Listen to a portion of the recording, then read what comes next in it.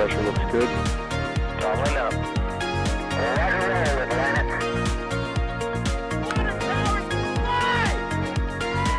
Flight downside, FT off. Yikes. You bet. Okay. We don't need any more of these. All right, y'all. Good morning. It is another day of booster action out at Port Canaveral. We are just about ready. Actually, there it is right there. You can see the booster coming around the very corner there. Let's see if we can check in and see what is happening out there. Let me know if you can hear and see me. It looks like everything's good so far, but get popped into chat really quickly here. All right. That all looks good. Where's my chat window at? There's my chat window. All right. Good deal. I have not heard back. Give me just 1 second here. I may be going this solo today, but I know that Thomas and Julia are out there. I am just trying to get in touch with them and see what the deal is here. So right there, you can see, yeah, that's the view from Fleet Cam this morning. You can see the booster over on the right-hand side of the screen just coming around the building there up the port. And in just a second, it should be approaching the camera. So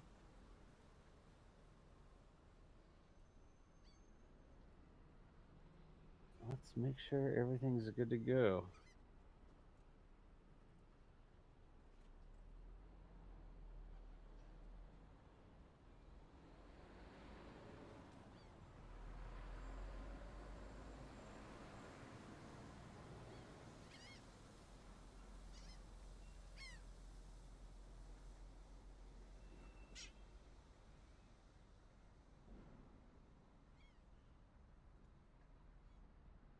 All right, there we go.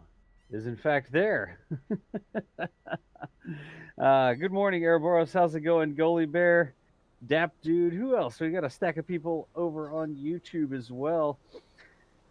Like I said, you can see just around the corner there. This is live from the NASA Spaceflight Fleet Cam, and you can see the booster coming up the middle of the channel. So will the booster fit under the antenna? There's a perspective thing going on there. Roland. That antenna is pretty close here. So, Banana, good morning. How's it going over there? Again, this is booster 1051. It is coming back following its 6th launch and landing. Just did that Starlink launch a couple days ago. Landed on the drone ship out in the Atlantic and now returning back to port. So once again, I am jumping around trying to make contact. I know that Thomas and Julie are out there, but I have not heard from them in a couple minutes here. So I'm not sure if we're expecting them to be on comms. They're doing tweets. So I've got a tweet from Julia saying that booster 1051.6, welcome home. So the booster has clearly passed them over at Jetty because you can already see it in the channel there. But not exactly sure on the status. Good morning, Blake Parsons. How's it going there? Thank you for the $7.99 Australian. It must be evening over there on the Australian side, if I'm not mistaken. But we are live from Port Canaveral. And yeah, live from Rusty's Seafood and Oyster Bar. I mean, Silent Storm. That's actually what's happening here. The Fleet Cam camera is actually installed at the Rusty's Seafood and Oyster Bar over there. And I am making sure the right overlay. Yeah, that is the right overlay, I guess. That is the correct overlay. 10:50 p.m. in Australia. Wait, is there a part of South Australia that's 30 minutes off the rest of Australia, Shannon? That's something that I haven't heard of before, but all right, cool.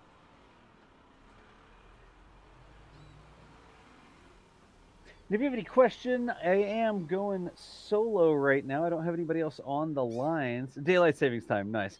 I don't have anybody else on the line with me right now, but I'm seeing if I can't make contact with them.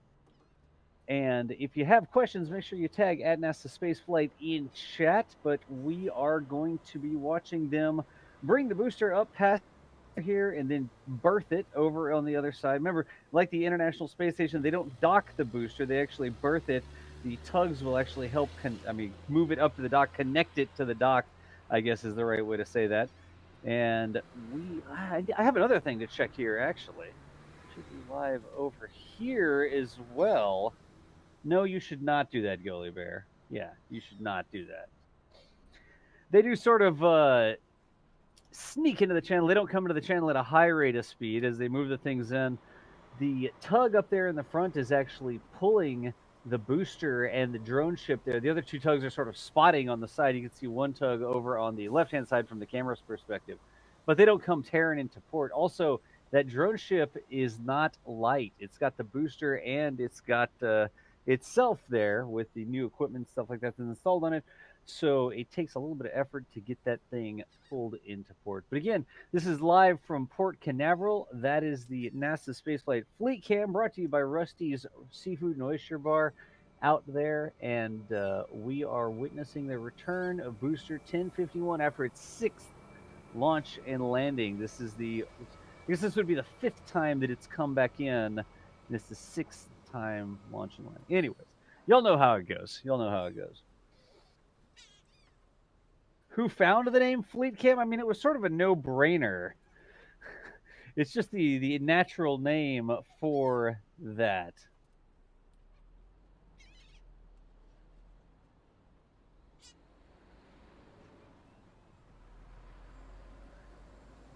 And I just heard from Thomas. He is moving up to a different vantage point right now.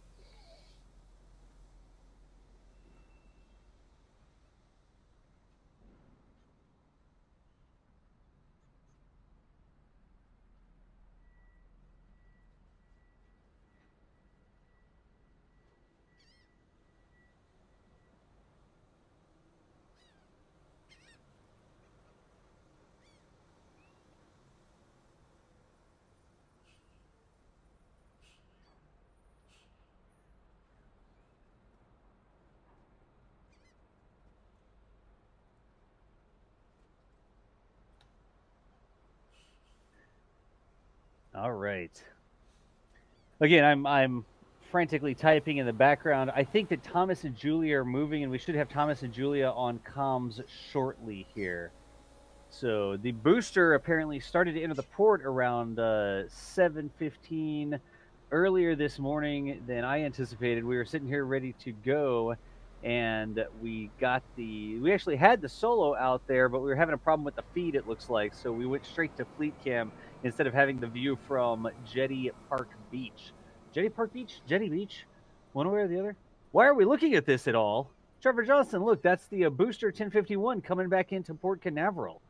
So it is returning from its 6th mission, and that is why we've spooled up the stream this morning, so we can see them bring this thing over to the dock and process it out. They're getting it in early in the morning, so I'm not sure exactly what the plan is. We never know, because these sorts of things that we cover aren't exactly always given. We don't get information on the exact time and stuff like that, but they're getting this thing into port early enough that they may very well go for the lift today. I don't know that they would do everything, but they may very well get it lifted over. And the good news is, I'm pretty sure there's not a cargo ship there right now.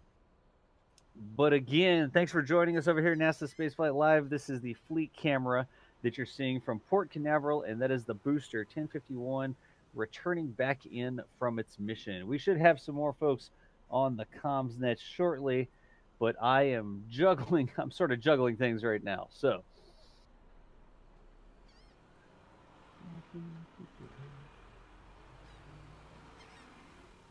there we go. So I'm bringing up the names of some of the ships. I know the pilot boat is coming in there and pulling the main ship there. That should be Finn Falcon. The big tug that has sort of the tan superstructure on it in the middle, the name of that tug is Finn Falcon. It's the one that's actually connected to the ASDS with chains, and it's pulling it in. Then the two tugs sort of flanking it on the side. On the left-hand side there, that's Christine S., and on the right-hand side, that's Elizabeth S. So the red tug is Christine, the white tug is Elizabeth, and I believe that's that pilot boat. If I'm not mistaken, in the bottom corner or the bottom center, that should be the pilot boat. Yeah, that's the pilot boat coming in. So, how did it go with color grading fleet? Wait, color grading fleet cam. We were we were color grading fleet cam. We were color grading the Canon camera that we use for the launches. That's the one we were doing with that. We have not got around to that yet, Size Up. It's some nice patina on B1051. Nice. So right now, folks, I'm not zooming in on the booster. I'm just letting it record this shot as it is so we can get a nice clean time lapse of all these ships coming in. And then pretty soon, it's going to be close to the pergola. You see the lower left-hand corner of the screen. You see the little bird fountain wire things. And it is going to get over that way. It's going to get blocked a little bit. And then we'll zoom in on things like the grid fins and stuff. Look at how sooty and charred that booster is. I'm not even sure which way, what the right terminology is for it, but that thing has been through the ringer a couple times at this point. But again, that is live from Port Canaveral. I'm John Gallo with NASA Space Flight, and that is booster 1051 that is returning back in. The tan superstructure tug, the big dog there up in front. That is Finn Falget, and it's flanked by two of the little port tugs that help marshal the ships in and out of port, Christine S. and Elizabeth S. But that is what we are doing this morning. Why does the barge need to be pulled? The barge usually doesn't move under its own power. So it has the big station creeping thrusters that dip down on the side. Right now, those are retracted. But normally, the barge can only really keep its own position with those thrusters. The thrusters are not meant to move it long distances. When the barge moves any sort of distance, it's pulled by the big tug. Finn Falcon is one of the tugs there. Hawk is another tug, but Hawk is not out on a mission right now. I believe Hawk may be in port for some repairs. And the other one, what was the other one? Lauren Foss was the other one. Finn Falcon, Lauren Foss, and Hawk are the names of the tugs that can actually pull the drone ship around. But look at how charred that booster is after 6 missions, sending things uphill into space. That's crazy looking. Bun-length marshmallows. Yes. So I do need to do a tweet real quick. Let me see if I can get a tweet out before this actually occurs, before it actually goes off the camera. I'm going to go quick, fast, and in a hurry here. Tweet.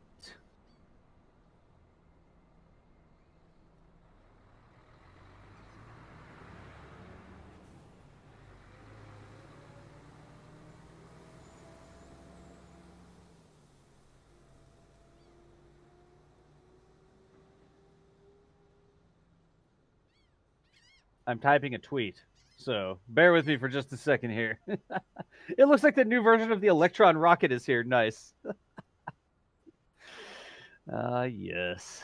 There's that. Put a little emoji so kids click on it or whatever.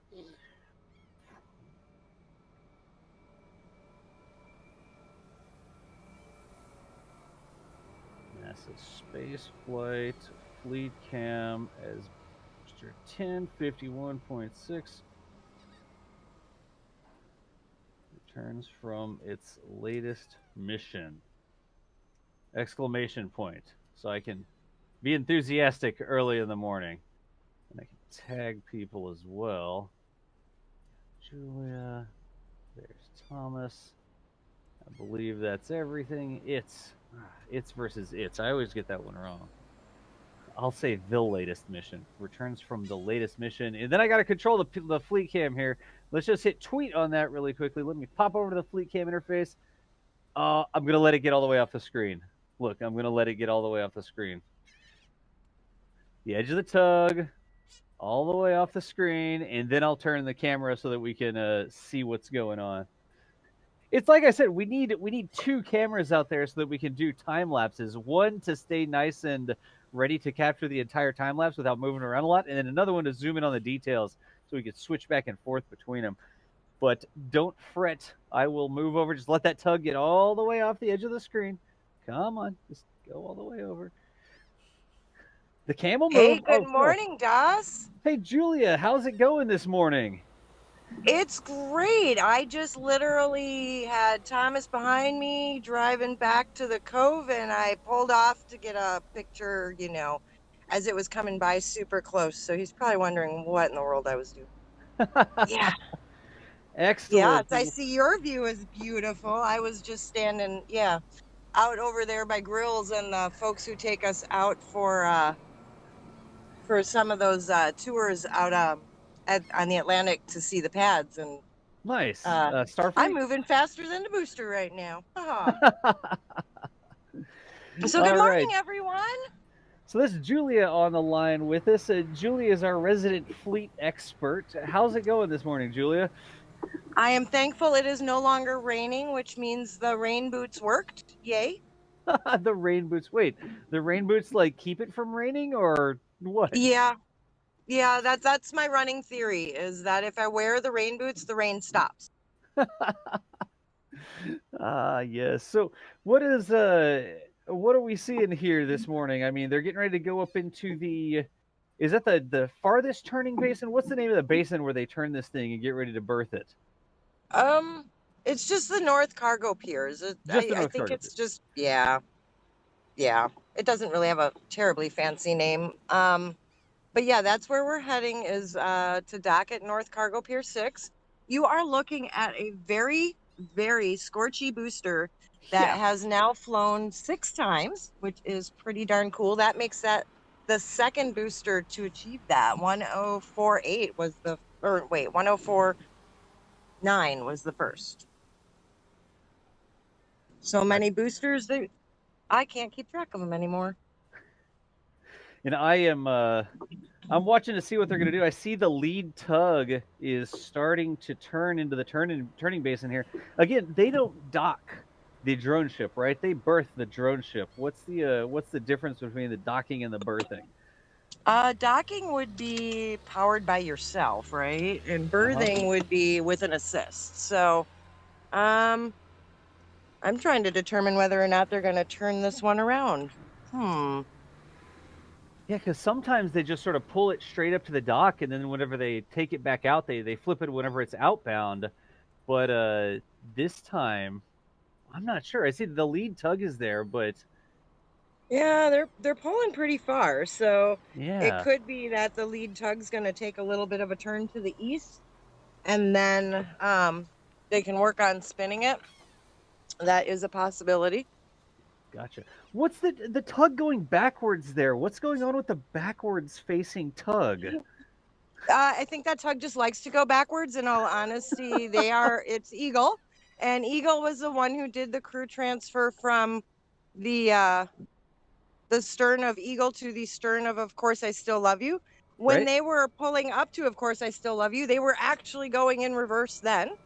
And they met up, and they've just stayed in reverse this whole time, even though they're not pushing. They're just there basically as an assist in case of emergency, and then when they do any spinning or berthing, then they will add their power to that maneuver. Gotcha. Are they connected to the drone ship at all, or are they just sort of bumping up against it? They all bump, so they do a little boop. They do a little boop. It's just like a reverse boop there. Reverse boop.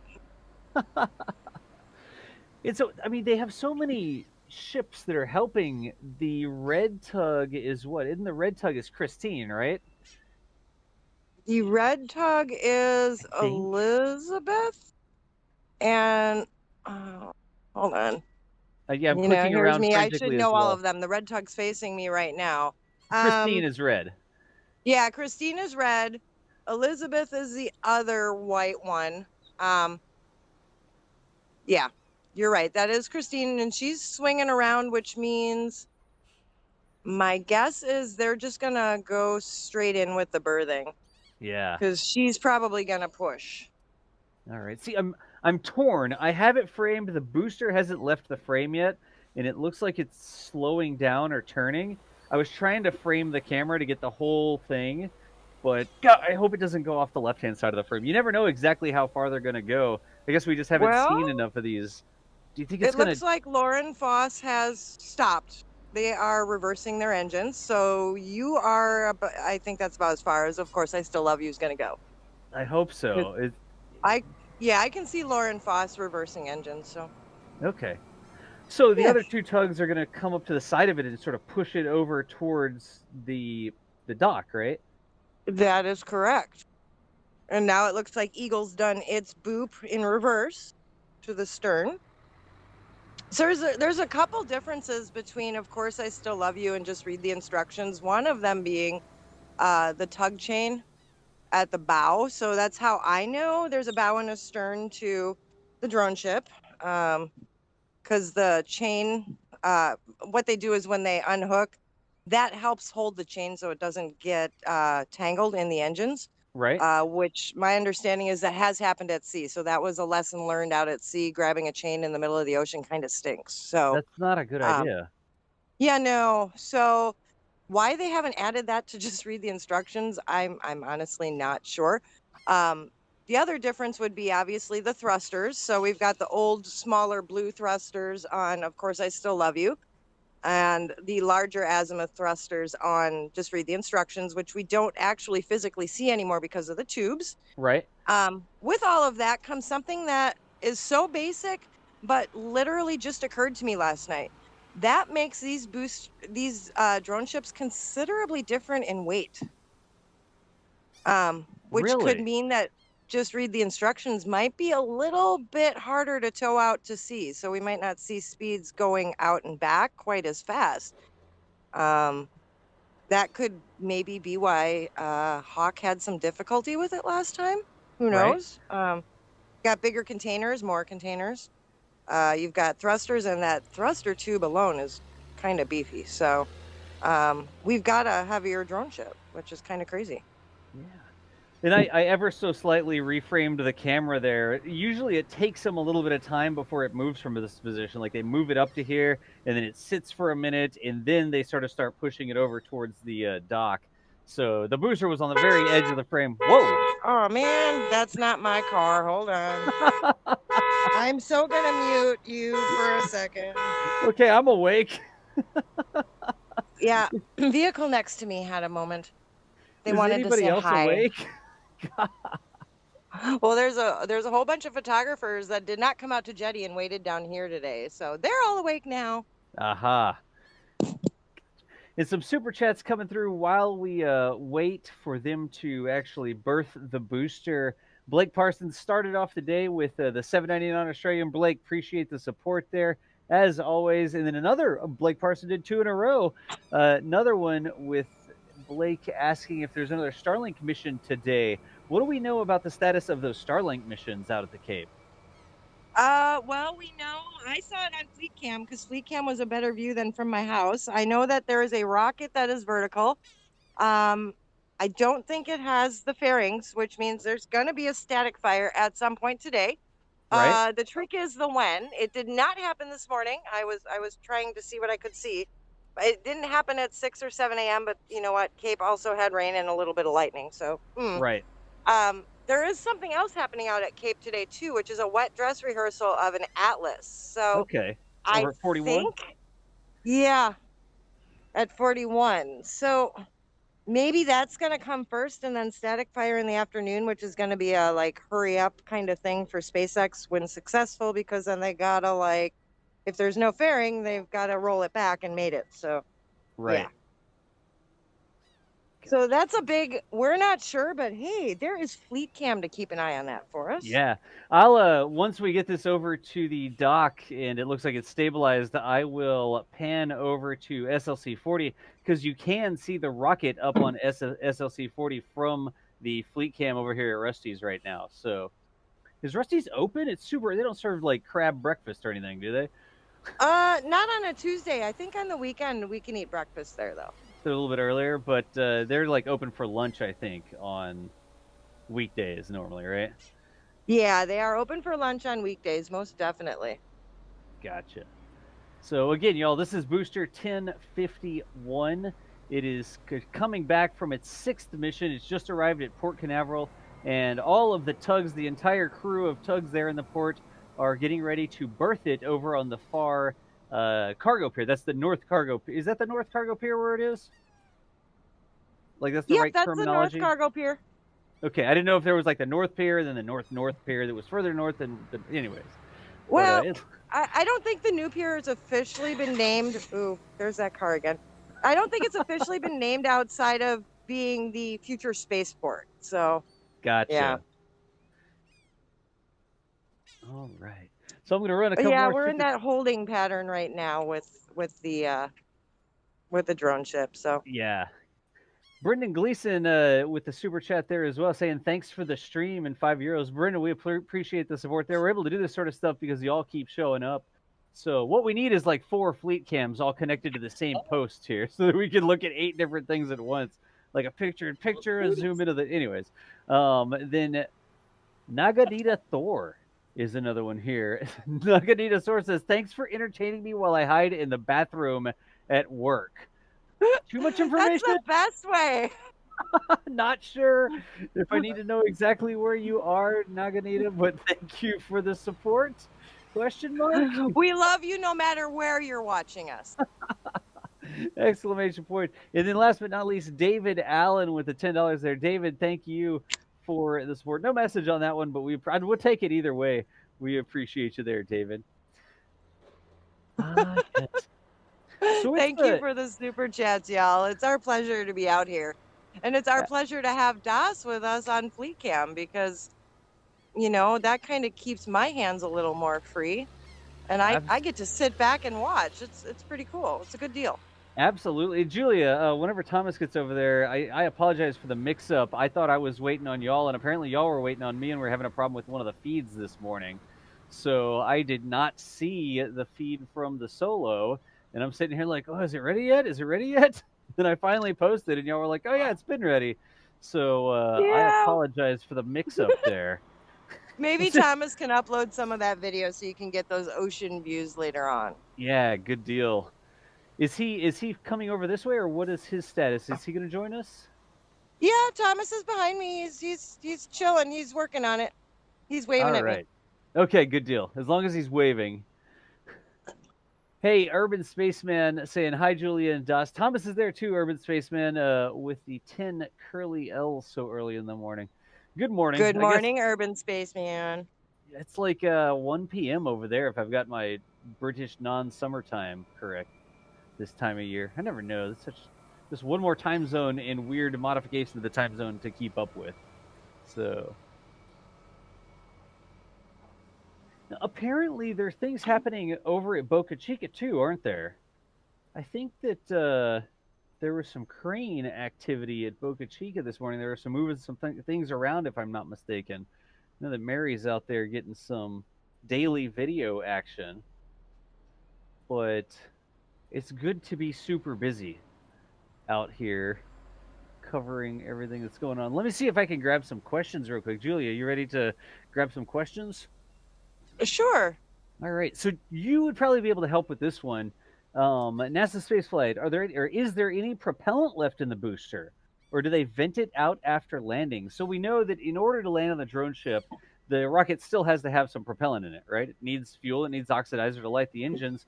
And when it lands, hopefully it didn't completely run out of fuel. But do we know, do they do anything to secure that booster? Like, are there vents that empty the fuel out? Do they drain it into a tank somewhere? Does it just evaporate? What happens with the booster's fuel after it lands on the drone ship? Do the crews do anything? Well, here's what I think happens because we don't get, confirmation from SpaceX on it, but I do believe they control the booster itself from Hawthorne. Right. In fact, I know that. Okay. So the booster's controlled from Hawthorne, and yes, they can do venting. How that venting happens exactly? Is it an evaporation? Probably. Because they could open those fueling ports. Right. All I know is that the crew cannot board until the booster has been secured, and part of the securing process is ensuring that fuel has been vented off the best they can.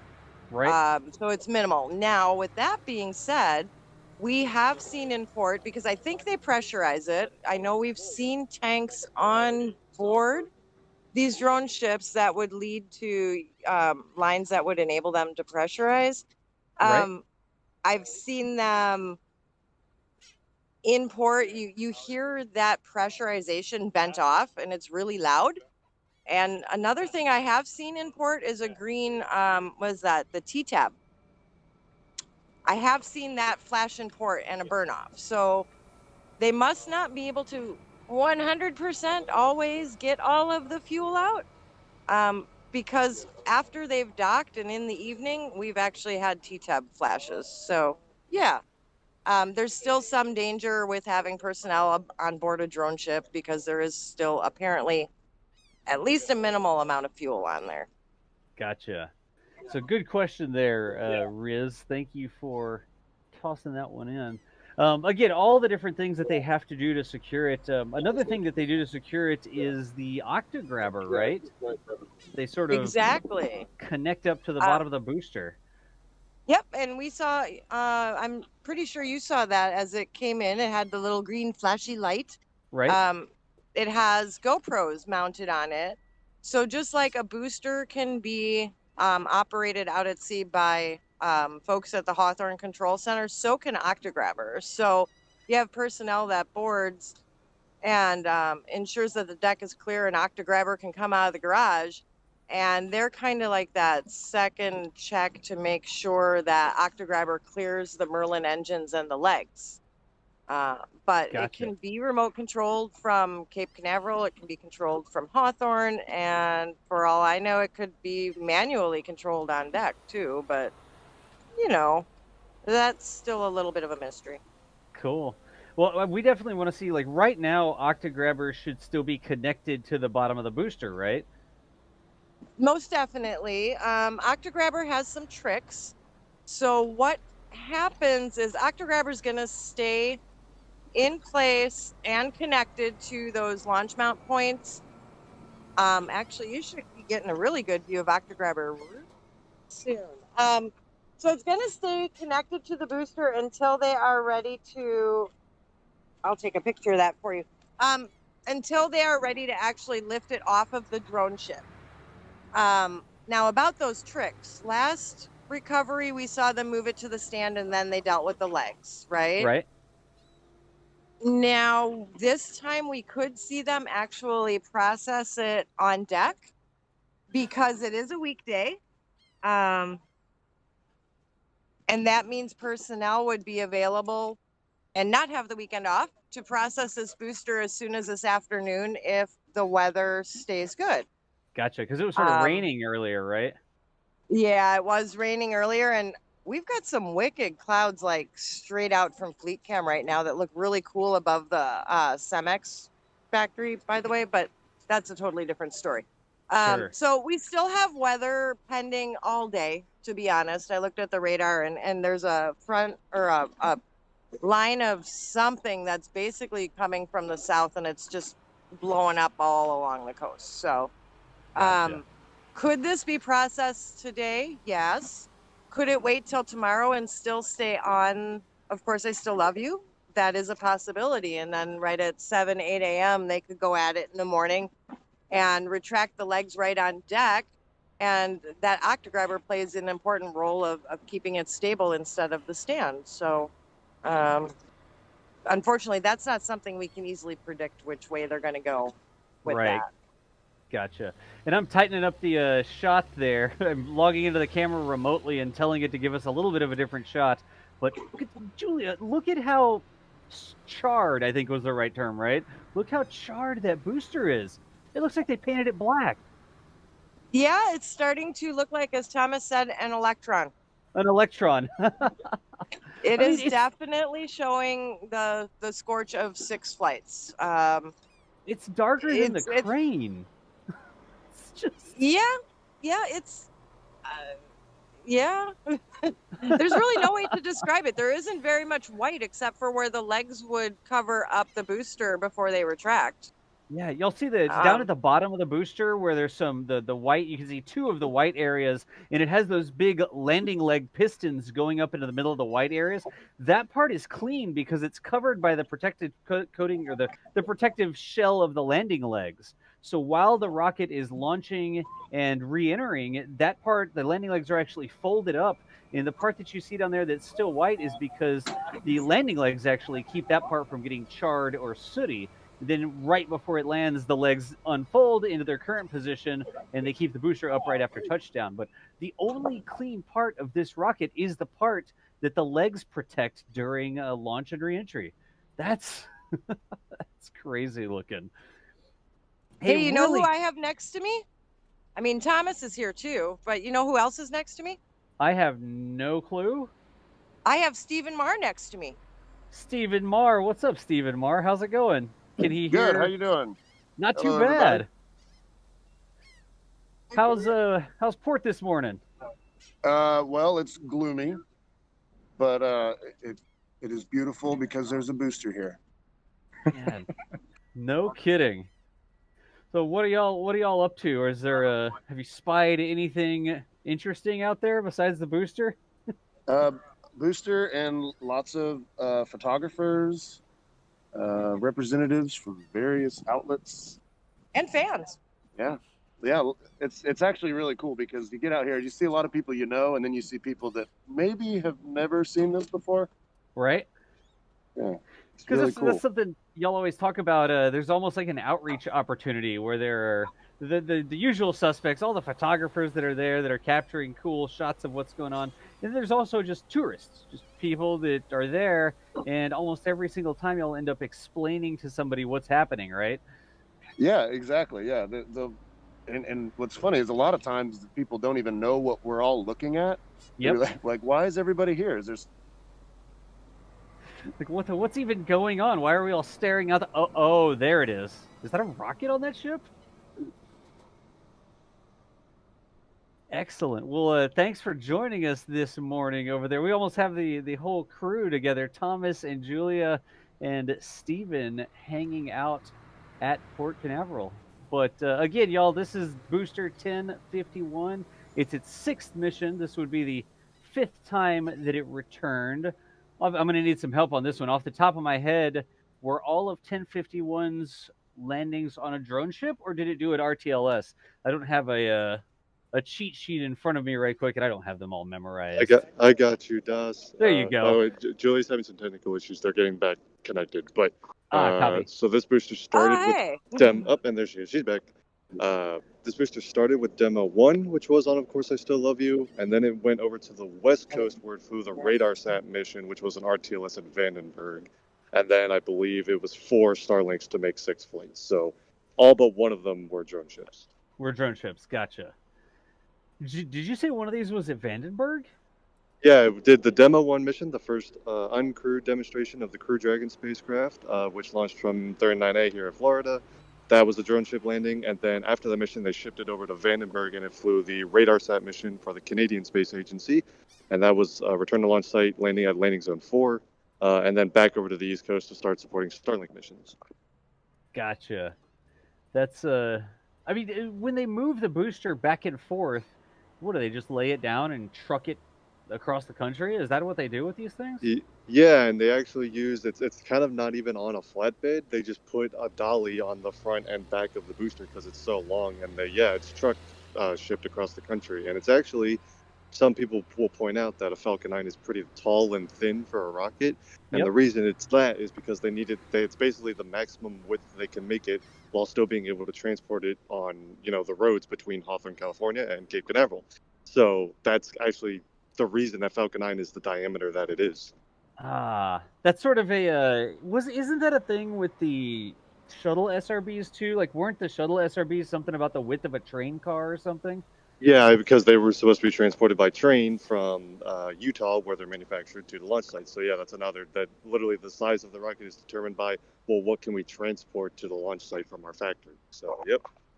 Gotcha. And look at Finn Falgett sort of sneaking into the frame there.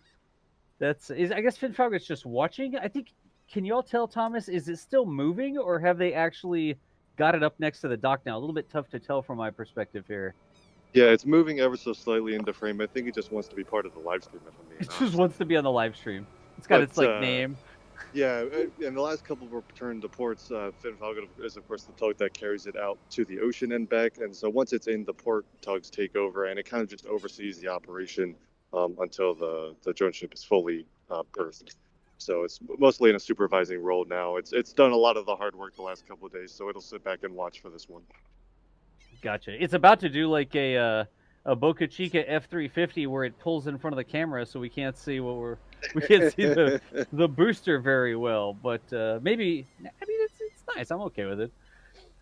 We'll certainly, once we're sure that they're all the way up to the dock, we will start zooming in on the grid fins and the landing legs and all that sort of stuff. We'll see what's going on. Again, the Fleet Cam is a remote control robotic camera. It's mounted on the side of the restaurant over there. And look, remote control robotic camera. It's a security camera that has PTZ capabilities, right? But I like to call it a robotic camera because technically it is, I think. So I can log into the camera here from my home in Charlotte, and we can look at different things.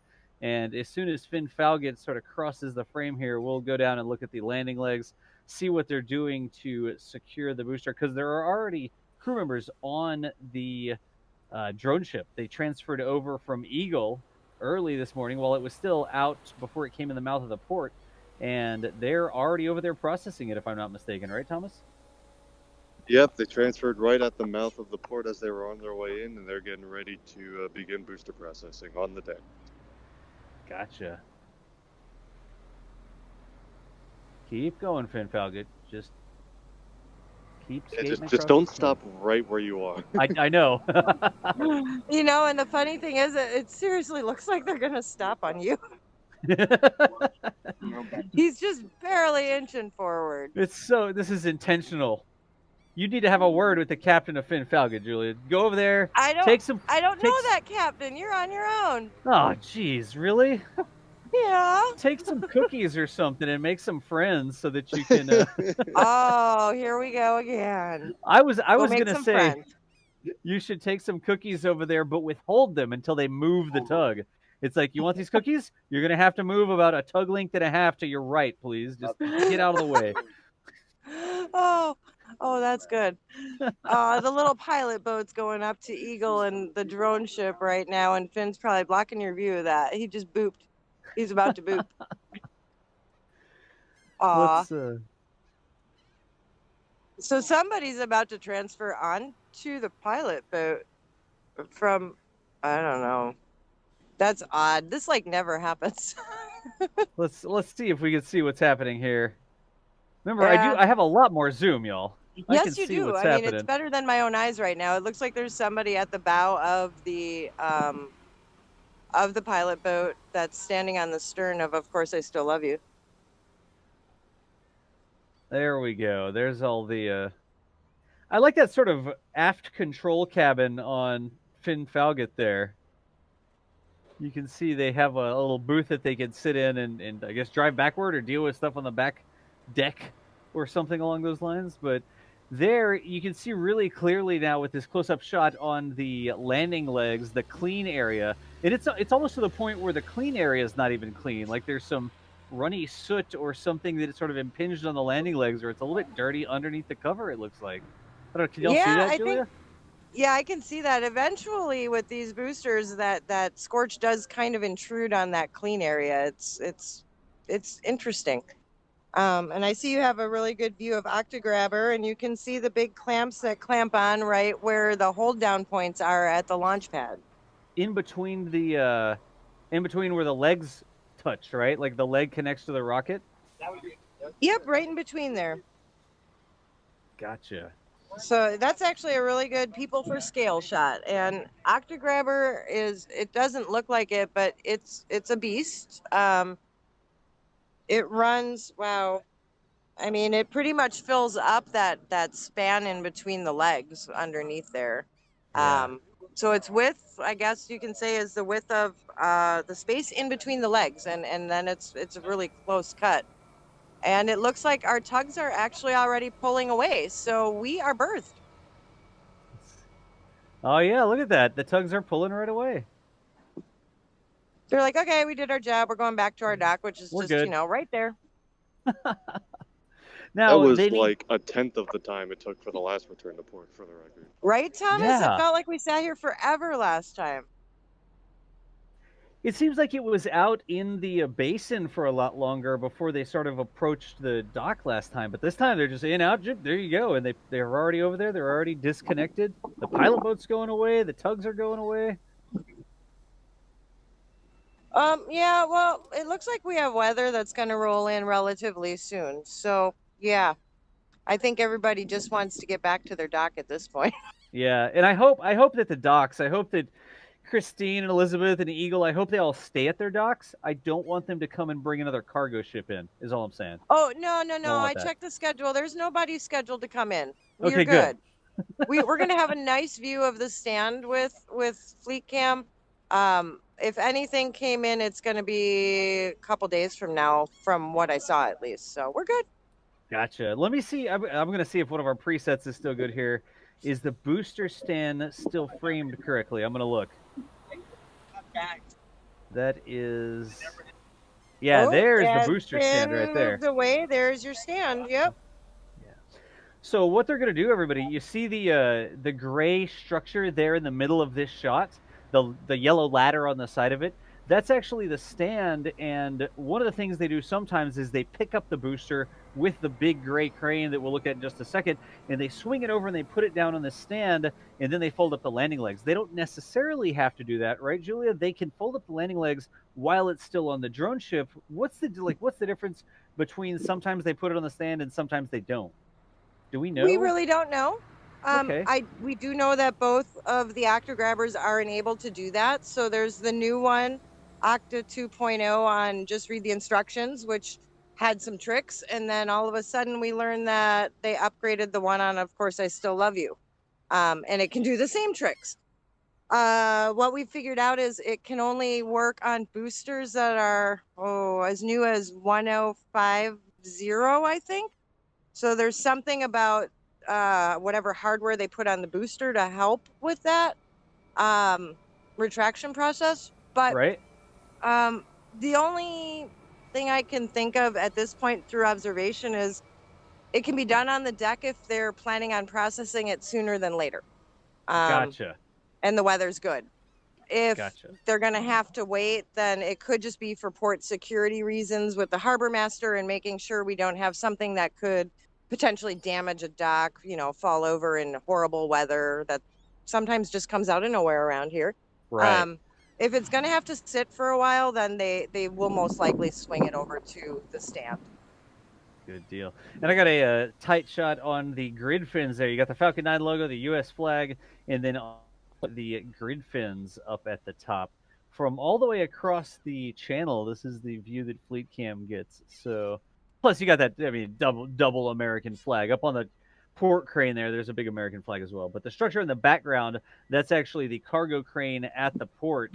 And then in the foreground, right there front and center, you can see the super sooty booster. I don't know if this is an optical illusion or just a trick of the lighting, but it almost looks like one side of that booster is more sooty than the other, more scorched than the other. That's not a trick of the lighting. It really does look rather patchwork. And yes, the side that's facing Fleet Cam right now is dirtier than where the American flag is. And then you go down by the logo and it's not quite as scorchy. It's just, the way it happens on, leaving Earth and then coming back. And then you also see John Van Horn. It had a bath on its way back. Yeah, it had a bath. I don't think that the rain will exactly get rid of the scorch, but you also see those lines, and they're very deliberate lines going through there along the seams. Yep. And those would be from them inspecting to ensure that the booster is still basically performing as expected and there's no damage to that exterior. So you're talking about the cleaner lines that sort of go horizontally and then straight down the middle of the booster. You can see there's a line. Those are actually like the weld lines. Yeah, I believe so. So they must do some sort of, I don't know if it's a sand blast or I don't know. You just scrub it out with a toothbrush or something like. Yeah, that's gonna take a lot of toothbrushes, Dust. But they do something to make it so that that weld line is a little bit more visible for inspection, and I gather it takes a fair amount of time to do. So that's probably why they also don't do the same process on the booster to get the scorch off. It doesn't really add weight, right? And I imagine that process could probably actually compromise the integrity of the skin of the booster. Gotcha. Sorry, I was typing something over in the background. I want to just really quickly over on this side, some more super chats coming in, but over on the Twitch side, one of my longtime buddies on Twitch, Burke Black, snuck through with 1,000 people. Burke, I apologize when I do the streams like this, the news coverage streams. I'm not always reading. Oh, Whoa. see, now that one's me. Uh-huh. It's like a raid siren. Yeah. There we go. All right, cool. But Burke coming over, it must have been ending his stream early this morning. I appreciate the raid. If you came up from Burke Black's stream, I'm John Galloway with NASA Spaceflight, also known over on Twitch as DOS. This is my Twitch channel. And when we do news coverage streams like this is live from Port Canaveral. I do these streams with NASA Spaceflight, which is an independent news media organization officially accredited with NASA and that sort of thing. And we are covering goings on at Port Canaveral down in Florida. This is a SpaceX rocket that previously lifted some Starlink, the internet satellites, up into orbit. It landed on the drone ship, and then they bring the drone ship back into port to process the booster. So that is what we're doing. I don't do the same shout outs that you may be used to on the Twitch streams and stuff like that, because we are doing a news coverage broadcast. But I have permission from the gracious powers that be at NASA Spaceflight to restream this over on my own channel, and I'm also one of the hosts on the stream too. So I'm gonna do this. I wanna see if I can get the gratuitous tilt pan up down the rocket. I'm gonna go all the way off the top, and I'm just gonna PTZ it all the way down the rocket and see what happens. Let's see here. I'm going to tell you right now, Das, you are like the only photographer with a clean view of that booster, because everybody just scattered as it started drizzling again. Will y'all make sure y'all stay good? Oh, we're good. I'm at my car. I can see it. Good deal. Hope we don't get any rain on the camera lens, but I'm going to go all the way down the booster. I'm just holding down the pan down button. And I think it's got a little bit of a beat to it there, but that's okay. Jack can clean that up in post. Yeah. There's the SpaceX logo. See, right by the E and the C, I love those points where I wish the lighting were better, because there's some really neat hardware down that way. And I'm gonna go all the way down past the bottom, and then I'll go back up. We'll see what the crew's doing. All right, for video editing purposes, now we have the full pan on the whole booster, or the full Well, tilt there you go. down the length of the booster. Look at that! Okay. Look at that positioning thruster there, that azimuth thruster, the big blue device, y'all. So that is a thruster that actually dips down into the water, isn't it? That it is. And these are the older thrusters. And one of them actually, one or two of them, I think, was thieved from Just Read the Instructions when it was still on the West Coast. For a while, they were stealing parts to keep this one going, because this is where the primary bulk of the launches was happening. So this one already had parts from Just Read the Instructions before she came over here. Gotcha. And you see, yeah, we would really see the rain now. We can see the drizzle on the camera now that we've got some dark background on the bottom of the barge and the bottom of the booster there. You can definitely see that it's drizzling. So everybody else has packed up their expensive camera equipment, and Fleet Cam's out there still plugging away. So. Mm-hmm. And it looks like the crew is just gonna hang out there. Drizzle isn't bad. They can work in drizzle. It's if the winds get up there, then that crane can't operate. If there's lightning, then they're basically under the same restrictions we observe when we're out at Cape. So if there's a phase warning for lightning, Port Canaveral also follows that. And then work has to stop. Yeah. Just But so far, as far as I know, we're not under any lightning warnings. So gotcha. We'll see if they continue to work or if they sort of clear out what their plan is going to be here. But we did have somebody in like a blaze orange shirt that was working up around the booster, but they've come down the ladder and walked away. yeah, I have a feeling that they'll probably stop for a little while. Yeah, stay out of the rain. Yeah. So a lot of the techs that you saw board, obviously they weren't on GoQuest. So this is a fresh batch of technicians from Cape Canaveral that can process the booster. So that's kind of nice to know that they can work a full shift and wait out this weather if they wanted to. Oftentimes when GoQuest brings the crew back with them, what'll happen is they will be there for the berthing, and then you kind of see them depart and they get to go home because they've already been out there on the mission, and some new techs will come in for the processing part of it. Oh, speaking of GoQuest, so they're heading out to the landing zone. I wasn't quite sure if maybe when they made a delivery pickup from Lauren Foss. When Lauren Foss was just read the instructions out, Right. GoQuest went, I thought maybe they'd come back to Port Canaveral, but nope. They diverted and they met Lauren Foss, and they must have done a resupply, whether that resupply was crew or simply things like food, or both. And they did not head to Morehead City to meet up with the sisters. So whatever's going on with the sisters and their wacky fairing catches, they didn't get resupply from GoQuest. So that's kind of Gotcha. interesting. When you say the sisters, you mean Go Mystery and Mischief, right? The two fairing catchers with the big wacky fairing nets. Yeah, and they were up to some serious mischief this last mission. Was there any word on that wacky fairing bounce catch to the face? Like the fairing looks like it smacked some part that wasn't there. It ripped through the net or something.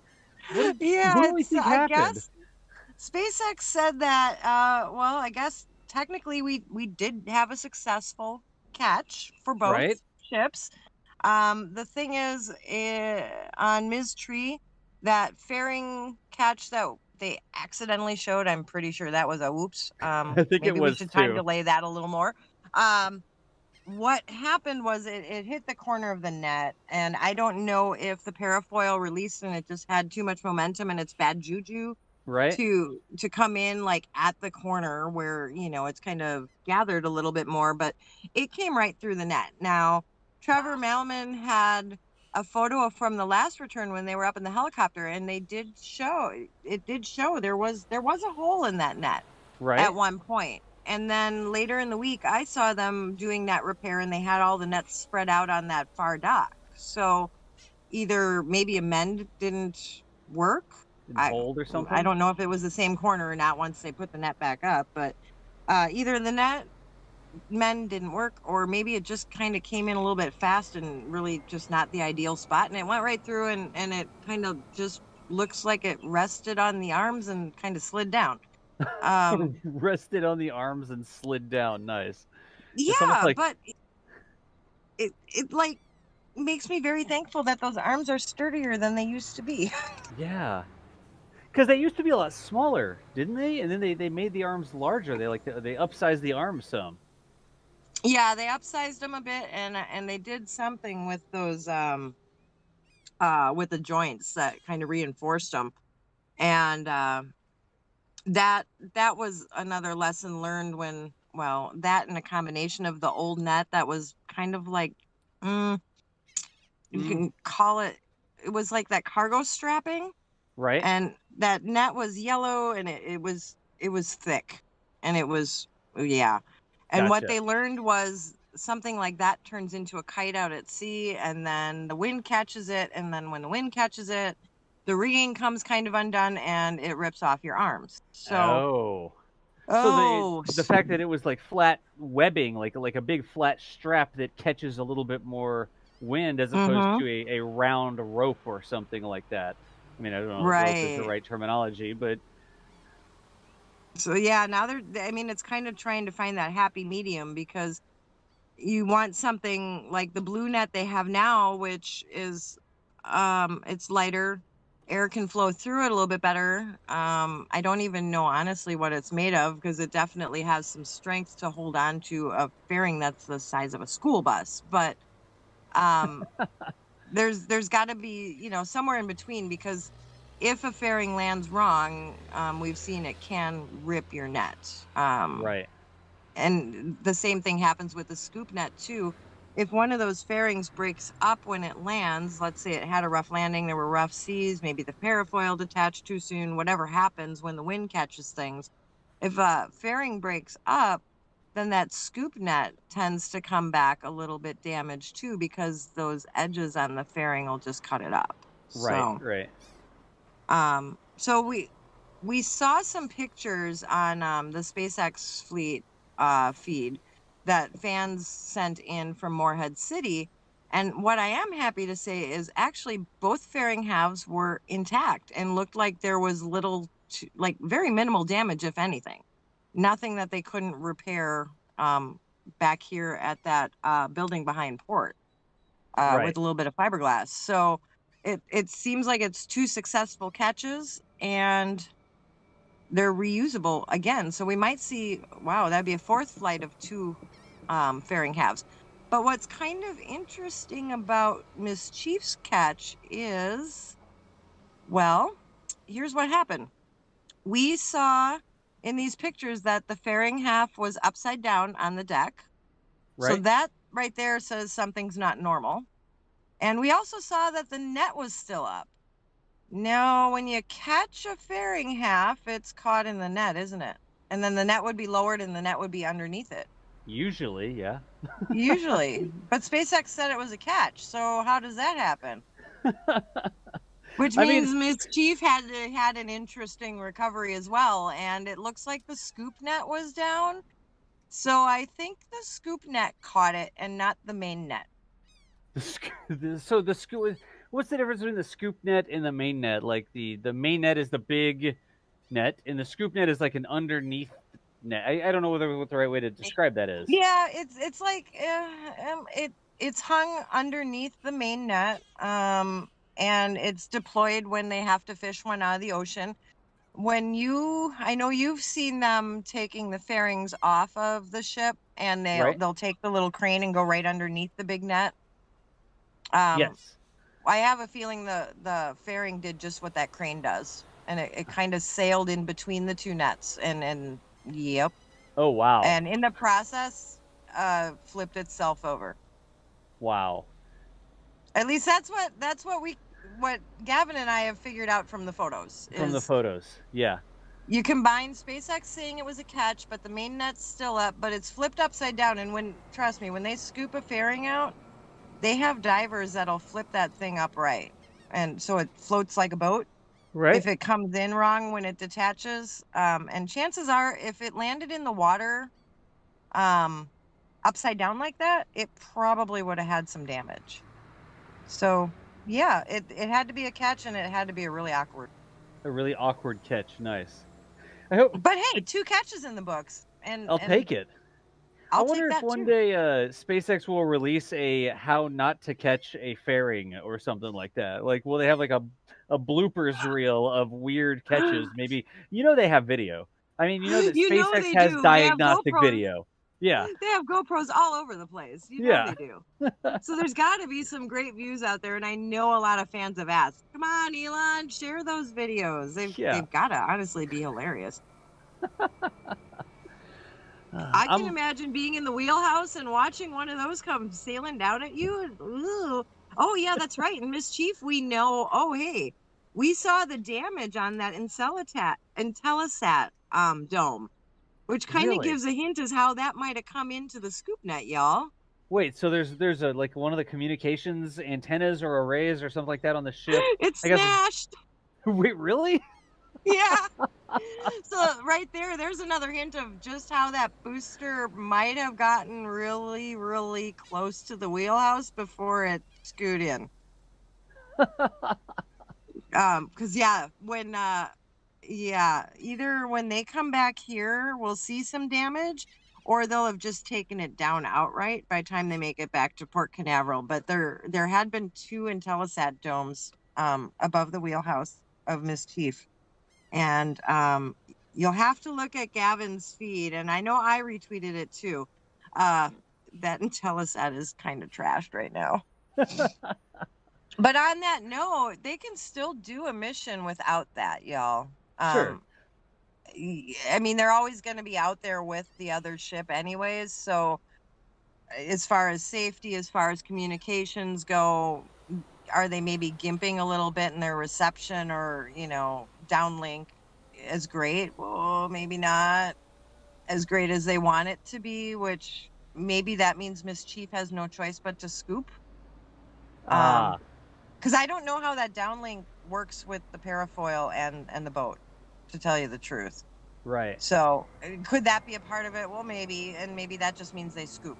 Oh well, a recovery's a recovery. So I'll take it. And on that note too, knowing that GoQuest did not go to Morehead City, that means we know Miss Tree has a set of damaged nets, and what we don't know is whether or not they have backup nets on board, because those nets are pretty pricey. So I don't know if they just kind of repair them as they need to repair them, or if there's like, a giant backup net just packed up and sitting on deck. That's packed up somewhere, right? Yeah, that's hard to say.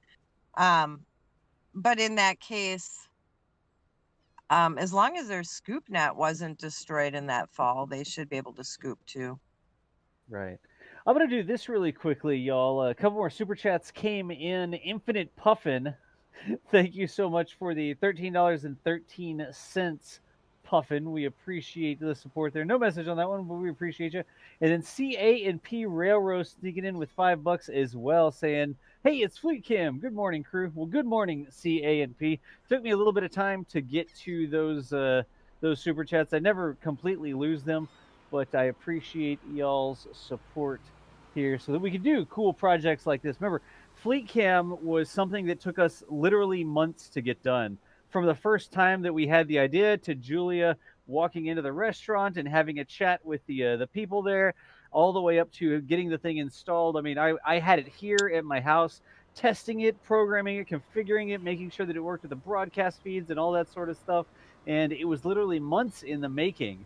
But we are able to do things like this because of y'all's support. The Fleet Cam didn't just magically fall off a truck in front of my house. I did actually have to order it, and we had to pay for it and all those sorts of things. But we're able to pay for it because of y'all with the super chats and showing up and liking and subscribing, watching ads or whatever. I mean, even all the way down to just retweeting a tweet to let other people know what's going on. We're able to do it because y'all keep showing up. So the fantastic view we have from Port Canaveral right now is because of your support, and we really do appreciate it. And I almost debated not coming in to Port today because of this camera. But well, I like doing a booster selfie, so yeah. The fantastic thing is that you could head back home and you could hop on and continue talking later. And exactly. Like if you head home and then we see that it's lifting the crane at whatever time, if you're not at your primary job, you can hop on and talk about the crane lifting things up. Like you don't have to stay there at port. Oh, and see, that part I love, especially on rainy days and in the middle of summer when it's like, yeah, it gets gross out here. Yeah. Previously, we'd have to have the camera outside. I don't know if y'all remember one booster return where Chris Gebhardt was out there with the tripod and the camera and the broadcast encoder, that LiveView Solo that we use, and then it started to drizzle, and so we're trying to hold an umbrella. You were trying to hold an umbrella over it, right, Julia? Y'all were still commentating. Oh yeah, that was demo mission too. That was so much fun. Yeah. And now we could just sit back I'm back at my studio, but you're in your car right now, and no big deal. You can see that rain coming down right now, can't you? I can. I also just saw a little crane bring over. There's actually 2 guys in orange standing next to a red, I think, generator or something along those. Oh yeah, it's coming down. Yeah. But right behind them is a generator, and somebody hauled over two red lines. What lines they are, I have no idea. They could be hydraulic, they could be air, they could be who knows. But I'm surprised they're not just standing underneath. Oh, that's right, Octagrabber's there. As I say, I'd be standing underneath and using the Merlin engines as an umbrella if I could. I've got a couple people in chat asking what type of camera this is, so I'm going to put a link to it. I mean, it's off Amazon. That's a link to it. It's an Amcrest 858W PTZ. It's a Wi-Fi camera, but you don't install. No, we don't use Wi-Fi for stuff like this. I've got it plugged into straight Ethernet that's coming from an internet connection there at the restaurant. And it is also using power over Ethernet. So the camera specs don't actually say that it's PoE compliant. But if you have a power over Ethernet device, you can just give it its operating voltage over the Ethernet line with a special little injector. So we've got, I'd say, 100 feet of cable between the wiring closet and where this is mounted. And that single cable carries the power and the internet out to the camera. And then the camera is actually installed out there. It's got a little mounting box and conduit and stuff like that. But that is what we're looking at. I will tell you this. There's no hardline internet connection at the restaurant. So I looked into it, and AT&T wanted $1,500 a month to provide a fiber connection there, or we could get DSL, which had like 256 up or some nonsense that wouldn't work. So this internet connection here at the port is actually a fixed wireless connection. It's point-to-point microwave, basically. And there's an antenna on a tower, and it points over here to an antenna that's installed at the restaurant. But if it rains hard enough, we do get some drops in signal. Drizzle is okay. A little bit of rain is okay. But if it gets down to some like crazy amounts of downpour, we can get a little bit of interference just because there's such a volume of water between those two fixed point antennas. So right now it's looking like it's okay, but it is possible that we may have a little bit of hiccup in the signals for that when it does rain. But let me see if we can do this. I'm going to back the camera off a bit. Oh, I was going to tell you, if you think you're going to see 40 from here, no. Oh, not right now. No way. There we go. So it is like a drizzle right now. It's not as obvious when we back the camera off. It's not like pouring down. We can still see the booster over there. Oh yeah. Yeah, it's intermittent. It just depends which cloud's over you. Sometimes it's heavier, sometimes it's lighter. Yeah. There's a few photographers that have GoPros mounted outside that are working on time lapses. Cool. And they're sitting in their cars just like me. So excellent. They just have the GoPros outside and they're recording the time lapse. Yeah. Meatbag camera operators in 2020, really? You know, here's a secret. I do actually have like one of the early GoPros that my daughter convinced me to buy her, and she never used. And it's still just kind of sitting with my camera stuff at home because I have never played with it. Yeah, you have to pull it out sometime and see if you can just point it at something and turn it on. You never know. Yeah, you never know. It just seems like a whole lot more something else I might. Oh, that sounds like more money down the road for me if I get addicted to something like that. So. It's one more thing to carry around and set up and spend money on. Yeah. I already have enough time. I will admit, I have a hard enough time, like, you know, talking on a stream, taking pictures, and tweeting at the same time. That's my capacity. Mm-hmm. That's your capacity. Nice. That's my capacity. I know when we were streaming for GPS3, it was Thomas and Chris Gebhardt, and then I was sitting on the ground next to two cameras and listening in on the stream because I don't get very good signal out there, it seems. So I was listening to you, but I couldn't really talk to you, and then I had that moment of, oh, now what do I do? Because I've got two cameras I'm trying to operate at the same time. This is fun. And then it's scrubbed. So, yeah. And then it's scrubbed, all right? It's the story of our lives. Thomas is wearing his Eat, Sleep, Scrub, Repeat shirt today. No yeah. way.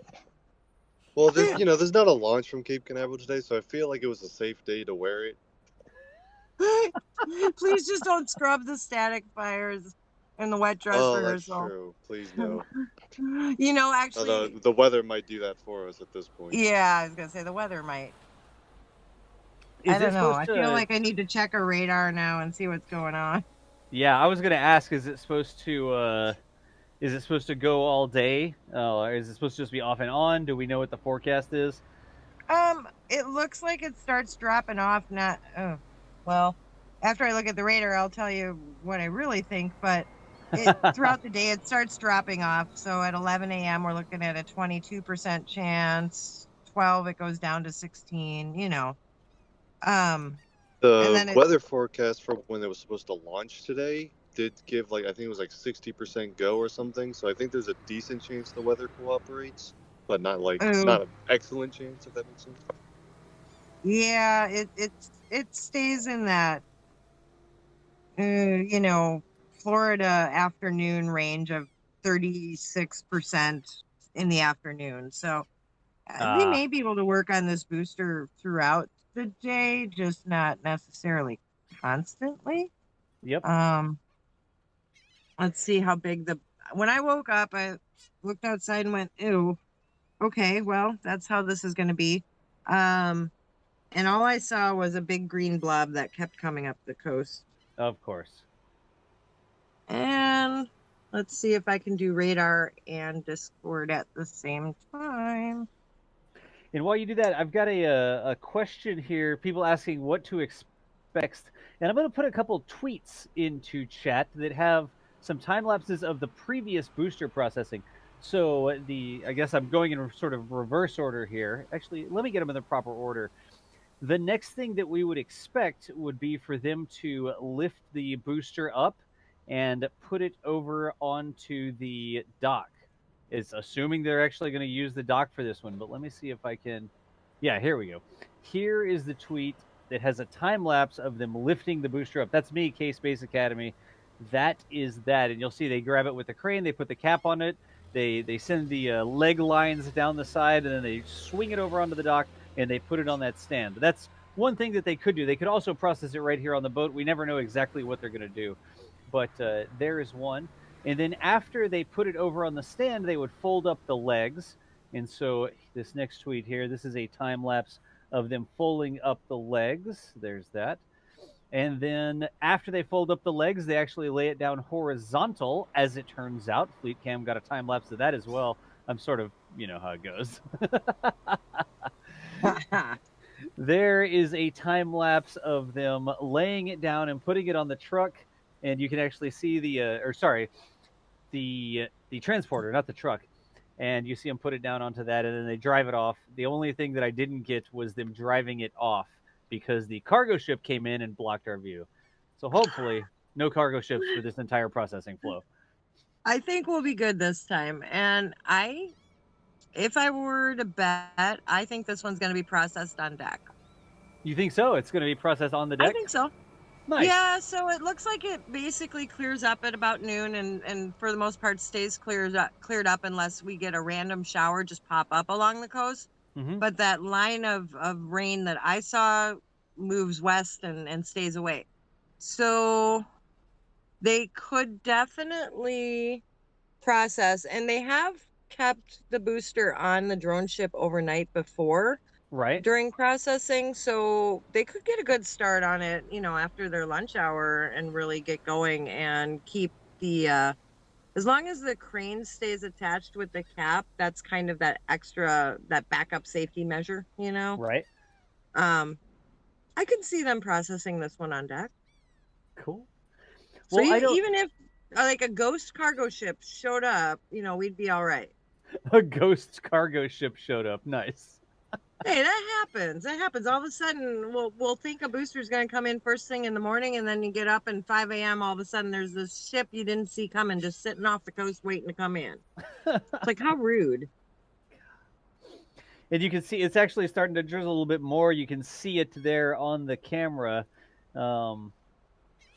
just a little bit. It's not too bad, Julie. I'd leave it up to you because you're actually there. Like I just know what I can see on the camera. It's just sort of spitting, isn't it? Yeah, it does that. Yeah, it's just spitting every now and then. Yeah. So that's too bad because I was hoping that we could cut over to SLC 40 and see another Falcon out at SLC 40, but right now with the way the weather is, there's just going to be too much. Oh, the crane's moving. Look at I was that. about to say the crane's moving moving. over, guys. Yep, the crane's gonna pick up the cap. Yeah. Or So they're just or going they're forward. gonna trick me and it's not gonna be the cap and it's gonna be another piece of equipment that they're gonna throw up there like a scissor lift or a cherry picker. Yeah. They do that Yeah. sometimes. They actually load equipment onto the drone ship by picking it up with the big crane and moving it over to the drone ship. So we'll see what it comes and gets. You know what's cool about that cap though? It actually has solar panels on it and a Tesla battery pack. No kidding. Just like whatever the control operation stuff is. I want to see if we can see the crane operator and wave at the crane operator here. Oh hey, yeah.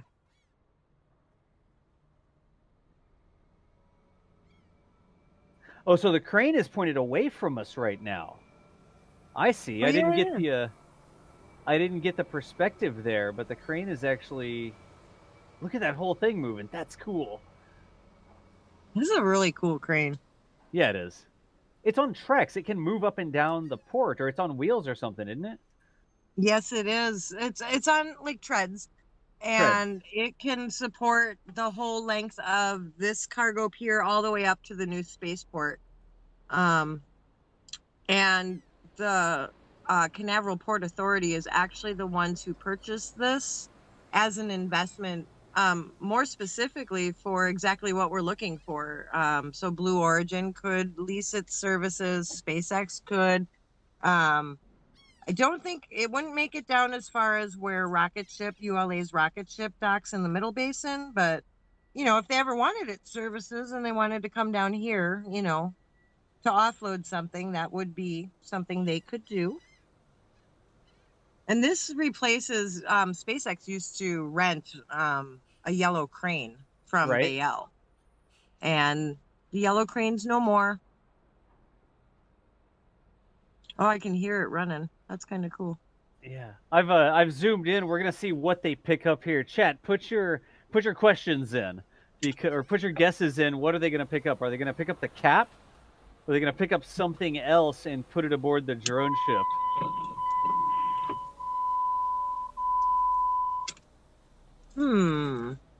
It's just out of my line of sight too. Yeah. I mean, there's the yellow containers on the back of Course I Still Love You there, just barely blocking our view. You can see people, they're hooking something up to the crane.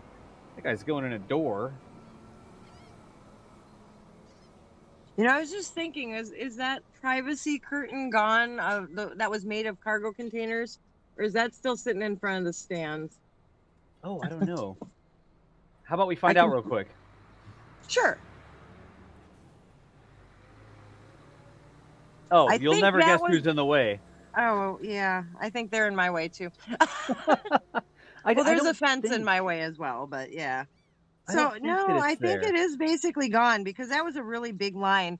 And that was more than likely because that cargo ship was there and it was just to help ensure that there wasn't any, you know, wayward damage from offloading that ship. So yeah, that's not normal. It's not like putting up a privacy fence like they do at Boca Chica so you can't see something. It's just, it was for safety because that's a really expensive rocket. And yeah.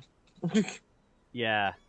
So what does it have, Das? What does it have? Swing back over. You can see some of the blue containers there. Oh yeah, they're just kind of stacked up now. Yeah, what did they grab? Let's see. They moved it a little bit, so They might not have actually picked it up yet. I think they might have just grabbed a cable or something that they're gonna use. Oh yeah, now there's straps on the end of it, isn't there? Yeah, there's straps sort of hanging down. It looks like there's 2 straps, maybe. Hard to see with the line of containers in the background. So that means equipment. Gotcha. Because right, Thomas? Because the cap itself it doesn't go on a cable like that. It just actually goes right onto the hook. Yeah, I think you're right. So we think we may see a flying, like man lift or something like that. A flying lift.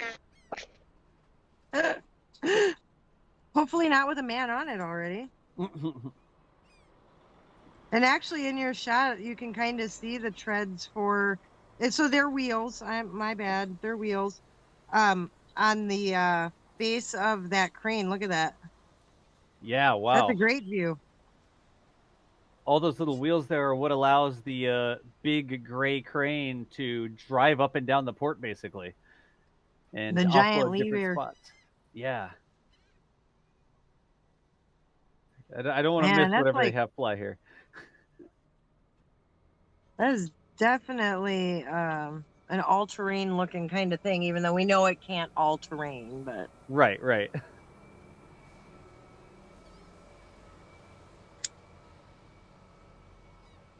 And so I'm actually checking in with Mary over in Boca Chica as well. We're talking about Port Canaveral, but Mary, of course, is out and about at Boca Chica. She is aware that Tankzilla is on the move out at Boca Chica. She is recording all that for the daily video. And then I think, if I'm not mistaken, don't quote me on this, but I believe later today she's going to take the broadcast gear out because they're going to be moving the nose cone, I think. So we may have another live stream coming up this afternoon from the move of a nose cone over at Boca Chica. So we're aware of what's happening out there, but right now we are watching the processing at Port Canaveral, and Mary is recording out at Boca Chica. But on the line with me right now is Julia Bergeron. You're actually out at the port, right, Julia?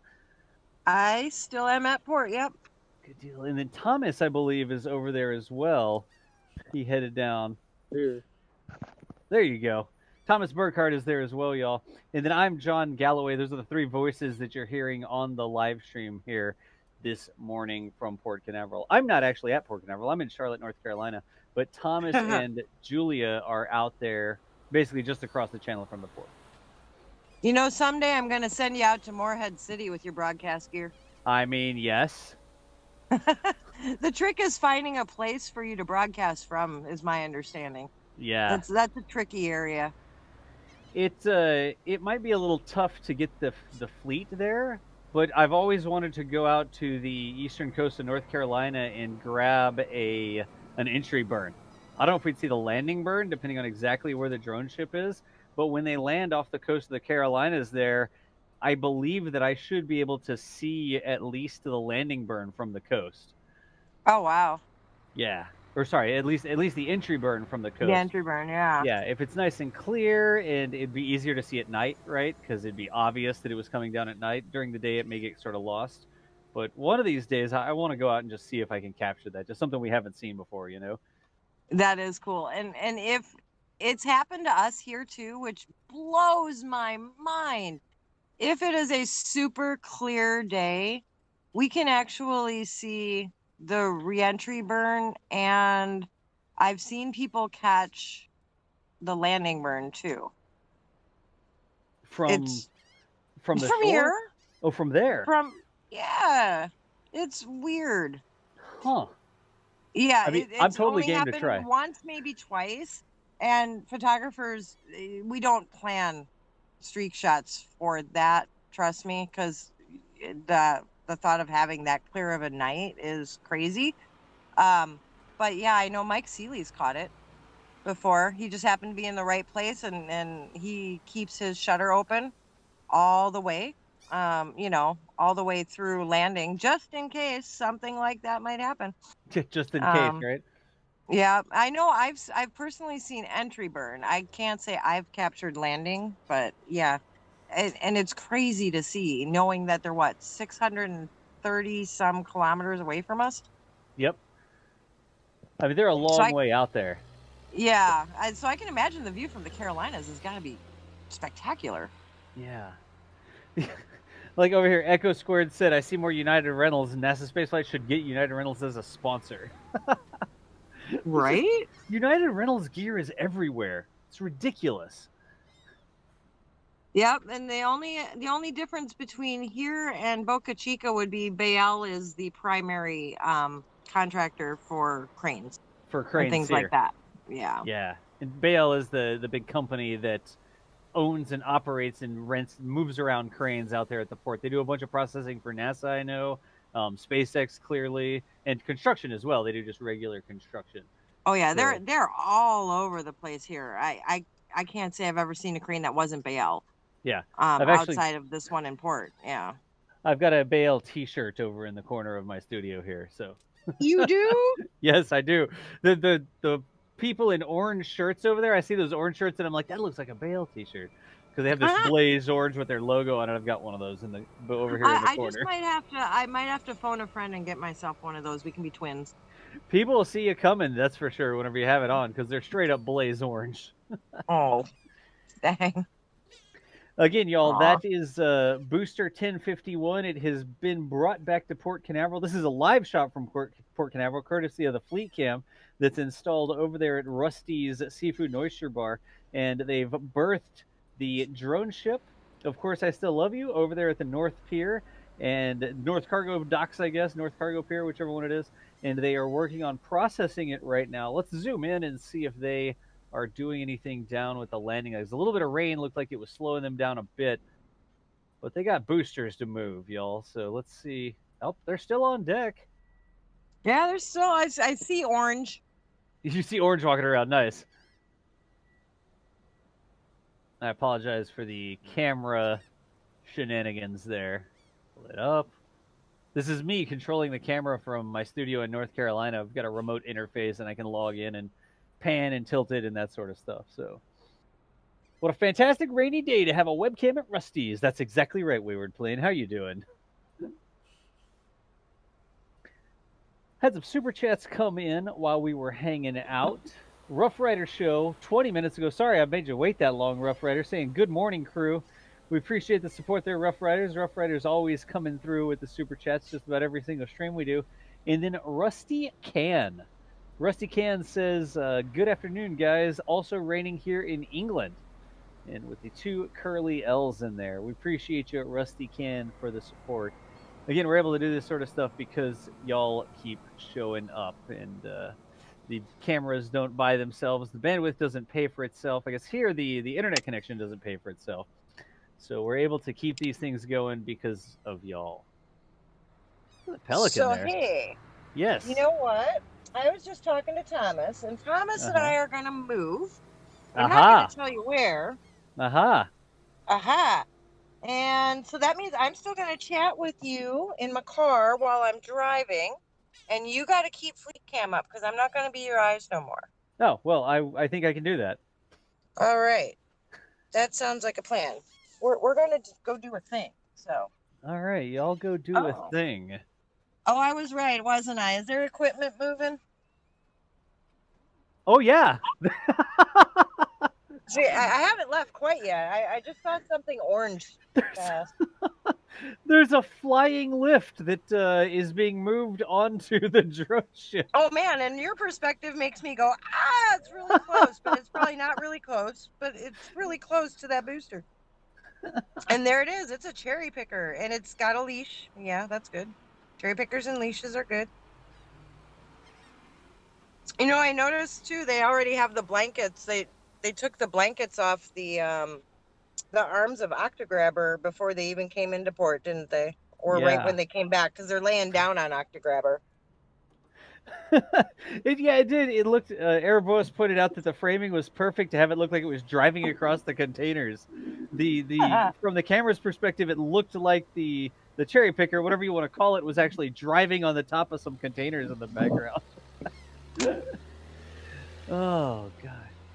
But y'all get packed up over there, and I will hold down the fort here. I put a message over in the back channel if y'all could check real quick, but we're not going anywhere, y'all. We will plan to have the Fleet Cam up and running, and I will admit to everyone, I have been working on putting the hamsters into a cage over on this end so that we can keep the fleet cam up the entire time they are processing this booster. Even if there's not an active commentary going on, I have had a stream that's been running for 30 hours now.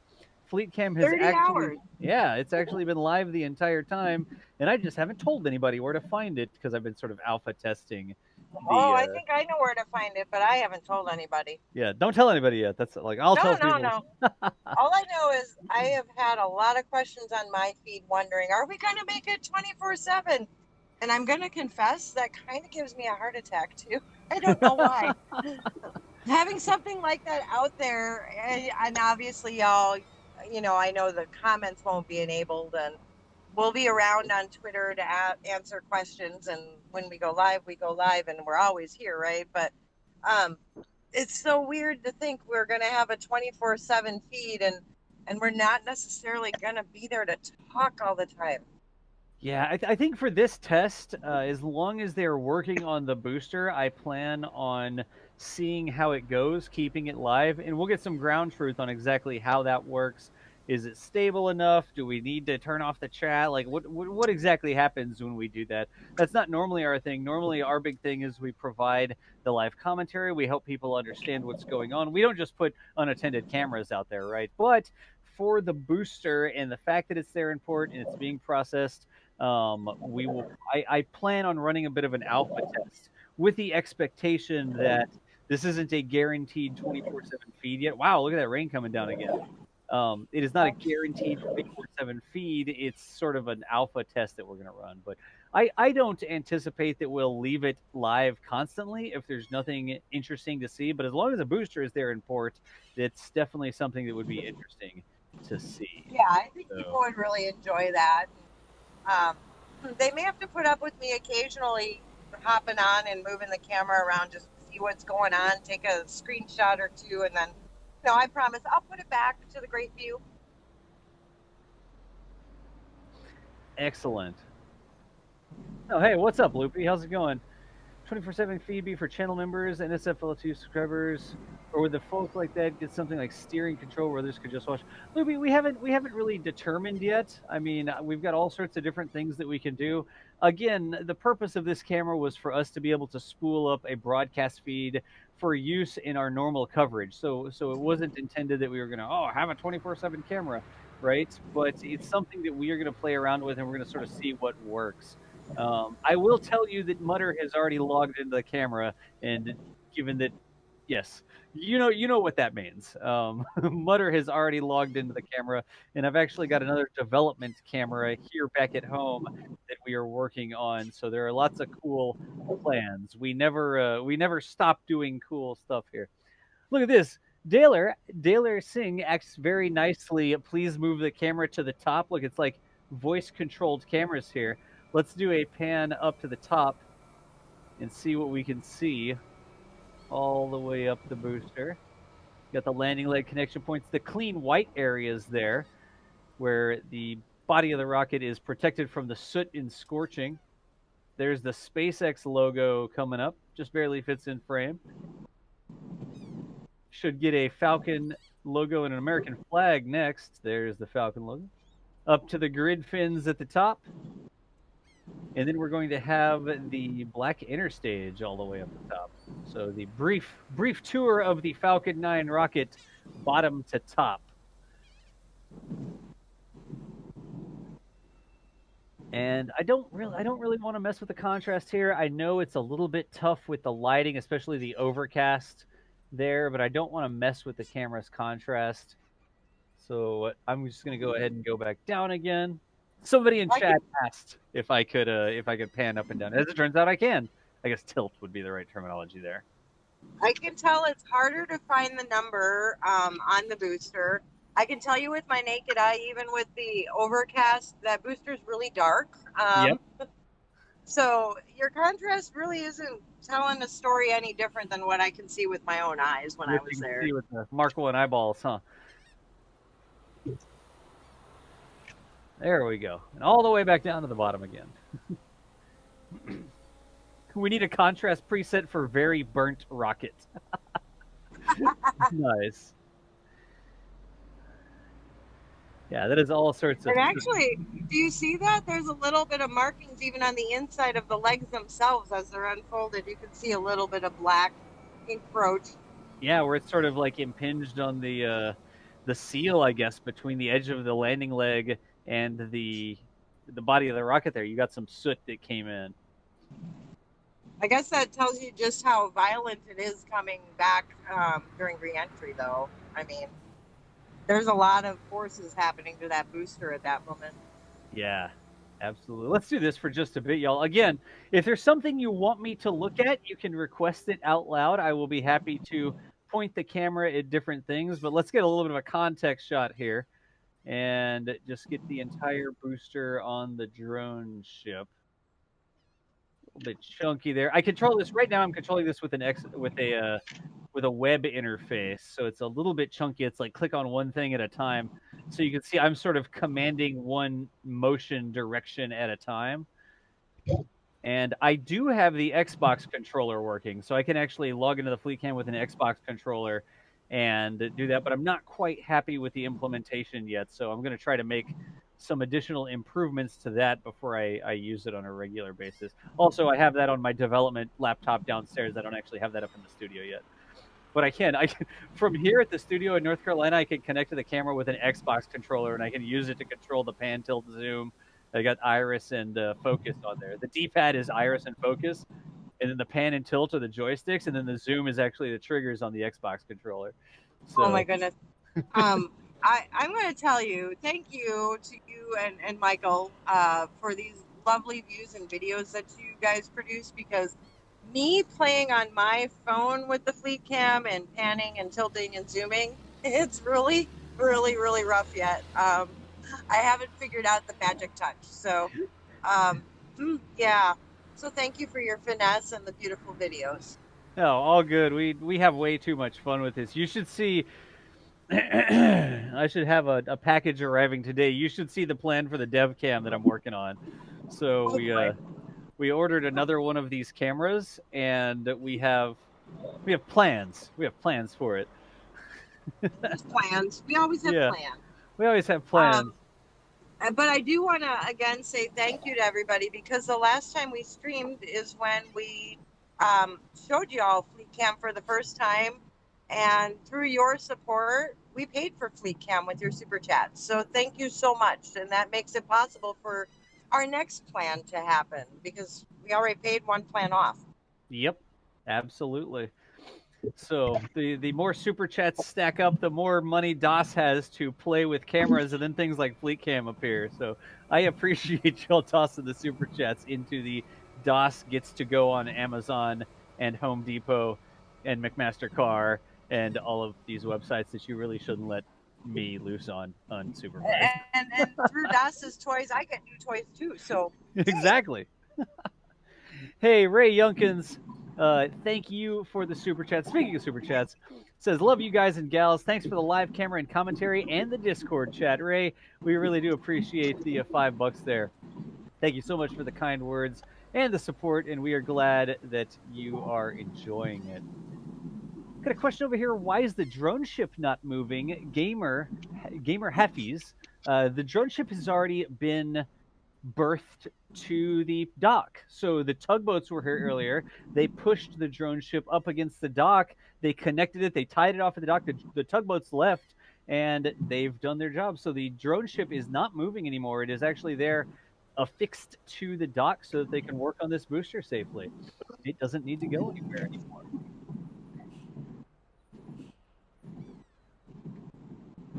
Here's another good question. Bellum128 asked, did this one have a longer reentry time than normal? The problem, not even the problem really here, Bellum, it's not that it's more sooty or more scorched because it re-entered for longer. It's more sooty looking because this is the 6th time it's flown. So it's not, it's one time, all right, a little bit sooty. 2 times, all right, it's a little bit more sooty. 3, 4, 5, it really sooty. This is the 6th mission that it's been on. So I think this one is, if I'm not mistaken, this one's tied for high scores in mission reuse. That's correct. It's tied with 49 for 6 flights. There you go. And this one's last flight was 11th Starlink mission. Its first flight was demo mission 1. So this one's kind of like one of my favorite boosters. I was cheering for this one to hit 6 before 49. Nice. Hey, But I'll take there. 2. Oh yeah, I'll take 2 as well. Over on the Twitch side, Nuglops subscribing with Twitch Prime. I appreciate the sub there, Nuglops. Thank you so much for the support. I always say thank you to Twitch. Damon Hat there as well for 30 months in there. I say thank you so much to Twitch because I got to a point in my life where I knew how to do this stuff. I learned how to do this stuff, and I had the ability to do it because of Twitch. I streamed on Twitch. I still stream on Twitch. But for 6 years, I played a ton of Kerbal Space Program. We did virtual field trips. I'm probably one of the first people that live streamed rocket launches from phones and then broadcast gear, sort of like independent content creators doing live streams out there. And I was able to do that because Twitch has stuck with me this entire time. So no problems with you over on the YouTube side. I appreciate y'all as well. But Twitch has been there for 6 years for me and let me get to a point in my life where I'm able to do stuff like this and have a very specific set of skills that allow me to find live feeds and broadcast them. I guess that's the right way to say it. And thank you for introducing me to the Twitch community. I'm not actually over on Twitch, but it has been a joy to get to interact with the folks who interact with you over there. Absolutely. It really is. I mean, it's just a good community all around, you know? And so now let me think about this. You said you were one of the first to use your phone to broadcast. So before Fleet Cam and before I started learning how to use our remote gear, you taught me how to use my phone. Is that how you do that? No, it was even older than that. I had a couple different apps that I would use on the phone, and the phone would just stream directly up to Twitch. And I only really did that for one launch before I moved on to other stuff. But there was a time where I was out at the press site at Cape Canaveral, and I just had my phone on a tripod, all the news crews with their news cameras, and then this Twitch live streamer guy with his phone strapped to a camera years ago. That was one of the GOES missions, if I'm not mistaken.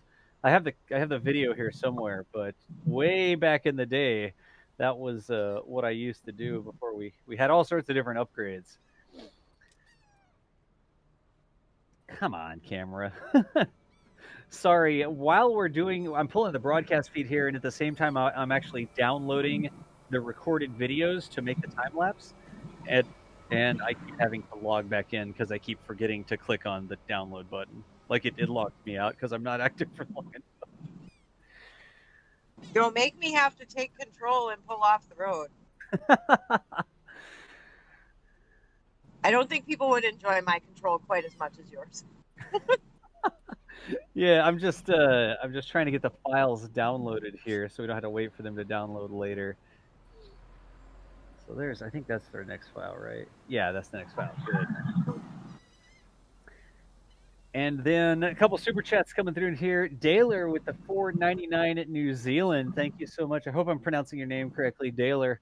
I was going with. And then Infinite Puffin with another 1313 saying more numbers to play with. I appreciate you, Infinite Puffin.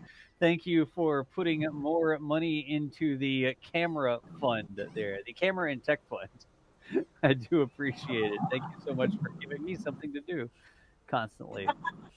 And then there was a question. Somebody asked if we could see what the crane was doing. So let's pop over and look at the crane really quickly. The crane is just sort of hanging out. You can see the bottom, the boom there up in the upper right-hand corner, just near the weather. And the crane is not currently doing anything. It's just sort of off. I don't know if that's staged right or left, but it's just sort of literally hanging out up there. I'll leave it on the scene so we can see if it starts moving right like that.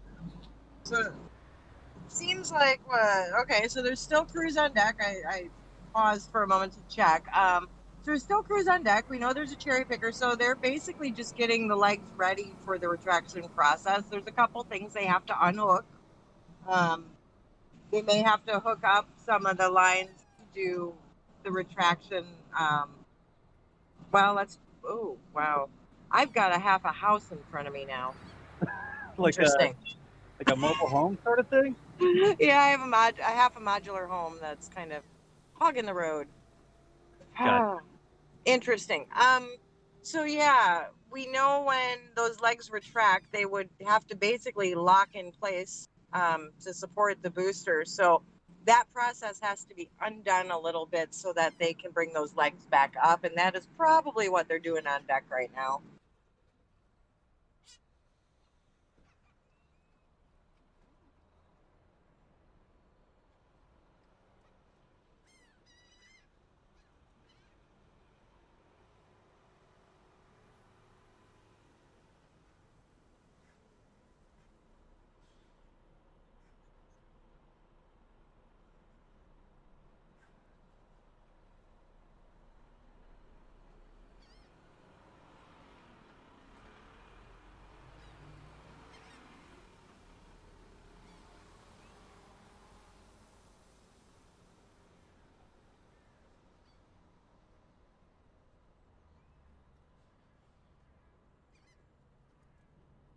Yeah. So, folks, if you're here hanging out with us, we are standing by. It looks like they're doing some processing over at Port Canaveral. This is live from Port Canaveral, Florida, where Booster 1051 has returned back to the port. The drone ship, of course, I Still Love You, has been berthed over there at the cargo dock, and they are working on processing this booster. We think that there's a pretty good indication that they may be lifting those landing legs up shortly.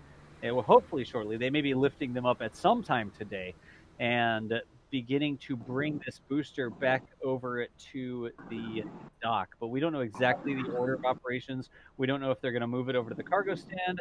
We think that maybe they're just going to lift the legs there where it is on the drone ship. And will we see them take it ashore? Are they actually going to get all the way to laying it down today? We don't know, but we plan on having the feed live, maybe not commentated the entire time. Commentated?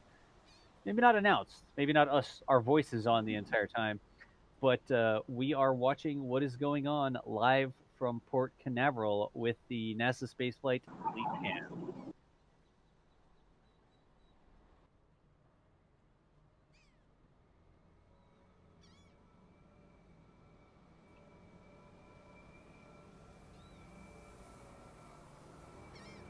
I know that this is part of the process where, well, today it was starting to rain, so the photographers scattered, but this is usually the part of the process where the photographers will go eat breakfast.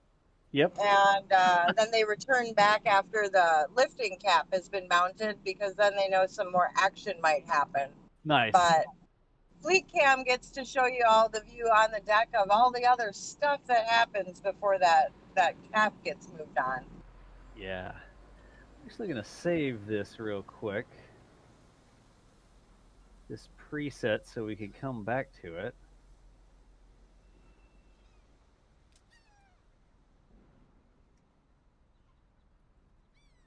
There we go. And let's see what they're doing on the deck here. Let's zoom all the way in. You get to play the role of radio announcer and be super descriptive so I know what's going on. I hope I'm doing an okay job. I'm gonna zoom in on the deck here and see what they are up to. We know that they flew that lift over. I don't know if the lift is just on the far side or not, or if the lift isn't actually up right now. A little bit hard to see because I don't know. There's a big rocket in the way, landing legs and stuff.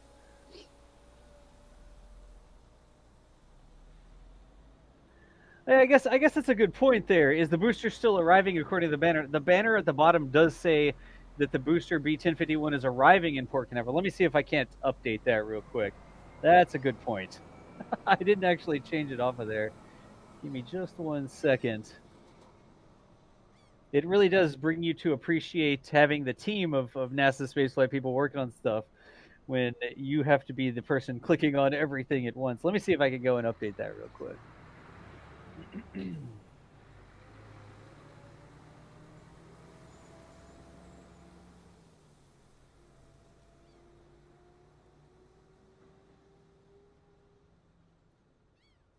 I still don't know if it's going to clear up enough.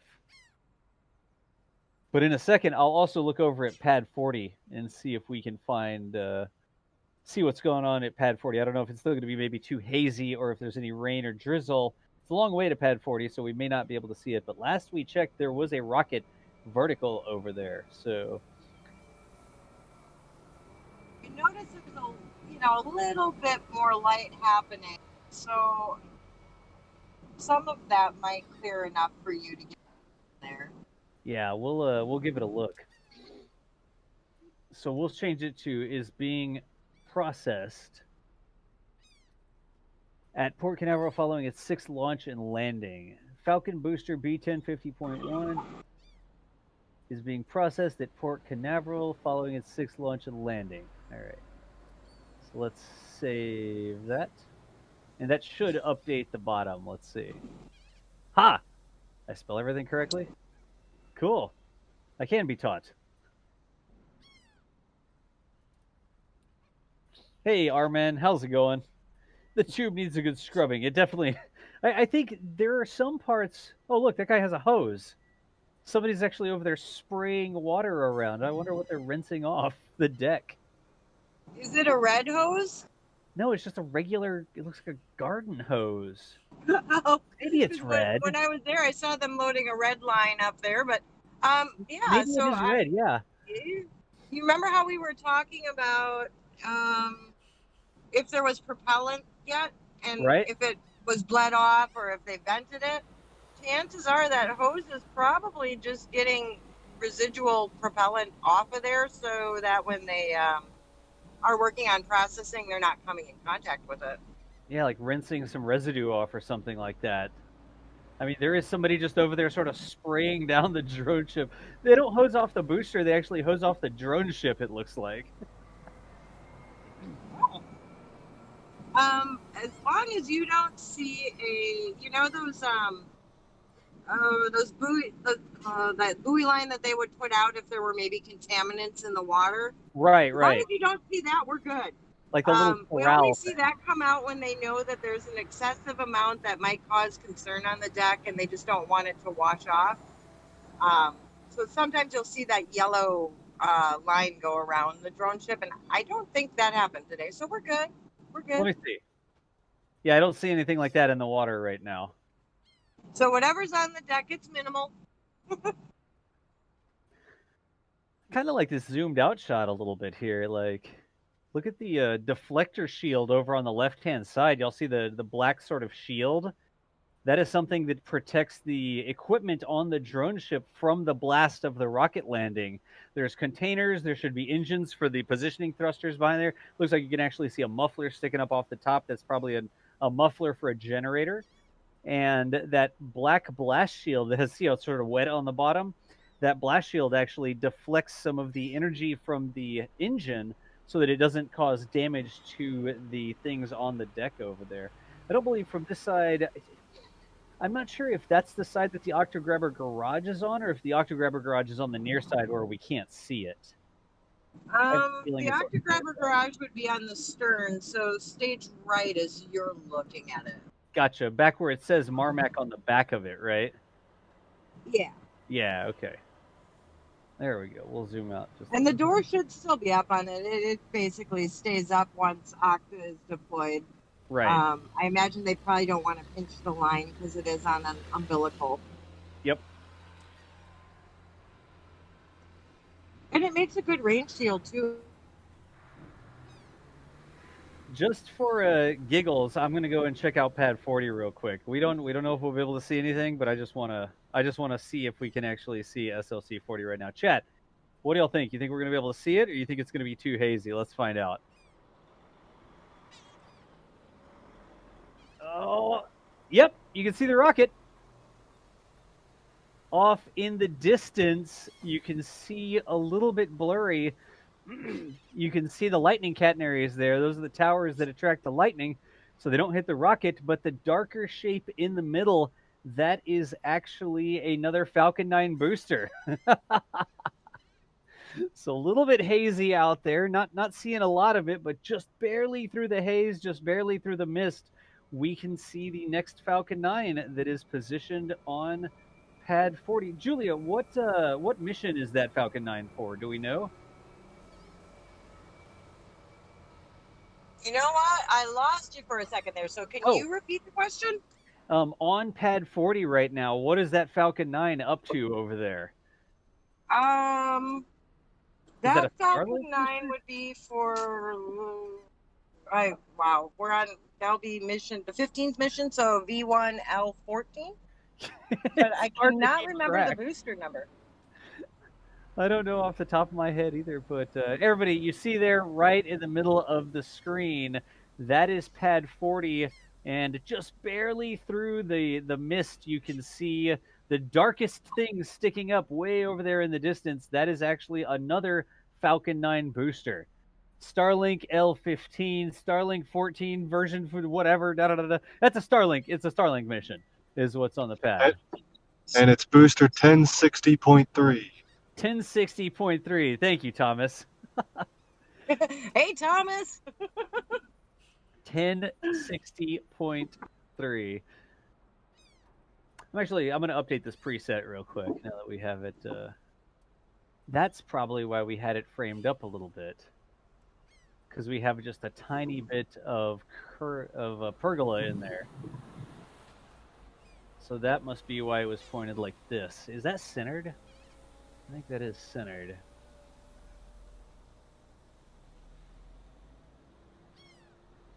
It's like I don't have fine enough control to put the rocket exactly in the center, unfortunately. Well, let me save this over here, and then we'll go back to the booster. It's SLC 40. There we go.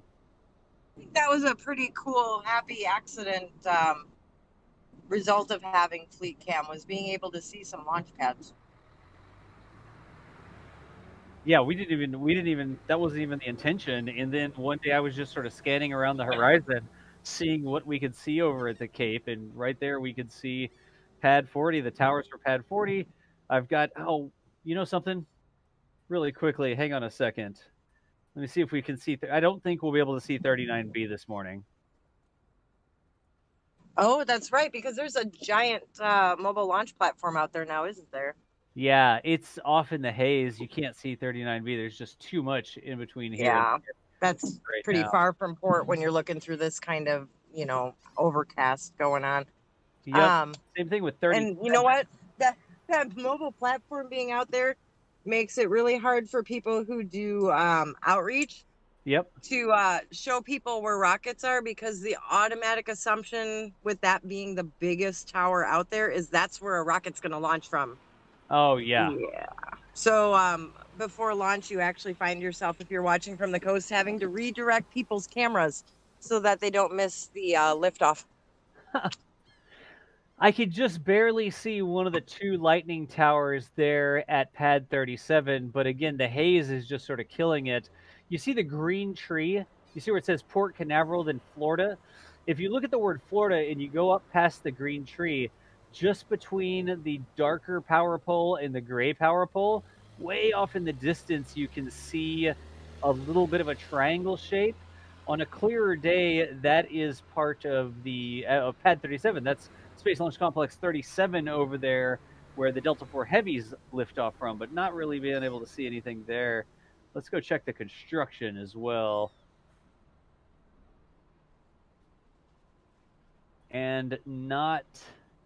Yeah, the haze is just killing us today. Same thing there. They've increased the size of that pile of dirt, but you can see another lightning tower off in the distance. That is part of pad 36, if I'm not mistaken, where Blue Origin is building up. But man, that pile of dirt got bigger. I thought it was supposed to get smaller. It's not ideal. Let's go back to the booster. Oh, wait, no, there's one more thing to look at. Hang on.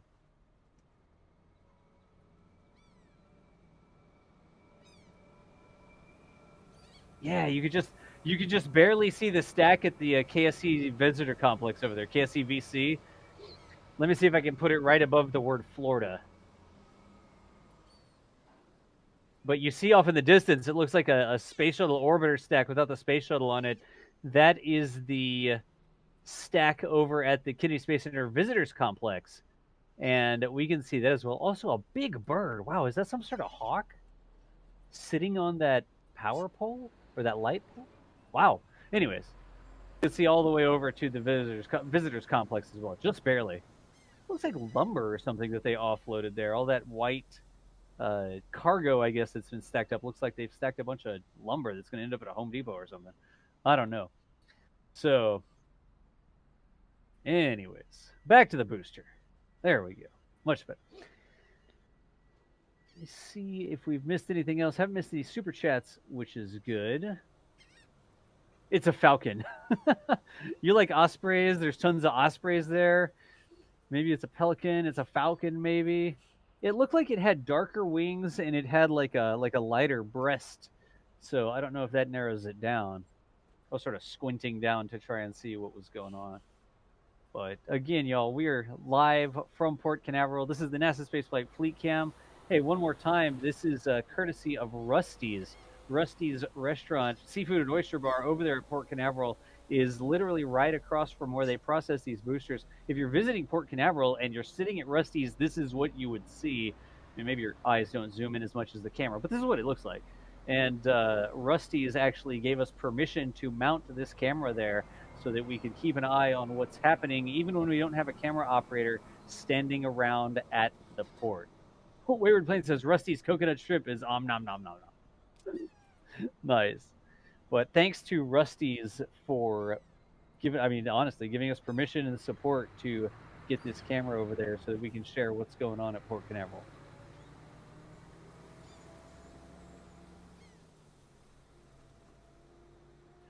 That's an interesting question. James Faucus Robinson says, how do they prevent water from pooling in the inner stage? Can anybody spot any holes or a hose over the top or a portable bilge pump? I don't know if they just have like a little hole in there that they let the water drain through the side of the booster, or maybe it just pools up and it's not that big of a deal. You wouldn't think you'd want salt water pooling up there, and I mean clearly the rain wouldn't be salt water, but there may be enough salt in the air to give it some sort of appreciable salt content, right? But you wouldn't want it to rust up. Can we spot any sort of holes or something? I don't know at this distance if we'd be able to. But let me look real quick. See what we've got. I don't know if I've ever seen a hose coming in and out of the top. And the cap isn't up there. While they transport it, it's just the open top of the booster, because out at sea, there's not a crane tall enough to actually put anything up there. But I don't know with the contrast if we're going to be able to see, I mean, even like a drain hole or anything. Let me see if I can squint down.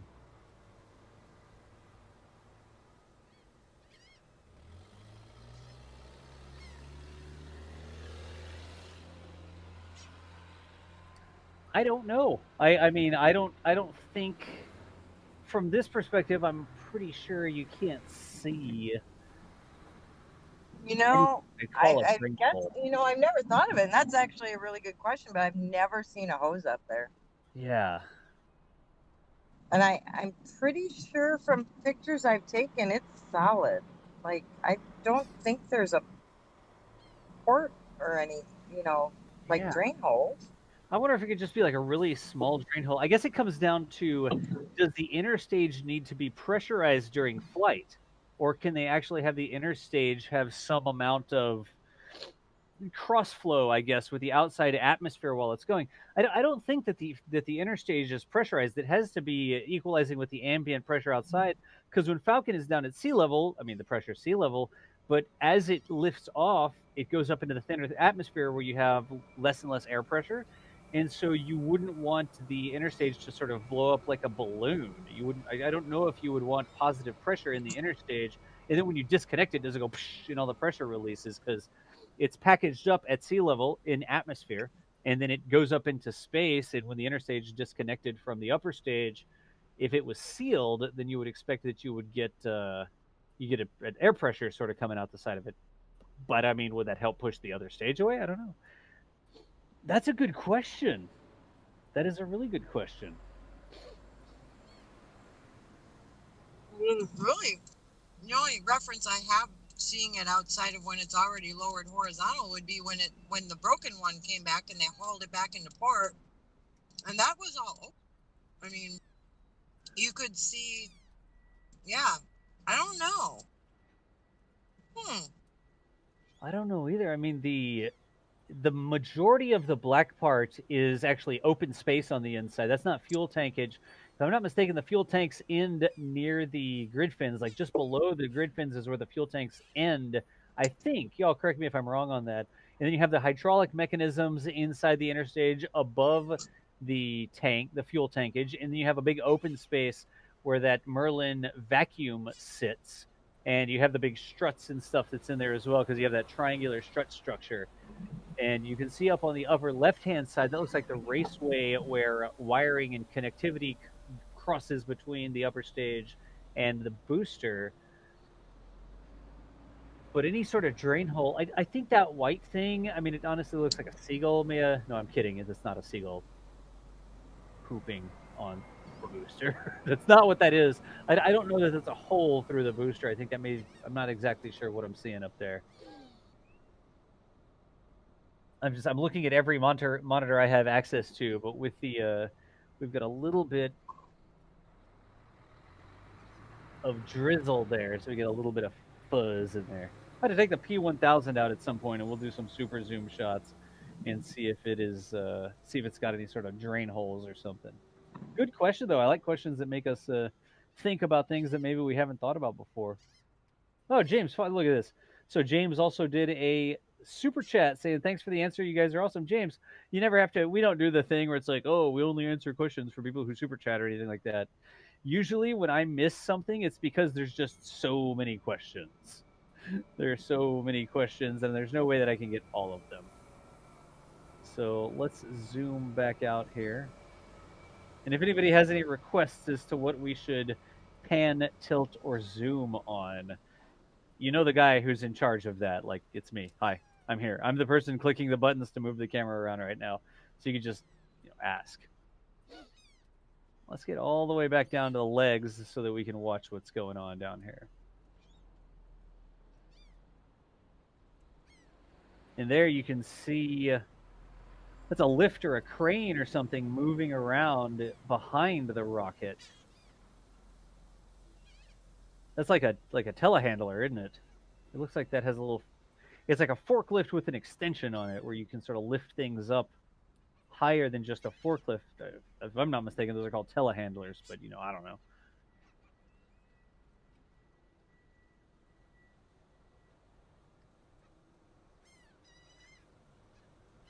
No 39A. Yeah, Rough Riders, there's a big wall of containers that blocks our view of 39A, so we can't see 39A from here.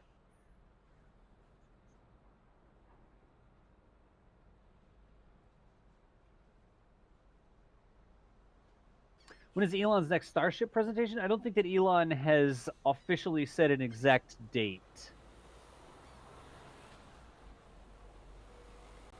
on the Starship presentation. I know that it looks like at Boca Chica they're making preparations for that, but they have not said, if I'm not mistaken, I haven't seen an exact 100% confirmed date. All right, what is this? Javier, hang on. Can you just zoom out and do a really slow pan from as far left as the can go to the far right as it can go? So Javier, I actually can't do that because the camera can do 360 degrees. Like, it can go all the way around. I don't mind. I'll probably up the speed just a bit, but let's see. We'll look all the way towards the sunset here just to give you a sense of scale for the port here, right? So if we go all the way this way, this is sort of off towards the sunset, right? That would be towards the west. And if we pan all the way across the port, that's where the cruise ships dock way back there. There's the booster. There's the grain elevators and the pergola. And then this is towards the jetty side. So that's Jetty Park and the inlet to the port up that way. You can also see the deck for Rusty's raining out there. So nobody's on the deck, but you can see that's the restaurant deck down in that direction. But the camera can actually do 360 degrees. It'll go all the way around. It can do 90 degrees. I could make it look straight down to the ground from here. And we could also make it look, it has 15 degrees up. So let me see what 15 degrees up looks like. Yeah, you can actually see the rain dripping off the eaves up there at the top of the shot. We installed it and we got so lucky. Look, that's all the positive tilt I have. And the eave of the roof that it's under is just barely visible at the top of the frame there. So let's go back here. Zoop. Good times. Good times. Yeah, you're welcome, Javier. You're welcome.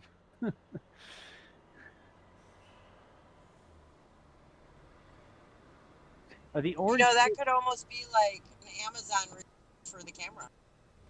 It could be what you broke up a little bit there, Julia. Oh, I said it could be an Amazon review for the camera. An Amazon review. It really is. I mean, the camera cost us $360, y'all. We didn't spend $5,000 on this crazy camera. This was our, all right, we're going to spend this budget. We're going to see how it goes. We'll see if the internet connection is stable enough, and then maybe at some point we'll upgrade or something like that. But I am so pleasantly surprised with the performance of this camera. I mean, not sponsored by the camera maker or anything like that, but it does a really good job for the price. Who owns the camera? NASA Spaceflight does. We do, John Connolly.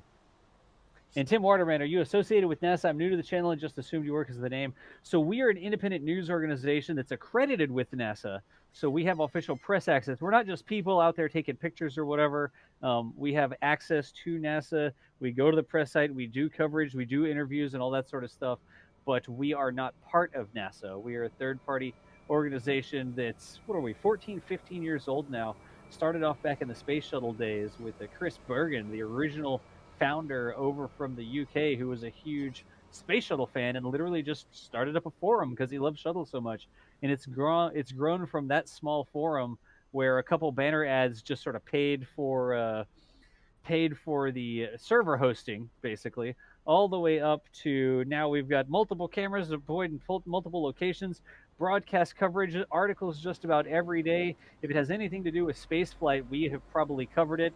If it's someplace we can get to, we have live feeds. We've done all sorts of live stream commentary, articles written, photographs, time lapses, streak shots. If there's a way to cover spaceflight, there's somebody on the NASA spaceflight team who has done it with NASA spaceflight. So I'm going to tighten back up on the processing down here so we can continue watching what is happening.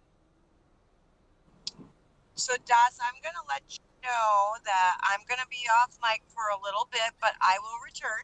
Okay, copy. I know where I am at the moment. My coverage is going to be a little bit spotty, so hang on, y'all, and I'll come back and visit you soon.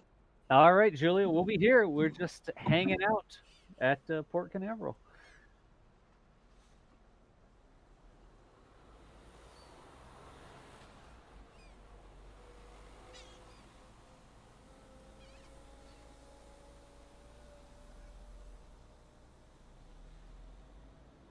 What are the lines on the booster? It's just Chloe. The lines on the booster, you can actually see some spots higher up on the booster where they've cleaned off a weld, like a join between two pieces of metal. And what I think my understanding is they clean off those lines of the weld joins so that they can inspect them to make sure there's no cracks or anything like that. So those clean areas are where they, I don't know if they rub it down with alcohol or they angle grind it or what it is that they do. But you do see some cleaner spots on the booster where they've inspected it after its missions.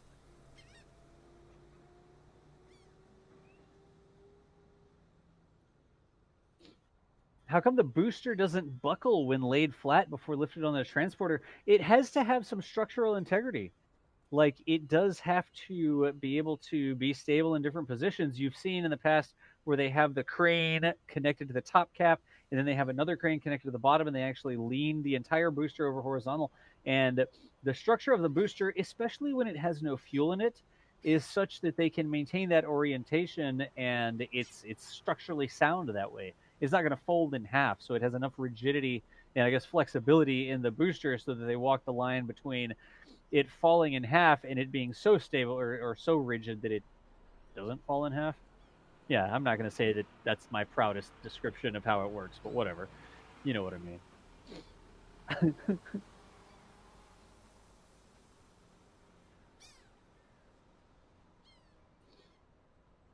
Hey, Jesse improved. Appreciate the bits over there. Just found this stream. Looks really cool. Excited to share some of the videos with your kids.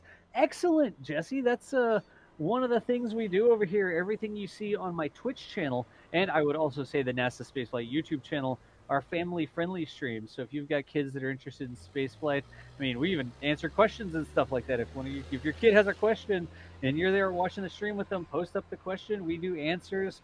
Let us know. We're super happy that you're able to share this with the family. That's why we always, for 6 years, I've always kept my content family friendly because I want to get kids, I want to get families excited about spaceflight, interested in what's going on, to get a little bit better appreciation or just understanding. Even if you're going to grow up to be an accountant or something like that, maybe you think you have nothing to do with spaceflight, it's still cool stuff. You don't have to be a rocket scientist to enjoy this stuff. And I really want to bring it to the widest audience possible. So always something that it's safe for your kids to hang out and watch them working on this rocket booster. This isn't something you could ever see before. A live feed of them working on a rocket booster that's flown, right, to this level of detail.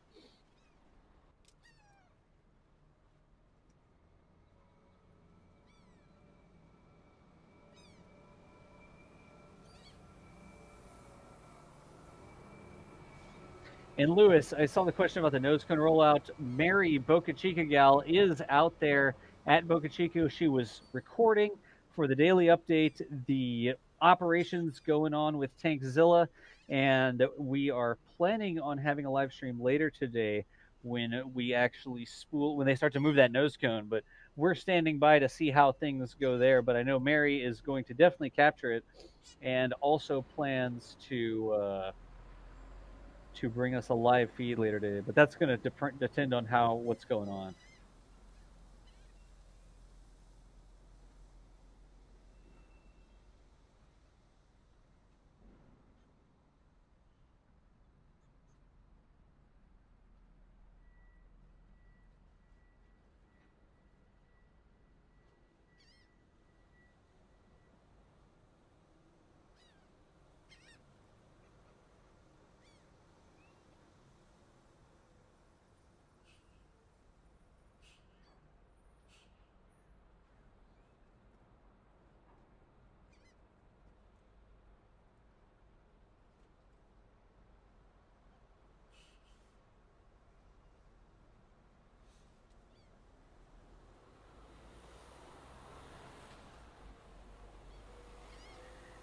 Here's one random stuff maker. The latest launch had a live view of the rocket booster landing without actually disconnecting. I think we've had a couple launches that have done that now. Do you have an idea if they resorted to omnidirectional signal or did they improve their unidirectional? SpaceX hasn't given us any official information on that. You know what I'm looking for? I'm trying to see if there's Starlink antennas anywhere on this thing. I haven't seen any Starlink antennas. Let's actually look around real quick. I don't believe there's anything that looks like a Starlink antenna. I'm looking at the top of all the equipment here. We'll look on the far side as well.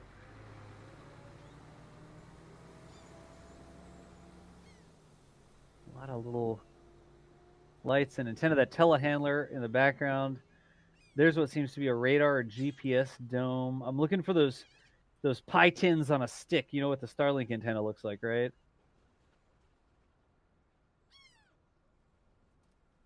Don't see anything on the back of it. I mean, I wonder if they have an antenna that works with Starlink on a rolling ship yet. It's certainly something you can do because there are yachts and ocean-going vessels that have gimbaled antennas, but I don't know that they have anything like that for a Starlink yet. It's definitely doable, though, that's for sure. I don't see anything on this end that looks like a Starlink antenna. Wait, DOS is in Port Canaveral? No, Brimo, this is Fleet Cam. This is the robotic camera that I installed at the restaurant at Port Canaveral, and I log into it from home, and I have the ability to point it around Port Canaveral and look at what's going on with booster processing and all that sort of stuff while I am here. So this is the Fleet Cam. This is my remote control robotic camera. I just pretend that it's on Mars. I don't see anything over there either. Starlink doesn't work yet in the South. So not exactly true there, Kid Kodak. They don't have it publicly released in the South. That doesn't mean that it doesn't work. It's certainly, the satellites are certainly constantly covering areas of all the way down to the equator. It's just that they may have gaps in the coverage, but there's nothing saying that SpaceX could not connect to a Starlink antenna. Remember, they actually have Starlink antennas deployed at Boca Chica, Texas, which is way further south than the landing zone that this booster landed in. So they don't have it publicly released yet. They're only testing it in the higher latitudes for the sort of alpha beta group. I forget what they called it, but that doesn't mean that it doesn't work. SpaceX can certainly connect to these Starlink satellites all over the place. Because remember, live from Boca Chica, we've seen Starlink antennas deployed at the communications center there in Boca Chica, which was definitely at a lower latitude than this launch. I'm still looking around. I forgot to look around for a second. It's like, somebody tell the camera person to move the camera around some. Oh, wait. That's me.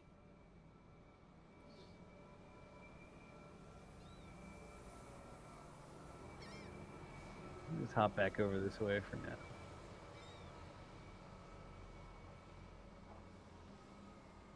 I like having the thruster in the shot. Like I like that blue thruster being there. That probably looks good to me.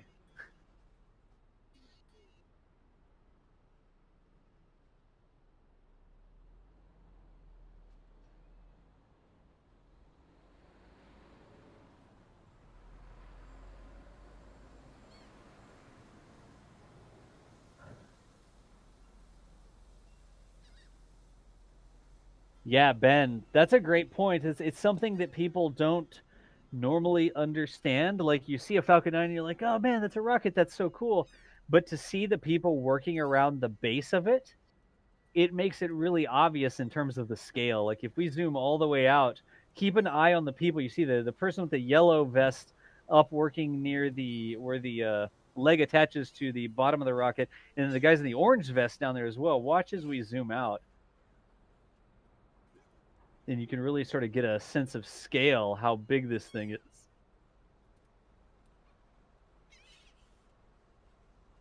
Did I keep them in frame? Yeah, there you go. So that is not small.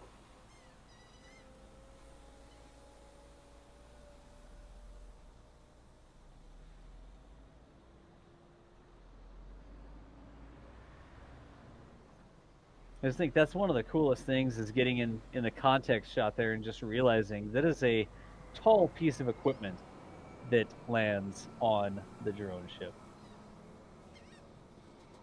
When you can see how tiny the people are. Yeah, exactly, esports org. Those tiny, tiny people down at the bottom.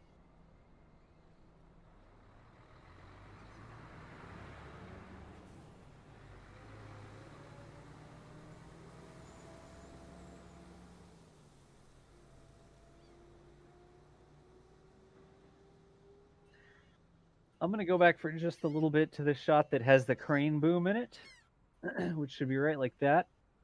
There we go. And that way we can see the Falcon 9. The crane boom still hasn't moved, though. The upper right-hand corner, just underneath the radar, that is the piece that they'll use to pick up the cap. But right now, just working on the legs. Looks like they're working on safing that booster, because we don't see the lift up. What they'll do is they'll actually use the lift and they'll raise up to be right around the legs, the top of the legs, where the pistons connect to the body of the rocket. And they do some work around there before the retract starts. So we don't see the cap being picked up yet. The crane is still flying high. The boom of the crane has not lowered down to pick anything up.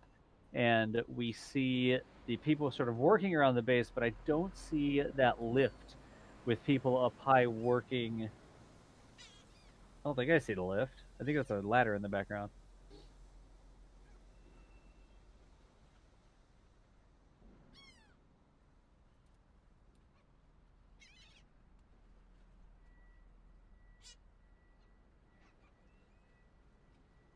And I'm going to do this, y'all. I need to refresh my caffeine beverage here. I've got my coffee, and I am well out of coffee. Been live for, what do we think? 2 hours and 30 minutes, so 2.5 hours. So I am going to stand up briefly and get a refill on my coffee, and I will be right back. Don't go anywhere, or whatever.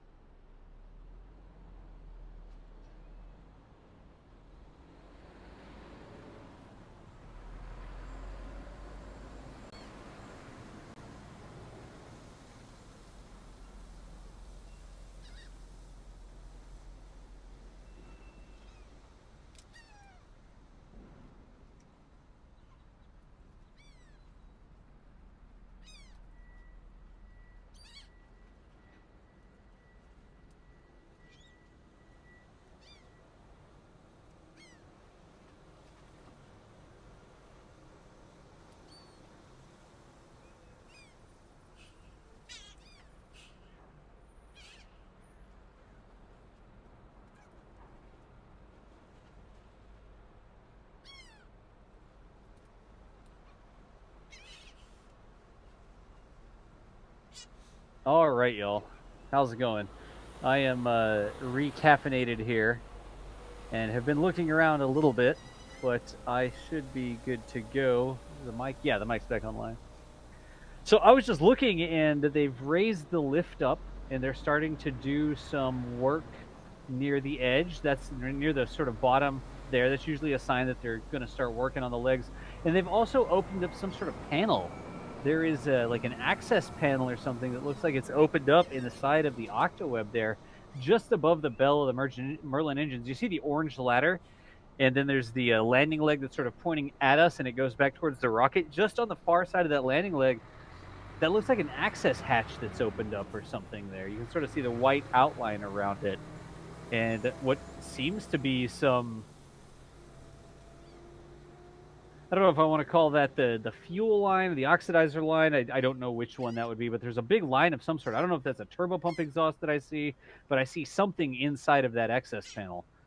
I'm curious what we're seeing in there, but they're continuing to process the booster out at Port Canaveral. They just brought it back in earlier this morning, and we are hanging out watching what they're doing. Metroid, thank you for the 36 months. That's 3 years. I do appreciate it. And Rocky Mountain says, wow, that thing is huge. You just don't understand the scale until a human is standing next to it. I completely agree. It's so hard. It's like, oh, yeah, that's a pretty big rocket, I guess. Whatever. And then once you get to this stage, you're like, wow, that thing is a lot bigger than I thought it was.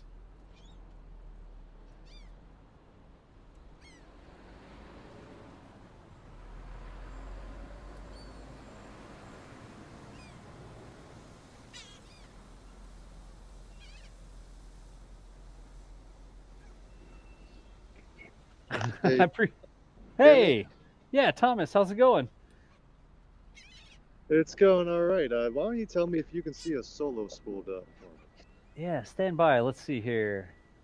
I've got Remoto 2 Cape Canaveral online at full bit rate, and I'm seeing 3 or 4 modems, and I think that's what you've got right now. How many modems do you have? 3 or 4. I see Ethernet, I see Wi-Fi, and then I've got USB, the first USB ports online. But we have Perfect. Those yeah, are the three I have. full nominal. You got something you want to show us, or what? Well, so we should probably tell people where we just moved to. We are now at the Canaveral Seashore, better known as Playa Linda Seashore. Julie and I are both here. And there's a couple things we can see. The closest, well, yeah, why don't you just, if you want to show our camera, this would There be you a go. lot easier to explain this.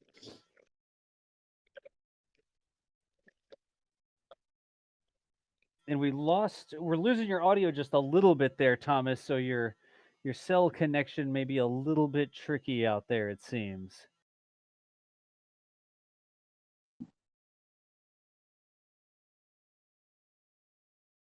We may have actually completely lost Thomas.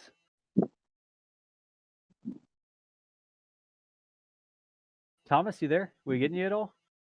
It looks like I hear Julia. Julia, do we have you on? Yep, I think you have me on, and Thomas may need to reconnect. We are, of course, in the wildlife refuge. It's a little bit more rustic, so our cell signal might not be as good as our signal from the camera. I thought I fixed that text. Hang on a second, y'all. That's not Boca Chica, clearly. They didn't drive to Boca Chica. I gotta fix the text. Hearing you a little better now. Can you hear me better, Dad?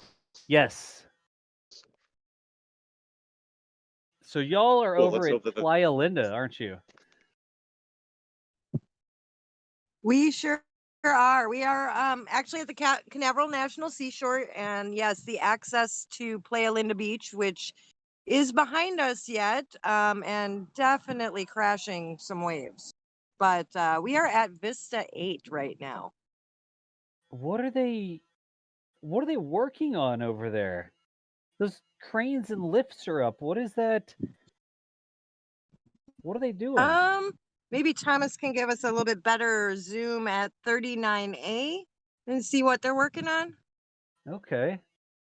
I actually think it looks like they're working on one of the big fuel tanks that's actually part of 39B. It's the perspective is confusing. It's right in front of 39A from our view. But yeah, I believe that's a high tank for 39B. I'm not entirely sure. I'm gonna zoom out and show you what the entirety of 39B looks like for a second. Sure. Yep, Y'all, that is that new tank that they were building for SLS. You are right. so Thomas and Julia have moved from Port Canaveral up the coast a ways to Playa Linda Beach, and they are over at one of the turnouts at Playa Linda. But look at that. That's the mobile tower. That is the That's a launch little bit tower. different view than the last one you had. As long as I have been out to Playa Linda, 39B has just been a couple lightning towers and nothing else. And that is that SLS mobile launch pad, that mobile launch tower, MLP, right? Platform. That, yep. And it dominates the skyline right now from US 1. No kidding. Look at that.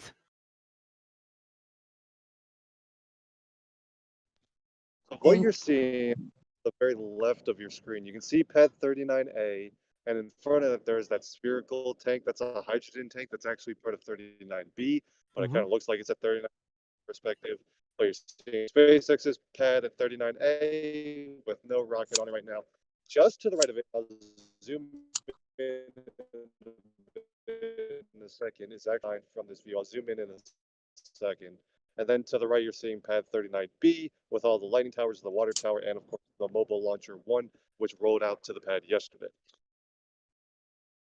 Gotcha. And Thomas, y'all, your audio is sort of coming and going there. It's not terrible, like we can understand what you're saying, but every now and then we go sort of robot mode. Y'all, they're all the way out at Playa Linda Beach. Not fantastic cellular coverage out there. And when they dial in to the comms net here to tell us what they're up to, we do have a little bit of a sometimes we have a little bit of a signal hiccup with their audio and the video too, apparently. There we go. But we can hear what you're saying, Thomas, and it looks like you've just moved the camera to point at 40, right? Yeah, you're seeing the very top of 40. It's a little hazy. You can't see it perfectly, but you can barely make out there is indeed a Falcon 9 vertical at pad 40. So let's do this. Let's look at pad 40 from two different angles. One all the way south at Port Canaveral and the other all the way north at Playa Linda. Let me see if I can dial in. Do I have any visibility? No, it looks like from the port, I can just barely see the rocket in the middle there, but I can't really make it out. It's just a little bit too much haze from the port. You'll see the white stacks. It looks like lumber or something like that at the bottom. And then there's sort of a tree that sticks up just a little bit. You can just barely see the ghost of the rocket in there. That is the Falcon 9 that's vertical over on 39A or 39A at pad 40 is where that one is.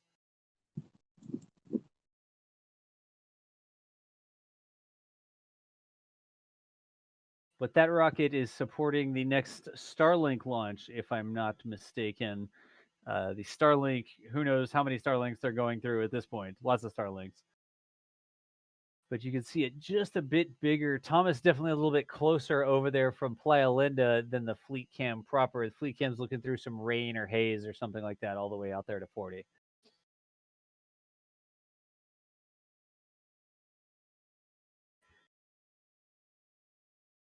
That's pretty cool. I wish it was a nice clear day where we had a straight shot both, but it's just overcast. It's been sort of raining and drizzling and stuff like that the whole time, but that's cool. Thomas, there you are. Hey, Julia. Hey, I think we can see one more thing out there, can't we, Thomas? Or at least part of it.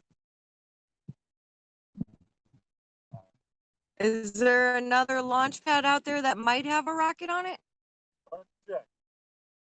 We'll look real quick. Now remember, perspective is odd. So the perspective we see from Port Canaveral changes. In fact, it changed from one vista that I can see literally not even an eighth of a mile from us to where we are now. So he's gonna zoom in. There we go. I see launch complex. What, Thomas? So you're looking at Launch Complex 40 or Space Launch Complex 41, which is the home of Atlas V launches, and we've been keeping an eye out. At some point, Play has to roll out the next Atlas V rocket for some wet dress activities. Can't really tell if they've done that yet. It looks like the tree line is literally just barely tall enough that you can't tell if there's a rocket there or not. Keep in mind that when they roll it out for wet dress rehearsals, they don't put the payload on top, so the rocket's actually slightly shorter than it will be, which is why, like, I think on a normal, like if it was rolled out for launch, we definitely see the tip of the payload fairing, but I can't make out if there's a rocket there or not. Can you see, Dawes? I've brought it up full screen, and I don't see the rocket. I don't know if anybody else has better eyes than me, but I don't think that I see the rocket. I see the crew tower, the upside down Tetris piece shaped crew tower over there at 41, but I don't believe I see anything that looks like a rocket. That is I would definitely not feel 37. if there's the rocket there, if the trees were like a foot shorter. Yeah, somebody needs to go trim those trees. That is definitely pad 41. You can see the inverted Tetris piece. Pad 37 would have two towers at it, and then it would have the big mobile launch structure, the tower that rolls back and forth off and on the Delta 4. This is the Atlas pad. This is 41, where United Launch Alliance launches the Atlas V rockets, and it has 4 Lightning catenaries, and then the crew access tower there in the middle. So I can't see anything. I know they're supposed to be doing something, but I don't know that we can see it with those pesky trees in the way.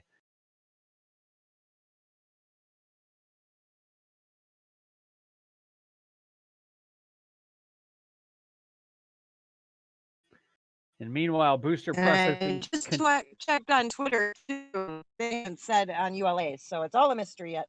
Gotcha. It just flipped back over, and booster processing also continues at Port Canaveral from the fleet cam over there at Rusty's. And like we said, Thomas and Julia packed up and moved down to Playa Linda Beach to see if we could get eyes on some other rockets. So we know that we have a rocket that's vertical, that SpaceX Falcon 9 supporting the next Starlink mission over at Pad 40. Hoping we could get an eye on Pad 41. Definitely see Pad 41 there, but not really seeing the Atlas V that's supposed to be doing some operations over there today. It's pretty windy out there, isn't it? Frame this right now. Would you like me to go back to pad 40? Oh, whatever you want to show out there. I'm not sure we're seeing anything looking at 41, so I guess let's look over where they could, in theory, be preparing for a static fire or something. We are expecting probably a static fire test prior to the next launch of that rocket, so they could do that today. But that also might be contingent on, like we said, there's a possibility that ULA is doing some preps for its next Atlas launch, which could also require range support and things like that. So we're trying to figure out what exactly the schedule might be here on the range while that booster is being processed in port, as well as 2 launches getting ready on launch pads. So look over back at pad 40. Gotcha. And checking back in with the booster there, looks like the lift is down. People still working at that access hatch. You can see the guy in the white hoodie there working in the access hatch in the side of that octaweb over that way. But watching both things, those big cranes are crazy working on that fuel tank.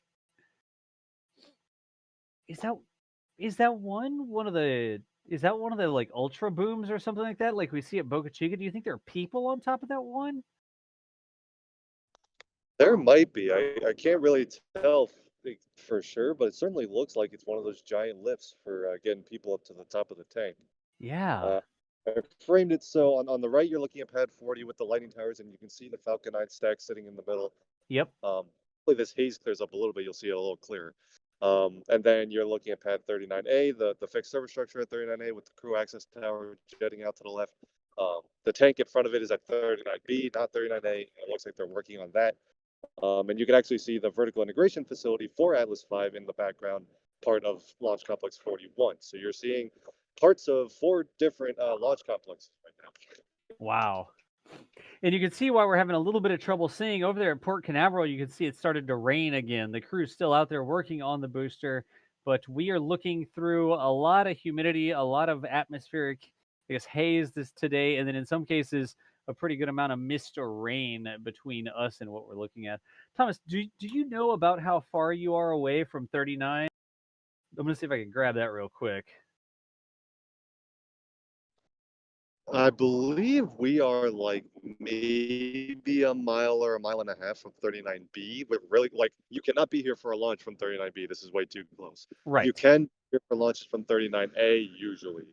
So that's kind of like, to give a little bit of context, I don't know exactly, but I bet that's something you can look up.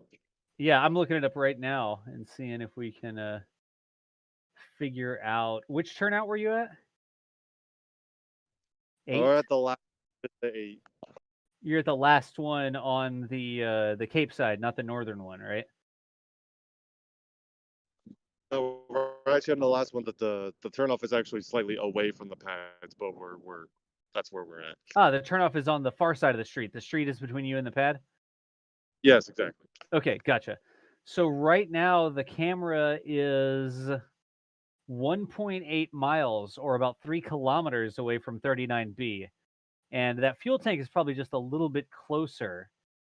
And then 39A, the structure in the background with the SpaceX crew arm on it, sort of sticking off the side, the one tall spire, that's 39A.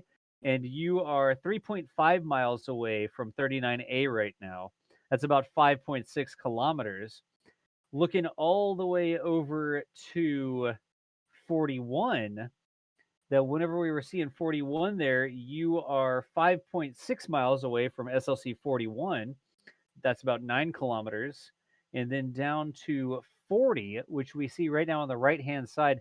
The closer structure is actually one of the, it's like a flare stack. That's part of, I think that one's actually for 39B, if I'm not mistaken. I don't think that's the one for 39A.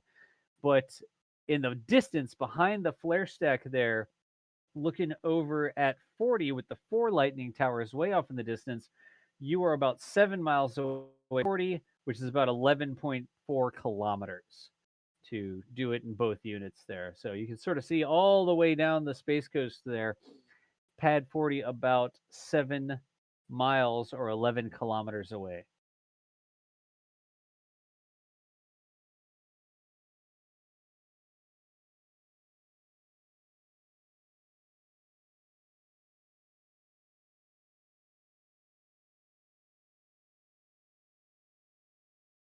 There is an F9, there's a Falcon 9 on the launch pad right there. There is a Falcon 9 on pad 40. You see the 2 lightning towers that are really close together in the middle. There's the 2 side lightning towers and the 2 middle lightning towers. That's just perspective. They're actually in a square out there. But from this perspective, it looks like there's 2 really close together in the middle. And right between the 2 middle lightning towers, you can see the fairing of Falcon 9 there, if I'm looking at that correctly. Let's zoom in on that just real quick and see what we can see.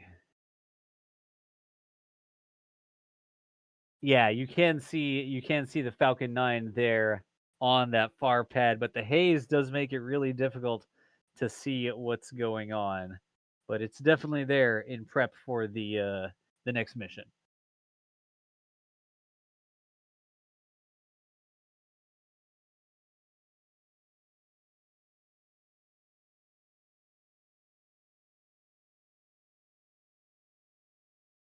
Is the croc there today? I don't know. The alligator in Florida, there are alligators.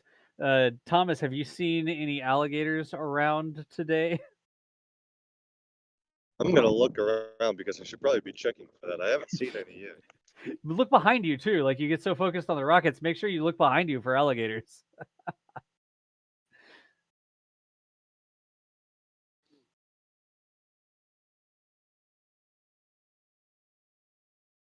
Yeah, the NASA security. Yep, is NASA security around? Nice.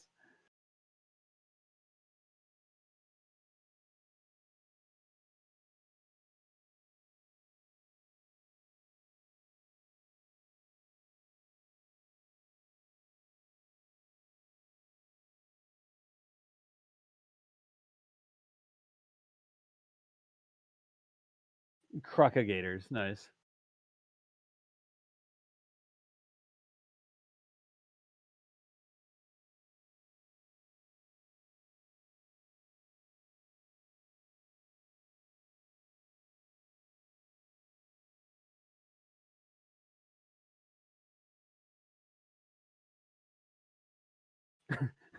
Does the presence of 36 through 41 mean there are 35 other launch pads? I don't know that there still exists like SLC1, SLC2, SLC3, SLC4, SLC, like all the way up, but there are definitely a lot more launch pads at Cape Canaveral than you would think. Down further down the coast, once you get south of Pad 37, so you get down to the ULA Pad 37, and there's just a whole line of different pads. They're not all labeled, but there's a Launch Complex 20, Launch Complex 34, Launch Complex 16, 15, 14. One of them got turned into SpaceX landing zones. It looks like SpaceX landing zones actually are at what used to be Launch Complex 13, if that was ever called Launch Complex 13. Launch Complex 12. Then you've got Launch Complex 2, Launch Complex 1. So they do skip a few. Launch Complex 46 is way out there. There's a 31, there's a 26A, there's a 5 and a 6, and a 25. And I'm just looking down the map. But they really are all over the, there's all sorts of different little launch pads of different sizes. You just hear about the normal ones that are in operation. 41 United Launch Alliance Atlas 5, 37 United Launch Alliance Delta 4. You got 40, which is SpaceX Falcon 9. You got 39A, previous shuttle pad, previous moon mission pad with that the Apollo missions launched on is 39A, and that currently launches Dragon, including Crew Dragon on Falcon 9. So when you got a crew launch, the crew has to launch out of 39A. And then 39B, previously Space Shuttle launch pad, but now was in, they're changing it around so that they can launch SLS from it. And also they were looking at, am I going to be mistaken, Omega, which unfortunately I believe has gotten deep sixth. So 39B's customer is SLS sometime, hopefully before like 2030 or whatever. Would love to see it launch. Let's put it that way.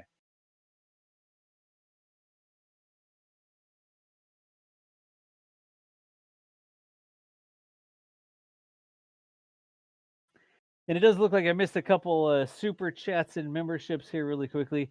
Jeffrey Wood, new member, welcome to the club. Jeffrey, we appreciate the support there. Thank you so much for joining us. And then Arthur Mohamedov, I don't know if I pronounced that correctly. I apologize. With the message saying, love the constant coverage, both here and at Boca. Recently saw a quote attributed to Elon that SpaceX fans created the first amateur industrial espionage operation. I haven't seen that anywhere. The source, I haven't seen Elon saying that, but maybe chat can correct me if that's just something that I haven't seen. The first amateur industrial espionage. The thing that I have seen Elon say, I've seen Elon say that you can't really get much detailed engineering information from what he shows and what we show. I guess it was really talking about the pictures, some detailed pictures of Raptor that he showed. And he said that if you could reverse, or somebody said if you could reverse engineer a Raptor from this picture, you probably didn't need the picture to build a Raptor. So it's something that Elon has commented on. I haven't seen him sort of maybe jokingly say amateur industrial espionage, but I have seen him make a comment about there's not really a level of detail or the externals. You really can't see anything that would help you too terribly much if you thought you were going to go into your garage and build a rocket engine. So we appreciate the support there, Arthur, and we'll keep on keeping on.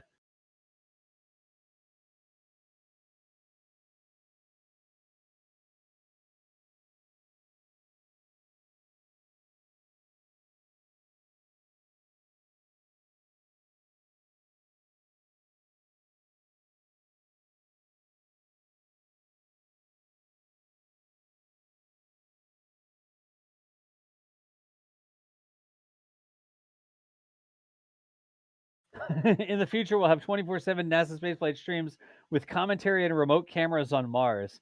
I mean, hey, I would be down to work on a team to deploy a remote camera on Mars. As long as I can log into it from my house and point it at stuff. I don't think that's how they do the rovers. I don't think they let some schmuck with his home computer log into the rover and just point the camera at whatever he wants. Doss, what is Mars rover other than just a remotely operated camera on Mars? I know, with wheels. That's what we need next, Thomas. We need an actual NASA spaceflight rover that we can deploy and it like drives around. I mean, I've long joked about making a alligator with a camera on it so we get closer to the launch pads. Like an RC alligator. NASA, like if anybody from NASA is actually watching, I wouldn't actually do that. At least I wouldn't admit to it on a live stream if I made a remote control alligator with a live stream camera. So I wonder if they would pick that up. I wonder if they would see something that looked like an alligator, but like an IR camera. Why is that alligator emitting the wrong amount of heat? We'd have to really study the biology of alligators and see how much, like what an alligator should look like on an IR camera to make sure that our remote controlled gator cam matches the thermal signature of an actual alligator. Again, fun to talk about. I wouldn't actually deploy an alligator, or would I? Nice. The NSF Mars cam. We just have $80 million to go on fundraising. Only $80 million to go before we can deploy the NASA. Now, see, can we ride share that? Or do we have to buy a launch? I think 80 million do my ride share. I don't know. The NASA security gators would probably catch the NSF gator cam.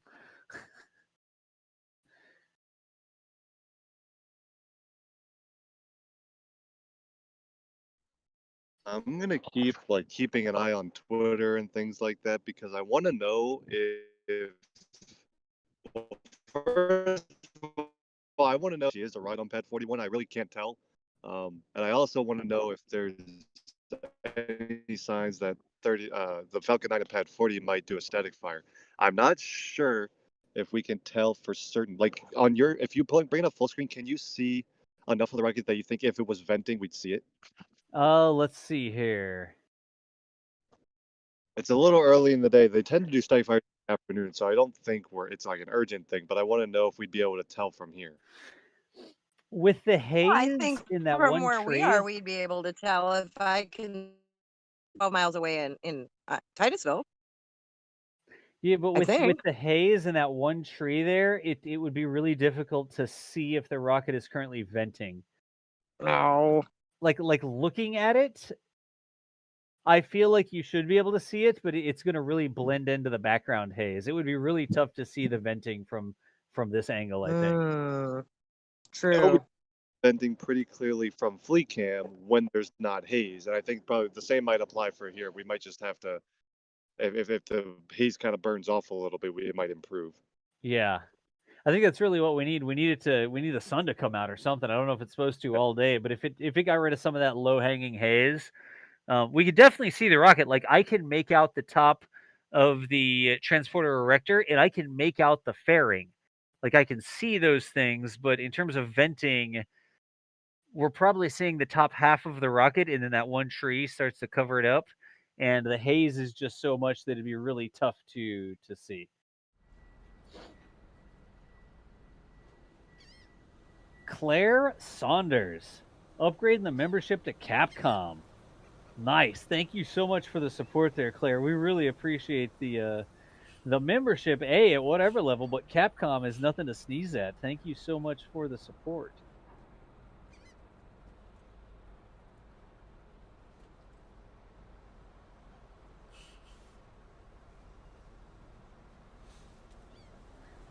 And that was pad 40 that we were looking at. Marku Blurgrim, that was pad 40 that we were looking at.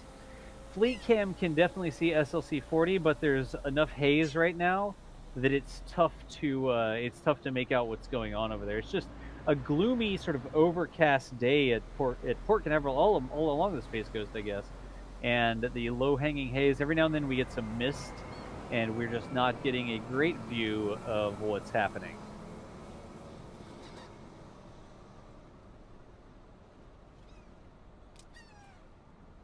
I'm gonna do this real quick. Let's see here.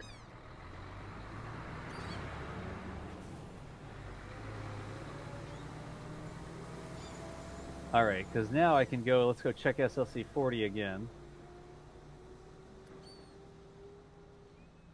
And you can definitely see the Falcon 9 there, just barely the outline of a ghosty Falcon 9.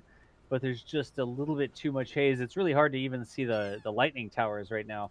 But from here, I can clearly make out the fairing. I don't know that I'd be able to say that it was venting or not with the amount of haze there is. I mean, even if we had more zoom, there's just X amount of atmosphere. There's X amount of moisture in the air between us and the pad. Ha! I saved that one as a preset so I could go right back to it. Nice.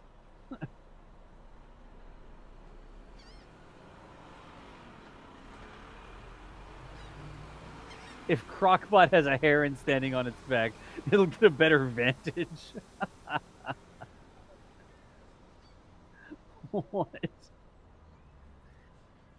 Max Q, we were watching the processing of Booster 1051 at Port Canaveral. It started to come in at 7 this morning, and it's now almost 11. And they've already got it all the way over berthed, and the crews are working on it. We're thinking at some point they may retract the legs, but as of right now, we haven't seen any indications that they're going to be doing that. They have to put the cap on top. These cables first, and they connect the cables to the legs, and they use that to help retract them. So we haven't seen that happening yet, but we're just watching all sorts of stuff.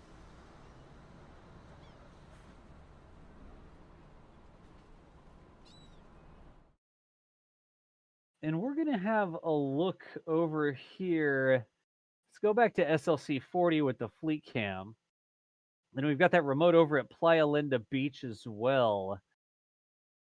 I'm trying really hard to squint down and see if I can see venting or something. Because if I'm not mistaken, they're supposed to be doing a test for that Starlink booster today. Let's see. Yeah. Mother Nature making it difficult for us to know what SpaceX is doing. Nice.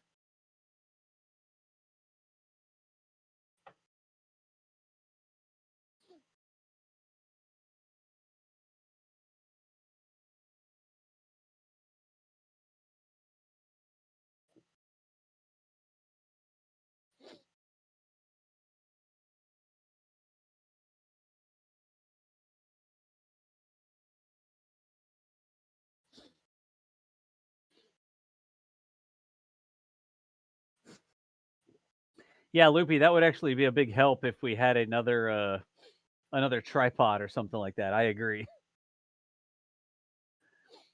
Like on the roof of a van or something. I just want to mount one of these cameras on like top of like a camper and use the PTZ camera to look around, like park the camper somewhere, then use that. That would be cool. That's what I want. A NASA spaceflight like news truck or something that we have cameras mounted on top of.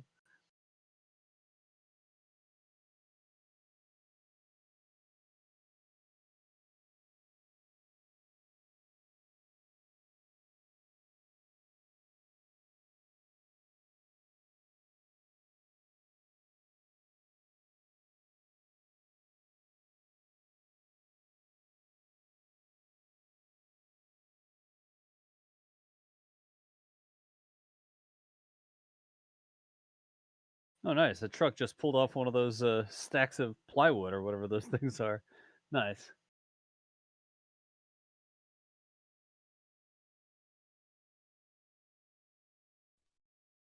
I don't know if it'll come up on either of our framings for either fleet cam or remote camera we've got here, so we'll let you know if we see an exhaust plume come out, because that'll be our pretty much our only indication that a static fire has actually happened.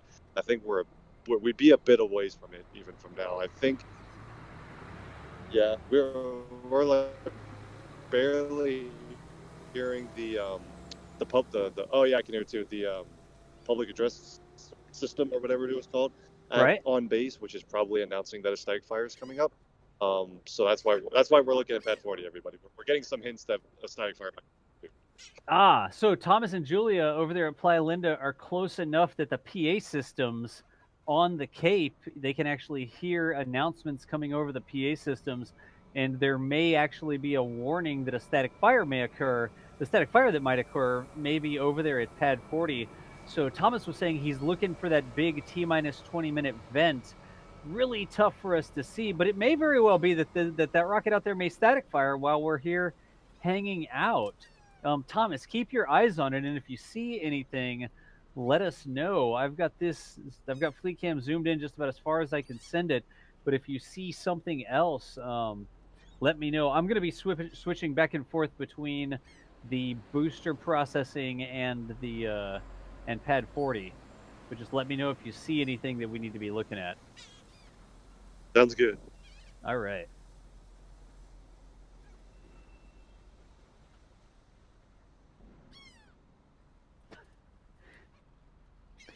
I don't know if that rapid camera switch like messes with anybody, but I think it's kind of cool because you hit this button and the camera can move at 300 degrees per second and it jumps to the other shot. That's the camera physically moving and pointing at different things.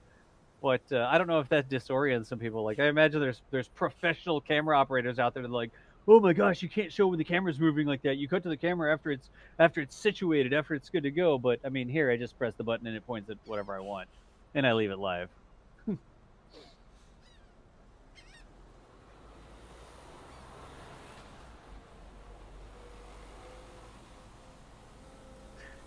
Yes, I would definitely like to fill out the appropriate NASA paperwork to allow me to mount a camera on top of the VAB. That would be fantastic, Goaty. On top of the VAB would be a great place to have a camera. It's a really long Ethernet cable to get internet up there, though. That'd be tough. Ouroboros says I feel attacked. I'm just saying, Ouroboros. I don't want to be, I don't want anybody's eye to twitch or anything like that. Jeez. I did the spacing on this correctly either. Hang on a second.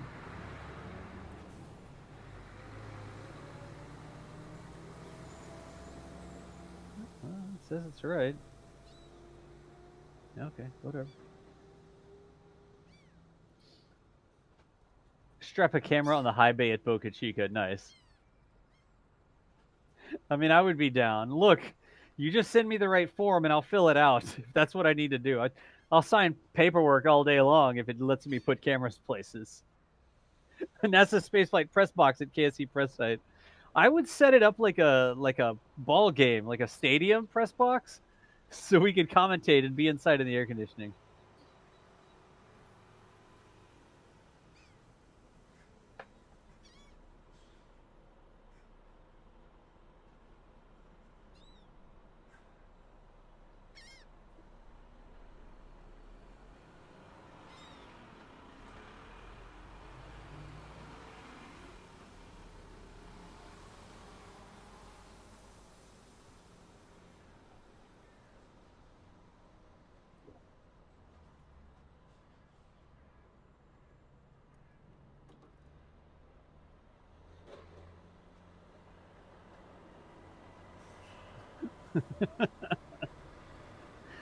A pigeon drone camera. Yes, a drone disguised as a pigeon, exactly.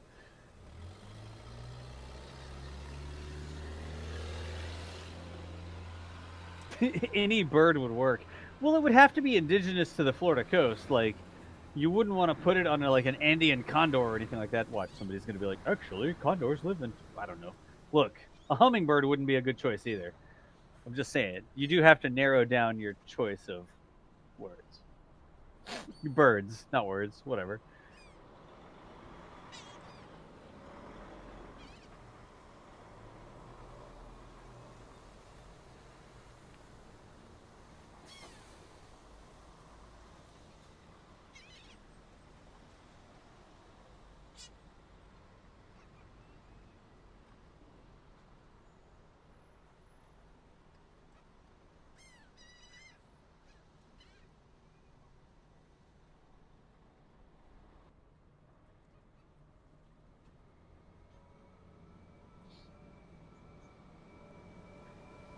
There's a good question from Sandy AP. NASA spaceflight, why does SpaceX never use the VAB to vertically integrate Falcon 9 heavy payloads?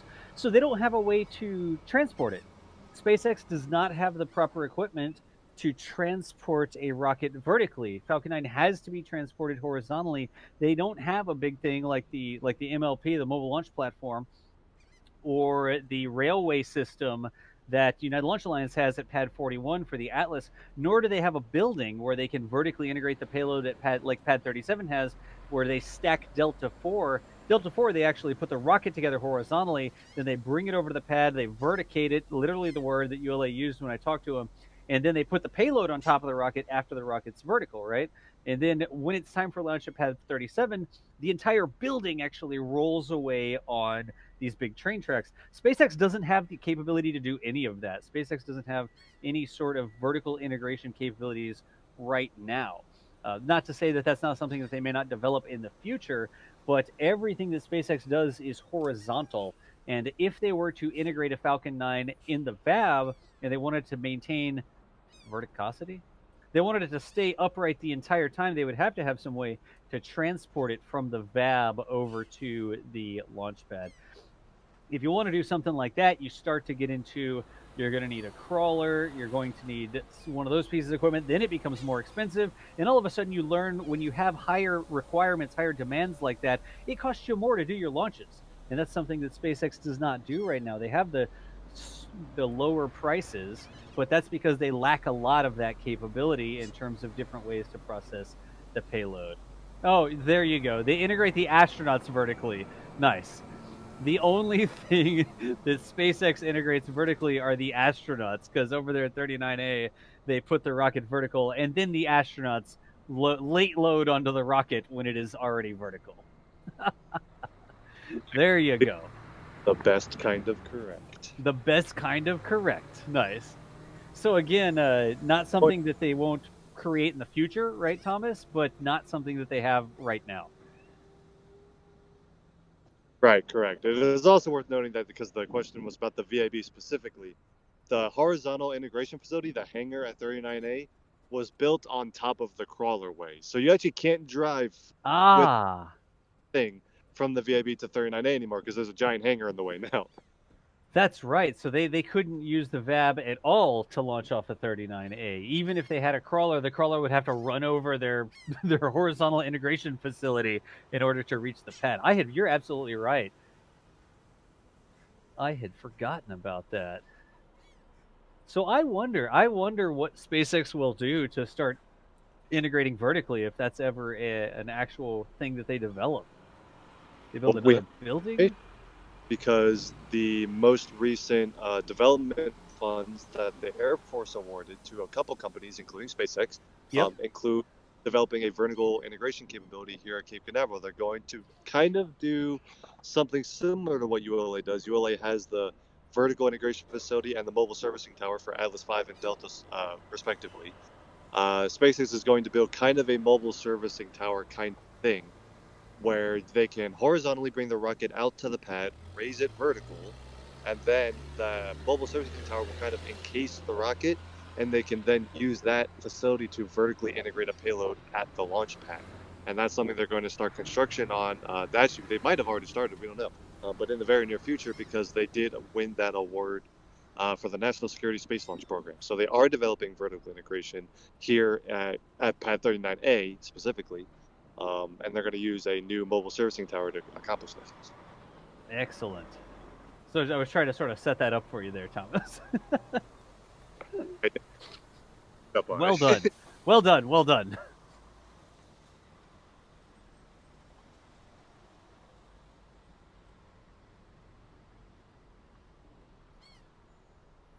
So here's another question.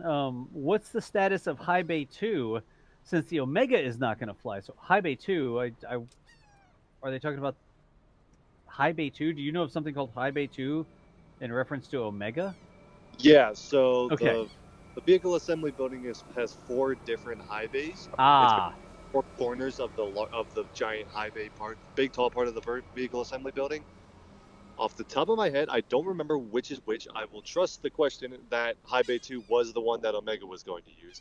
I don't remember which one SLS is using off the top of my head. I'm sure there's a Chris watching the stream somewhere that knows the answer.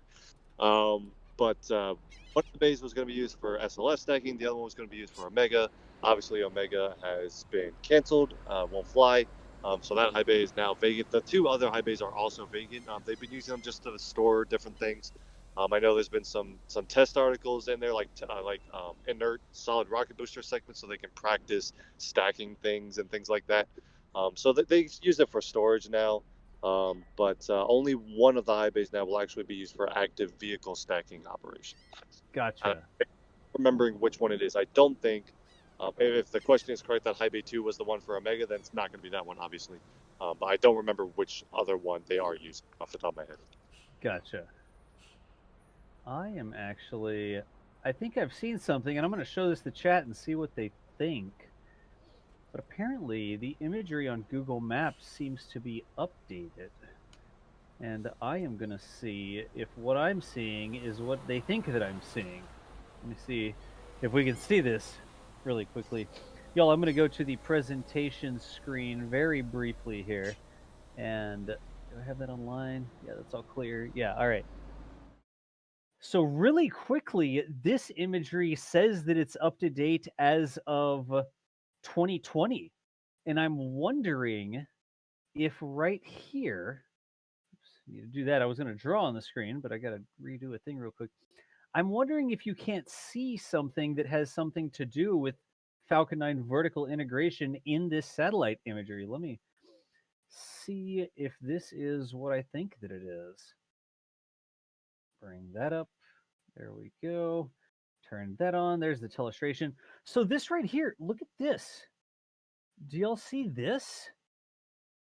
I personally don't know what that would have been used for SpaceX. It says, or for shuttle, it does say that this imagery is from 2020. I don't know, Thomas, how long ago they won that contract. Does anybody know? Is this something that's just always been there? Or is this little R-shaped, seemingly like a rail system or foundations or footing? Is this something that's up to date? Is this an old thing or a new thing? That's why I put it on the screen. And Thomas, I don't know if you can see what I'm looking at there. They do look old to me. The reception here is having trouble loading our production preview, so I can't Gotcha. bring up a satellite image. I guess I would just, I don't know. Do you have an older satellite image to compare with? I don't know, because it was within the last. It was earlier this year that the award formally went out. Yeah. I don't know if they would have like started ahead of time even before the award was given, or if that's definitely not part of what they would have done. I really don't know. Yeah. So I would say, yeah, if you have an older image to compare, that would be useful. But Yeah. I can't really. Looking at this, it does look like the structure is kind of old. It doesn't look like new construction. Although, well, that's the exit to a flame trench, so that would explain why the grass doesn't really grow very well there. That's just because it looks like the exit to a flame trench, if I'm not mistaken. So maybe that stuff is just super old and it was always there for shuttle. I just never looked. And then I looked that the data was updated 2020, so I didn't have an exact date on the satellite imagery. Anyways, I just wanted to bring that up really quickly and see if that was a thing. I keep switching off the scene that has the audio from the cameras on it, so I just glanced at it and saw 2020 and thought that I would ask the class. It's the rails for the Saturn V flame deflectors from the mid-60s, so it's been there a while, maybe.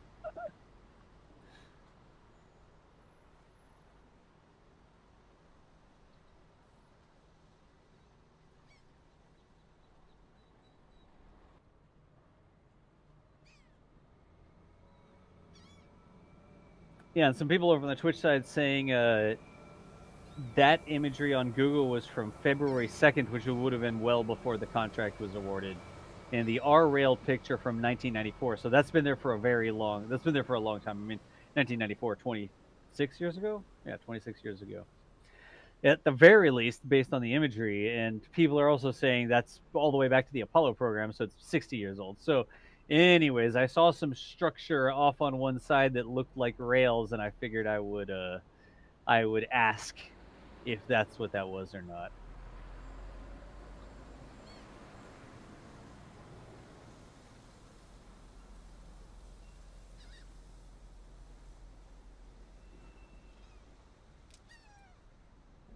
Yeah, it still shows the rails in R-shaped concrete. And that may be where the astronauts slide down. Oh, no. That's not where the astronauts, the little escape basket system on the pad, the escape basket system is actually right here. So if you look at this thing, this right here is the landing zone for the escape baskets. And the baskets actually come down off of the tower like this in that direction right there. So those are those escape baskets that they had out there for that. So, all right, there we go. Back to the main cameras. And Thomas, any signs of venting over there at all yet from Playa Linda? Have you seen anything new or? We have not seen anything yet, so we're keeping an eye out. It's hard to see any, the normal venting that just indicates that fueling's underway. Yep. I'm sure we'd make it out if we could. What I'm hoping we will see, and unfortunately it will mean that the study fire has already happened, but when the engines actually fire up and create that big exhaust plume, I would hope that that will be visible, so we'll at least be able to report that the study fire happened, even if the haze and the distance here is kind of preventing us from seeing it live. So we're going to keep an eye on it. I'll let you know for sure if we see anything new. Gotcha.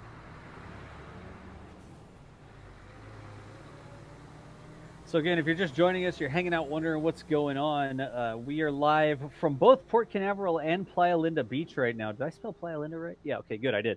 At Port Canaveral, Booster 1051 has returned to the port.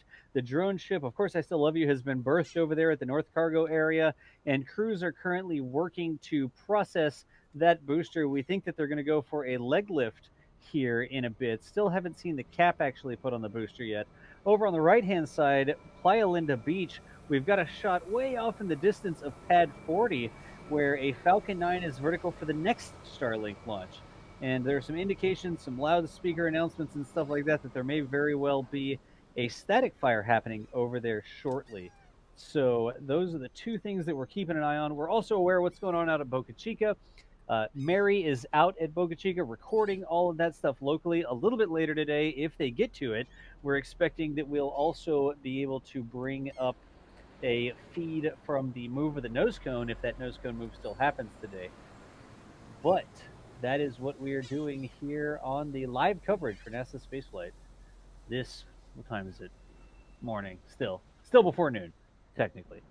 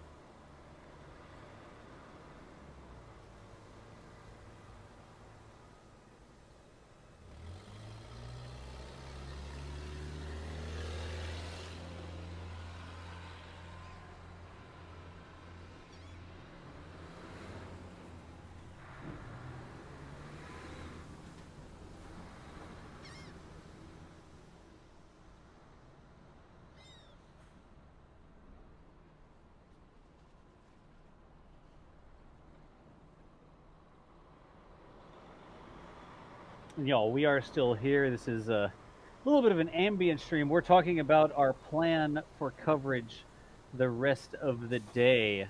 So we are talking about what's happening over there in Boca Chica. Mary is out there recording all that for the daily video. And the interesting thing is she is blocked on the far side of the road. So she actually can't get back to the village to get some of the equipment that would be needed to spool up a live stream from the roadside out there. So until that Tankzilla actually clears the road, she is stuck out there. Remember, there's only one road to Boca Chica Beach, and SpaceX apparently has destroyed part of it by trying to drive that big Tankzilla up of it. Apparently, it started to sink in one side, and they had to back off of it, and they're working to resolve that situation out at Boca Chica. But right now, we are not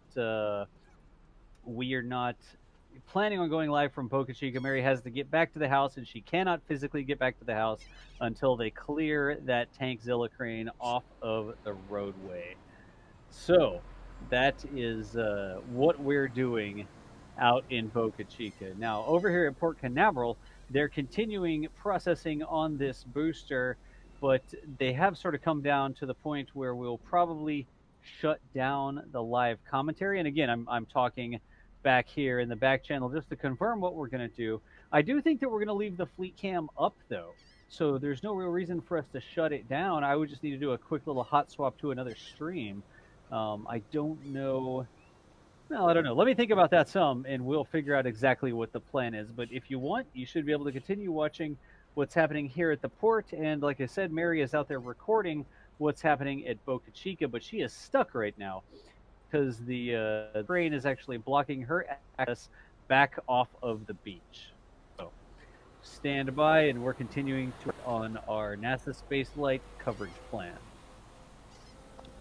And Julia and I are still here up at Playa Linda, and Julia's out scouting one other possible location. We're trying to see if we can get a slightly better view of Pad 41 or Pad 40, where they're at both of those places. There's potential for activity. ULA at some point has to have a wet dress rehearsal for Atlas V for its next mission, so we're trying to keep an eye on, see if they've made any progress towards that. And then there's also a SpaceX Falcon 9 that we've seen vertical at Pad 40, which will at some point today have a static fire attempt. So we're waiting to see if we can get any signs of that. And if we can get a good view of that, we'll bring you coverage of that. Of course, Fleet Cam can usually see Pad 40, but it's a very hazy day today, so we're trying to find some extra angles.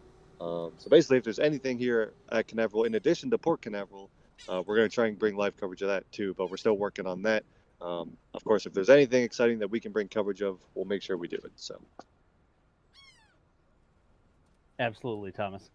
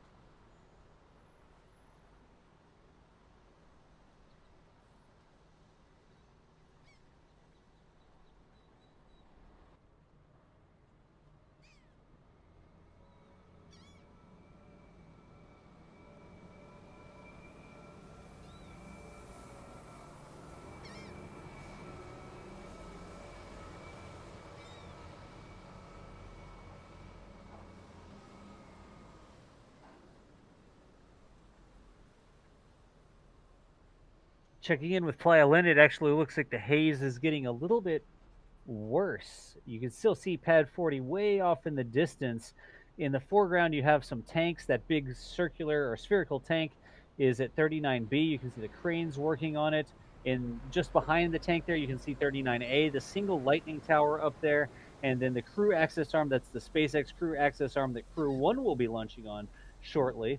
And then we also see, I'm pretty sure that is the vertical integration facility for 41 back behind that over on the left-hand side of the spherical tank off in the distance.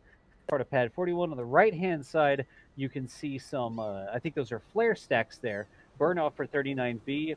And then way in the distance, you can actually see it just barely through the haze, 4 lightning towers at SLC 40, Space Launch Complex 40. And in the middle of those lightning towers, you can just barely see the upper half of a Falcon 9. That is the next Starlink mission currently on the pad, and we believe that it is going to be going for a static fire later today. No indication right now that it's venting or fueling, so definitely a long way away from a static fire, but that is what we are keeping an eye on. A lot of stuff happening. Booster being processed in the port.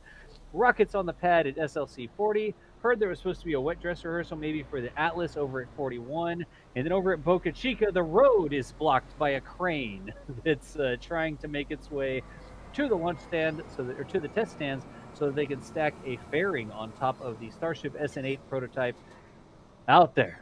Whew, a lot going on today.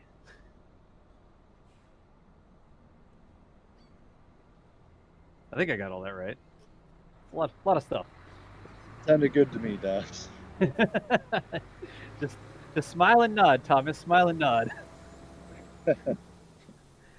And Mark, you're absolutely welcome. We bought that camera. We just said, oh, well, this isn't, you're not spending $4,000 on a camera. And so we'll try this. We'll see if it works. And we were delightfully surprised at the performance that we were able to get off that camera. We specifically got it because it was PTZ and it had a 25x optical zoom. So we don't use digital zoom on broadcasts, and it had a nice low light sensor. It's actually got a really powerful IR spotlight, but you're not going to use the IR spotlight for any long shots. It goes up to, I think, 350, 400 feet on the IR sensor, but the nighttime IR is amazing as well. And not really our use case, though, but just delightfully surprised. You can actually pick them up off Amazon used. Like, they have the refurbished ones, they're like 20% off if you get a refurbished one. So that one that I linked, the $360 is the full price version, but I can definitely say that I am very pleasantly surprised at the performance of the camera. Tankzilla is not SN8. So SN8 is the Starship prototype that's already on the stand. We just saw the successful static fire for the first time ever. The three Raptor engines out there. Raptors? Merlins, Raptors. Yeah, those are Raptors. The 3 Raptor engines firing up for a static fire, short duration, just about a second, the other night. And then before that, we saw a couple pre-burner tests. But SN8 is the Starship prototype that's on the stand, has the Raptors. Tankzilla is what we call the big crane. There's a big crane that was put together, and they were today moving that crane from the production area about 1.5 miles, 2 miles up the road to the launch site, the actual launch test site, and they're bringing that crane out there so that they can use it to stack a nose cone, the other half of SN8, up on the top of SN8 while it's on the test stand. So when we get that, we should get the extra, whatever the word I'm looking for is. We should get the full-looking Starship, I think, right? After they stack the nose cone and the forward fins on that.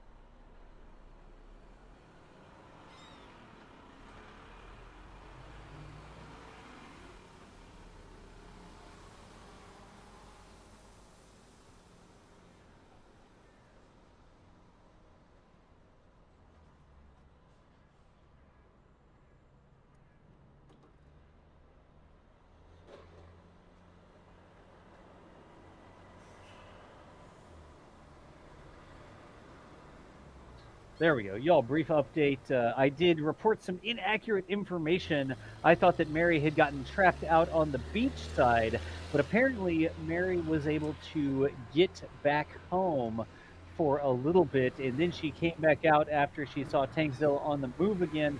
Here is a tweet that she just sent just a couple minutes ago. And this is a shot. If you look at that tweet that I just put in chat, that is a shot of the massive crane that we've been referring to as Tankzilla on the road out there at Boca Chica. So that is the current status, the current correct status from Boca Chica. My first news was that she had gotten caught on the far side, and it actually looks like she was able to get past before they completely blocked the road with it. Maybe they backed it off and she got out of there, and now it's apparently on the move again. But I guarantee you, Boca Chica gal is out there watching what's happening with that tank. Zilla, crane, contraption, device, whatever. A couple of super chats coming in. Rough Riders show. Appreciate your Rough Riders. $4.99 saying reporting some fuel loading underway for Falcon 9. We'll see if we can confirm that or not. I think we've talked about that a little bit earlier when Thomas was out there, but looks like there was no big vent or anything like that. We weren't seeing a lot going on. George, There's been oh, go ahead. From people on Twitter and things like that saying that fueling's underway at Pad 40, but some of those reports are now an hour old, and fueling of a Falcon 9 takes 5 minutes, so the math doesn't really add up. So we're trying to figure out. That's why we're trying to confirm what exactly is going on, and if we think we're getting really close to a static fire, we'll get some views on that. We have a couple cameras that might be able to catch a glimpse of it. So just stay tuned on that front. Yeah, Thomas and Julia are out there at Playa Linda, and they're keeping an eye on it. But as of right now, we sort of see Pad 40 off in the distance, maybe a little bit of fueling going on, but we're watching for that if there is indications that they are moving towards a static fire.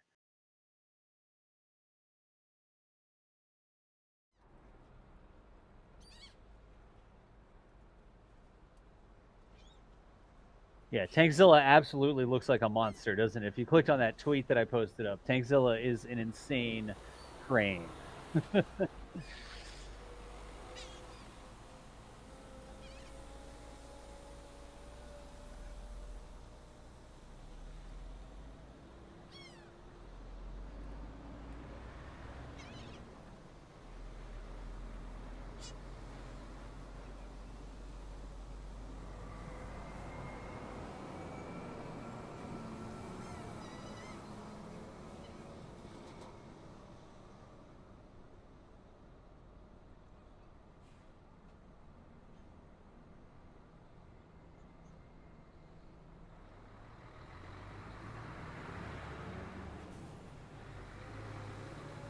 There, from the fleet cam, you can start to make out the Falcon 9 over there at the pad. Right there in the middle of fleet cam, you can see a little bit more clearly that Falcon 9 that's at pad 40. So now we've got cameras from the north and south both looking over towards that pad.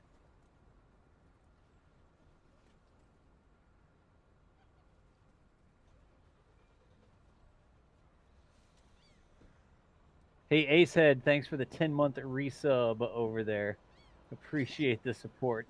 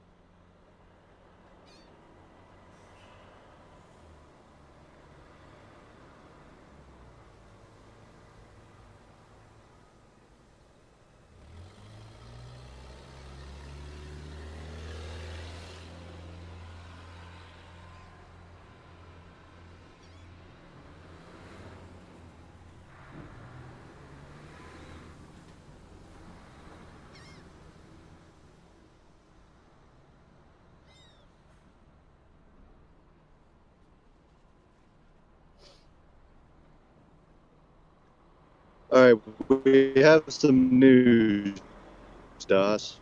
Go ahead, Thomas. So we were looking at 2 different launch pads, and it looks like both pads have become very active. Julia just went down towards the actual beach and found an angle, and we can confirm that an Atlas V is on pad 41. There's no payload on board because it is likely for the wet dress rehearsal, but we can confirm Atlas V did roll out to 41 in the last day or so. It is at the pad now, and so they're going to be working through that. And then we can also report that we did catch a glimpse of a T-minus 20-minute event around 11:40. So I'm going to speculate that they are targeting right at noon. I usually target, a nice round number for static fires. So we could be just under 15 minutes from a static at pad 40.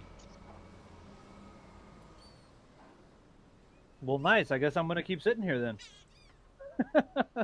We'll hang out, and hopefully we'll get a nice big exhaust plume from pad 40. The haze is getting really bad, so it sinks that we're not getting a crystal clear view of the rocket itself. But we caught a glimpse from some of our other angles. So we're going to stay around, and we think static fire at noon. And also, Julia has some cool photos of the Atlas at pad 41. So those will go up on Twitter when she's uploading them right now. And I don't think we have a timeline for any sort of wet dress rehearsal. They just fuel and unfuel, so there's not going to be too much to see on that front. But it is a big pre-launch milestone for the Enroll 101 mission, which is the next Atlas V mission launching later this year. Gotcha. I'm going to guess that Michael Baylor has woken up because I did not make the screen say Starlink Satisfier T plus 2,000 hours. Or whatever that's set up at the top of the screen. It looks like Michael has updated the overlay up there so that it says Starlink Satisfier estimated in T minus 12 minutes if that was a big T minus 20 minute event, and if that was that's coming up right here at noon.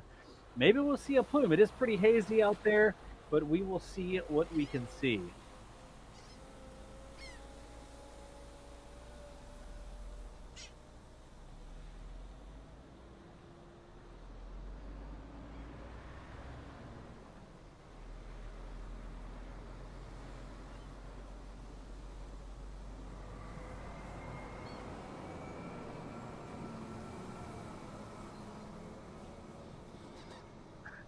Name is irrelevant. Too bad I'm in Romania. You would so go for some dinner at Rusty's Seafood. Nice name.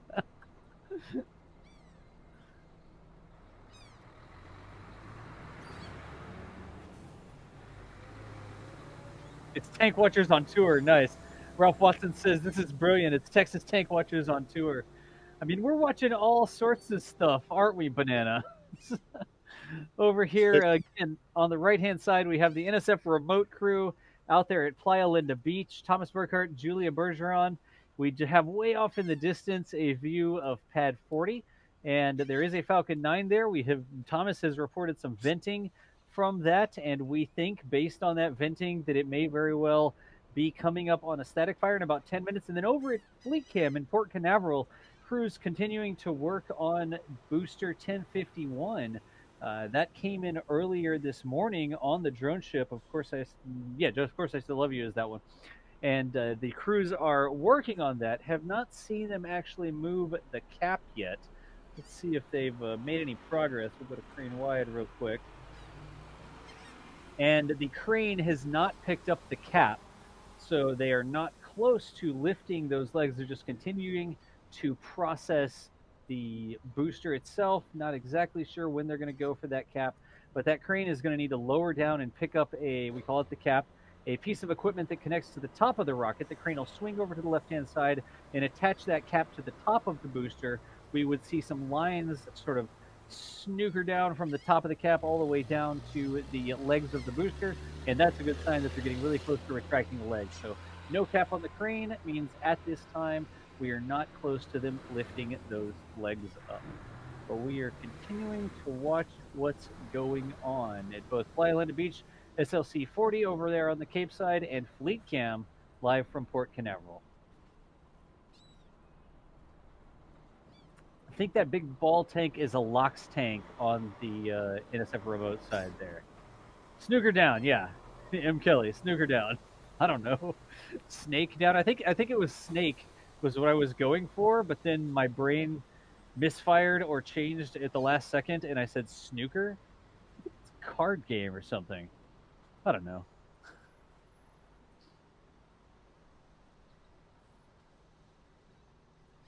Anyways, at this point, we've been live since, what time have we been live since? Let's see here. Uptime 4 hours and 8 minutes. I didn't drink nearly enough coffee this morning.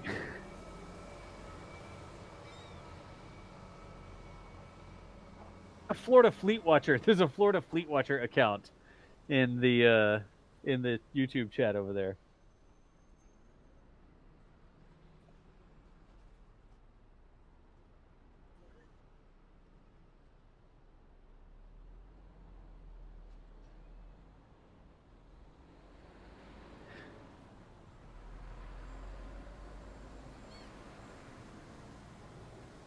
What is my go-to coffee? Whatever's in the coffee pot.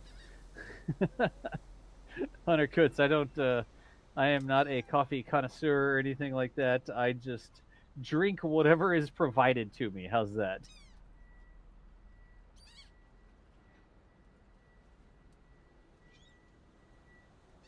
Under 8 minutes now. If that venting that they observed out at Playa Linda was accurate, maybe a static fire happening in 7 minutes and 40 seconds.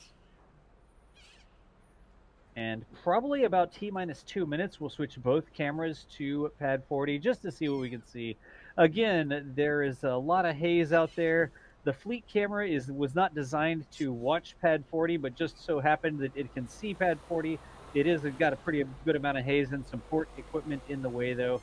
And then over there from Playa Linda Beach, just a hazy, windy day. You can see off in the distance, just barely picking up that Falcon 9 over there at pad 40, way off in the distance. Yeah, this coverage is more or less just a coincidence that we were at port for the return, and it got into port, and we kind of turned it over to the fleet cam, and we said, well, we have this remote camera, and there's this rumor that something might happen at pad 40 today, and that an Atlas might show up at 41. So, like, where can we go to either of those places? And we both thought, Julie and I, Playa Linda, so we're trying to see if we can catch a glimpse, but the haze is really bad today. We'll see. We'll see what we can do. Hey, Thomas, real quick, Jovan Noel asked, how many boosters does SpaceX have in circulation now? Do we know how many active boosters are sort of standing by waiting for missions or something like that? Maybe not ready. We do. Well, yeah, we know how many boosters are in the active fleet, and if I was in front of my computer, I would be able to tell you the answer, because I have a spreadsheet for this very information. It's on the order. There's like 10 boosters. And that depends on, there's the 2 Falcon Heavy side boosters from Arabsat and SDP-2, which are both technically active. They both could support future missions. There's the possibility of them flying on Falcon Heavy missions or being converted to Falcon 9 boosters.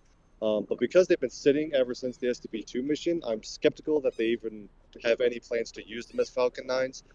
And the next Falcon Heavy mission needs brand new side boosters. So those boosters, you could consider them really not active, but they haven't formally been retired. It's kind of unclear. But all the there's a bunch of other Falcon 9 boosters. I think it might have been 8 other Falcon 9 boosters, but I'll have to get back to you on the exact number. I can't remember off the top of my head. Gotcha. All good.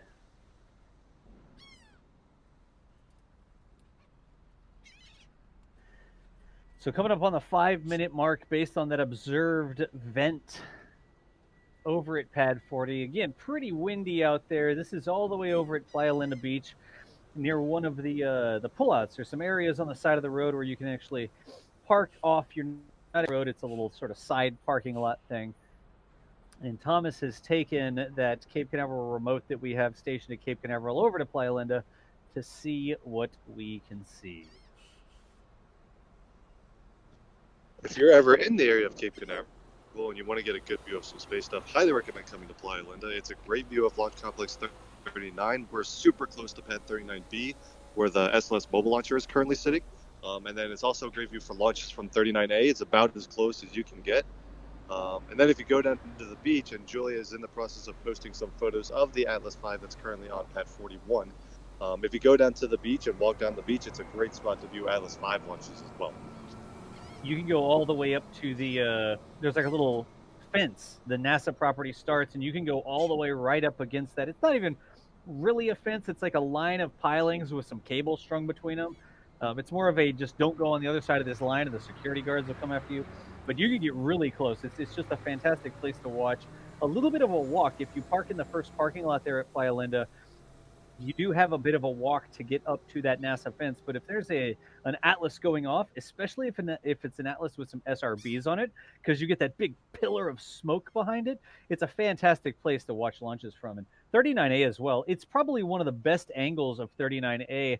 I would even go so far as to say that the view from Playa Linda of 39A is better than the view from the NASA press site, the official press site. Because from the press site, you have the structure, you have the transporter erector that blocks your view of the rocket. On Playa Linda, you're on the other side, and you have a nice, perfect shot straight looking at the side of the rocket. You would see the crew tower would actually be over the rocket, but now they've put a fuel tank in the way. Dad, blame it. I just looked at the screen and it's like, oh, well, the other pullout should be slightly different. So, anyways, Thomas, you were saying? Go ahead.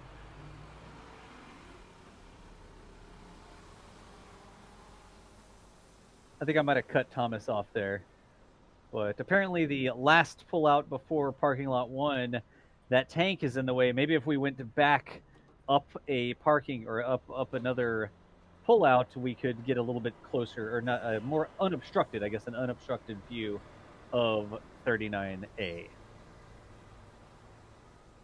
2.5 minutes based on the observed venting from pad 40. Again, we've put that up there, just roadside rocket science. We don't have an official announcement or timing, but we did see something that gave an indication that there were fueling operations underway.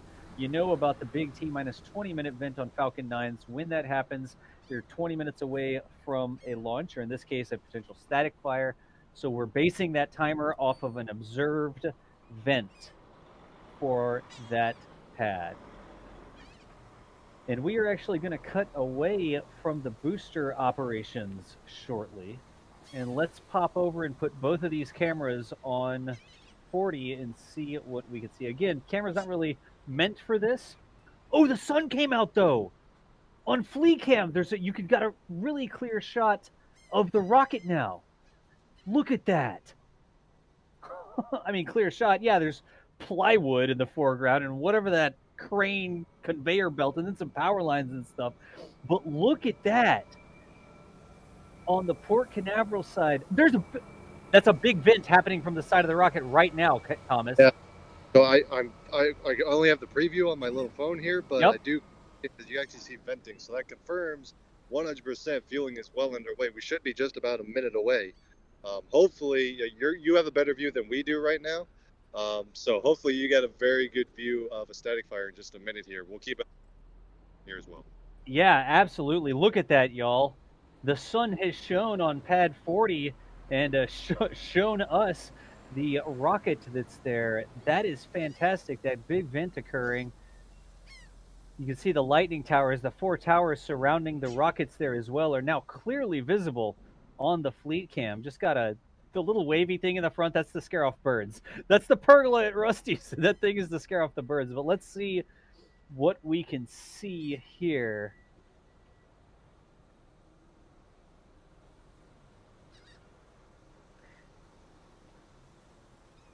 Thomas, I think we may leave the Fleet Cam full screened because the Fleet Cam has a really good shot right now. And Do whatever. We don't see much from here, so it's not a bad idea. Yeah, hit record on that camera. But I'm going to full screen the Fleet Cam because we've got a pretty good shot. Oh, there it is! The static fire's occurred! Right there. You can see the big plume of smoke off on the right-hand side of the rocket, and that is an indication that they lit those engines. Just the very top of the plume, we can see it. You can see the top of the plume? Yeah, ever so barely. That was right on. I think you guys have a much better play. Yeah. How close was our timer there? The timer was almost exactly correct. Look at that, folks. 12 o'clock on the dot, that big plume of smoke. Let's see if we can see it from here. You can actually see the cloud of smoke here as well, rising up above the trees now, just barely off in the distance. Awful lot of haze there, but this is from Playa Linda. That wind really kicking up over there. But the static fire from two different angles, I guess the remnants of the static fire, the plume after the static fire, observed from both Port Canaveral and Playa Linda Beach. Cool.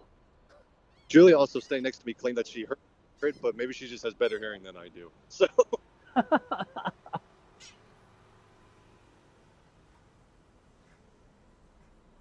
that was cool.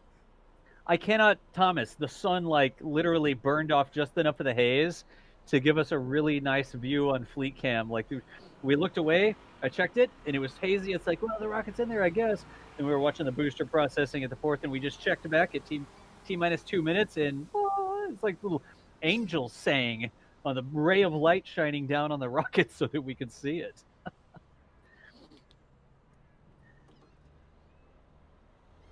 well, this is, I mean, when's the last time that we were live for a static fire? They happen so often, we don't usually go out of our way to cover them. But of course, it lined up today that we were in the area anyway, and I'm glad that Fleet Cam gave us a cool view of that static fire. Again, we'll have to wait for SpaceX to confirm that it was a good test. They usually do that with a tweet within the next hour or so, usually. But they will confirm that hopefully tomorrow we will have a launch attempt for the next Starlink mission, the version 1.0 L14 mission, or the 15th overall Starlink mission. The booster for that mission that we just saw fire up was 1060.3, the third flight of that booster, and that should lift off from pad 40 at tomorrow at 12:14 p.m. Eastern time. Math 16:14 UTC. But again, we're just going to official confirmation from SpaceX on that target, but that should be a good indication that that's on track. So very cool to see that. Excellent. Confirmed. Mother Nature likes NSF. Nice. Mother Nature at the last second there, shining down that ray of light. I want to go remove that one bird thing. You'll know what I'm talking about. There's a pergola. There's like a little pergola that the Rusty's restaurant has. You can sit out on their dock, right? They have tables out there. You eat dinner, lunch, whatever, and hang out by the water. And the pergola is up above and provides a little bit of shade, but they don't want birds sitting up there. And I don't know, being in a vertically integrated position relative to your plate of lunch, so they try to scare the birds away. But that is what the little wacky waving arm thing is. Let me see if I can show them real quick. Yeah, there you go. You see all the bird devices there on the roof? And they're just little things that wave around in the wind to try and keep the birds from landing on the pergola. That is what you were seeing waving in front of the shot. But let's go back over to there and go back to booster processing operations. Thomas, what's your plan? Are you going to pack up the remote out there and head on home?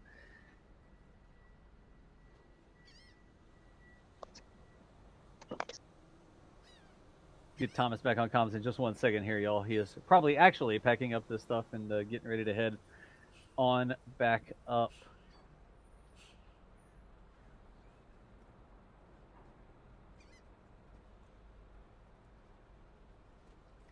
May have lost him there, but that is all good. Sorry, Dusty, you got me now? Oh, yes, I have you now. Thank you. I was just asking what your plan is. We came over, we saw the booster come into port, headed up to Playa Linda, and saw a static fire from pad 40. Are you heading on back up, or what's your deal? Right, sorry, we were doing a little bit of outreach real quick, but yeah. Yeah, so now the static fire's done, we're not going to see a whole lot more here from Playa Linda. Julia Bergeron on Twitter did tweet a great photo of the Atlas V sitting on pad 41. So please go check her out, and you can see at ULA preparing for their next Atlas V mission, preparing for a wet dress rehearsal for that rocket. And of course, we just caught a glimpse of a Falcon 9 static fire pad 40 for tomorrow's launch. But yeah, we're not going to see much more from here. So I think we'll probably cut back over to Fleet Cam full screen, and we'll start packing up the kit here at Playa Linda. What do you say? That sounds like a plan. I just put that tweet in there that's from Julia. And if you see that, I love this shot. I love this. You go out to Playa Linda, and you go up to parking lot 1. There's a little boardwalk that crosses the dunes, and this shot looks like it's from the far side of the boardwalk, but you get all this beach effect. You get the blowing sand and that sort of stuff, and then off in the distance, the pad, and you can see that Atlas V rocket right there on pad 41.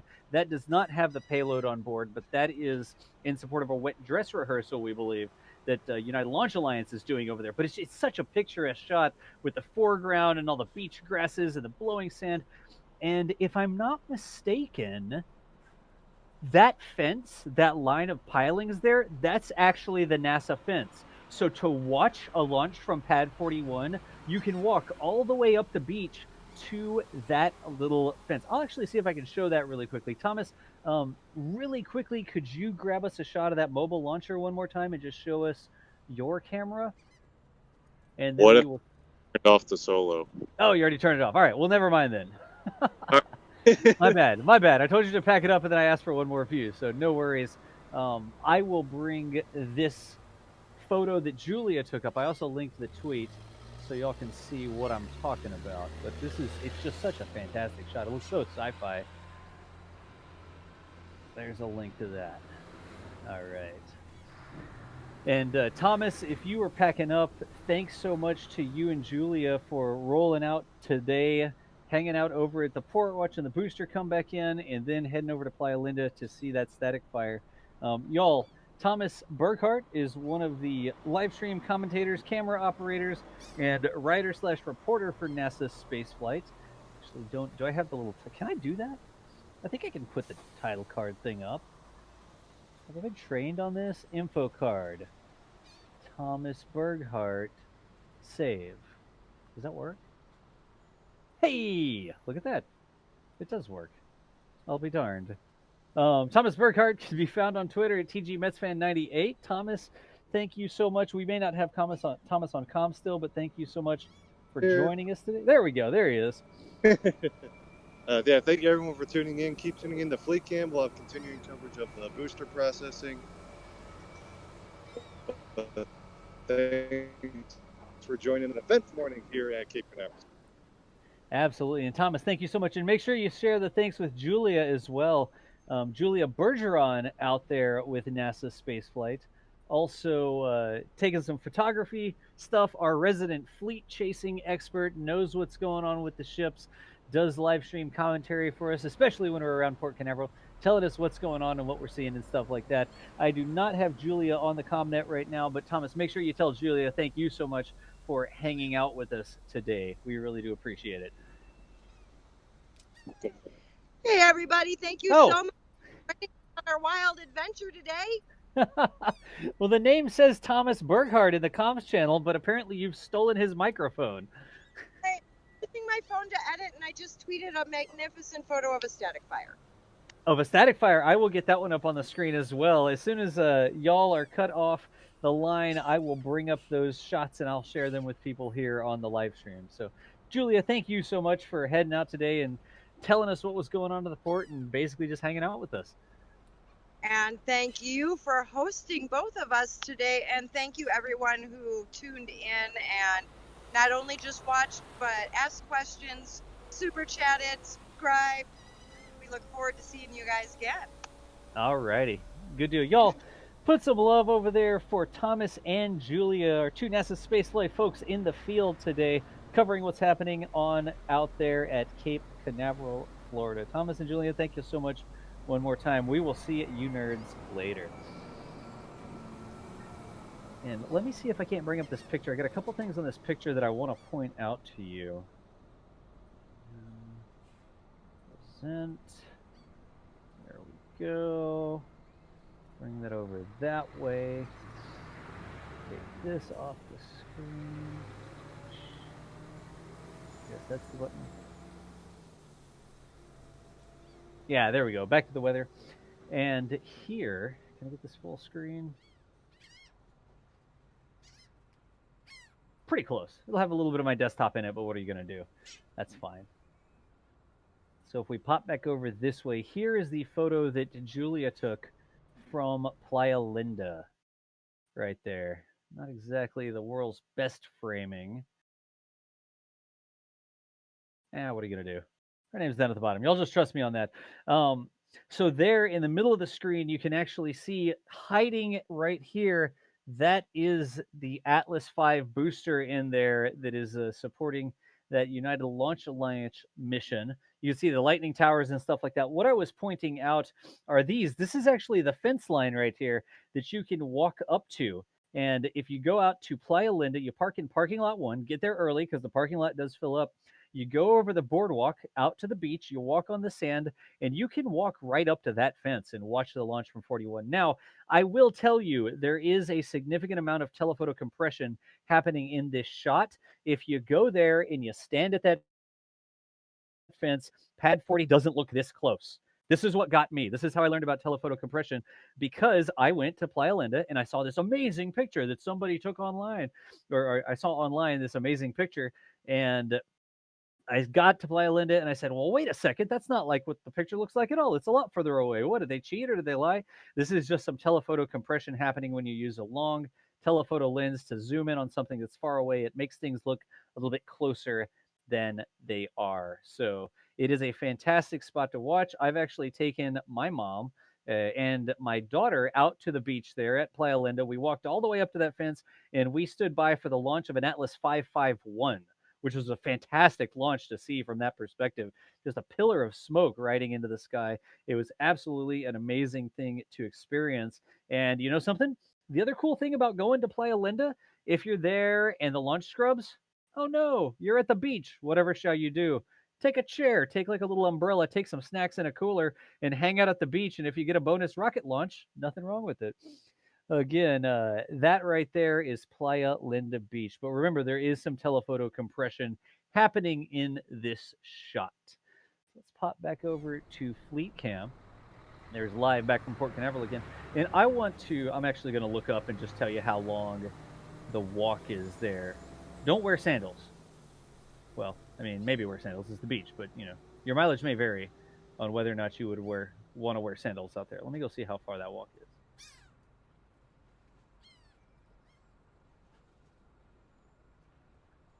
You can see that fence on a satellite picture and that little boardwalk that goes down to it.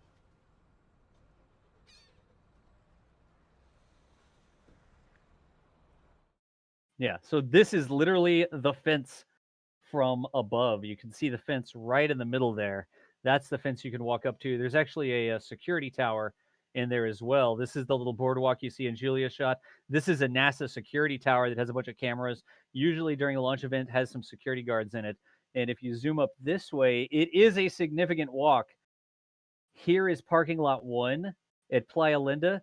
This is the boardwalk that goes over the beach right here. And so if you're walking from the boardwalk, measure distance, all the way down to that fence, that is almost a mile. That's 1.5 kilometers, or just under a mile, almost 5,000 feet. So it is a significant walk. No, you cannot get on this road. This is a private road, no access, only the what's the right terminology? The park rangers and stuff like that for Playa Linda go up that road. And this here as well, the boardwalk there, you cannot get to that one. That is all Playa Linda stuff. But you can park at parking lot 1 right here, and you can walk up the beach. I'll tell you, right here in parking lot 1, this boardwalk is a fantastic spot to watch from. This little turnout right here, that's where I watched Bangabadoo launch from. Whenever SpaceX launched off 39A, the Bangladesh satellite, that is where I live streamed from, that little sort of side of the boardwalk right there. And it's a fantastic shot. Once you walk over the dunes, though, if you're out here on the beach, you got no cell phone signal. You have to be up on the boardwalk so you get line of sight back to the towers. This actually goes downhill a little bit. You know, you got the towers over here, radiating 4G signal or whatever, right? And you have the dunes like this, and then these are waves at the beach. All right, that's the beach, okay? And there's the boardwalk that goes like this. There's stairs. All right, and these are not to scale. They're a lot further away. If you're up here and you have a camera up on top of the boardwalk, this is a camera, right? Put a tripod on it. You actually can get line of sight to the towers. You get a direct signal back to the towers. And if you walk down the beach and you end up over here and you try to put, well, first off, this is sort of in the waves, which I don't advise. But if you go down here, the dunes actually block your line of sight to the tower, and you have no cell signal if you're down on the sand. You have to be up on the boardwalk. Anyways, now you know. Back to Fleet Cam. You thought you were going to get away without me doing some telestration, didn't you? Not even sorry. Who let DOS loose with a pin again? Oh, so currently parking lot 1 is closed. They're doing construction at parking. It's been a while since I've been out there. Thank you, Wayward Clane. Sounds like currently parking lot 1 is closed for construction. Thank you for that update. Again, I live in North Carolina. I just got to draw. Somebody forgot to lock up the red Sharpie. Hey, I own the red Sharpie. All right. DOS can draw really fast. I'm honestly impressed. Parking lot 2 is essentially just past it. Gotcha. Hey, Dennis Clips, thank you for the 5 curly L's. Tugboats, drone ships, cranes, static fire, etc. Enjoying today and plenty of stuff still to see. Thank you so much for the support there, Dennis Clips, coming in on the super chat. We are aware of what's going on out at Boca Chica. Of course, Mary is out there documenting that. We did not anticipate spooling up a live stream this morning from Boca Chica, but this afternoon, if they are still on track to roll that nose cone out to the launch site from the production site, we do plan for Mary to have the broadcast unit spooled up and get some live feeds from Boca Chica as well. So, is it bad to step over the fence? Yes. If you go out there, you do not want to go past that fence line. There's nothing to stop you. It's not like it's a barbed wire fence or anything like that, but there is a NASA security tower there that is staffed, especially when something's going on. And they have all sorts of cameras there. You do not want to be trespassing on Cape Canaveral proper. Do not cross that line of pilings that I showed you, even though there's not an official fence there. There's signs all over it, and the signs say, like, hey, idiot, don't go past this because it's NASA. There's definitely signs there. So, also, don't play on the dunes. Exactly right. The boardwalk is important when you're crossing the dunes. You don't want to go and stand around on the dunes proper and destroy the vegetation there. You want to make sure that you respect the local wildlife. So,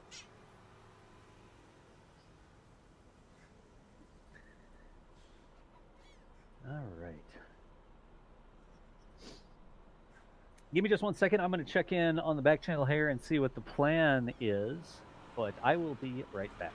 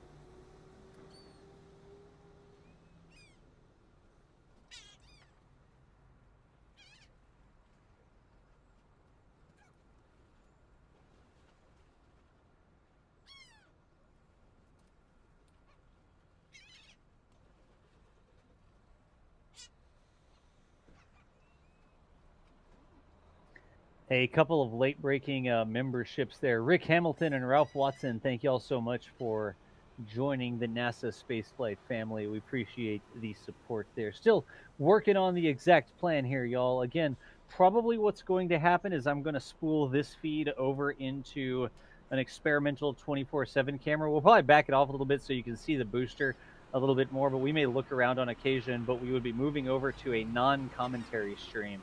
So if you want to keep watching the operations over at Port Canaveral, you would be welcome to do some. That's what I am working on right now.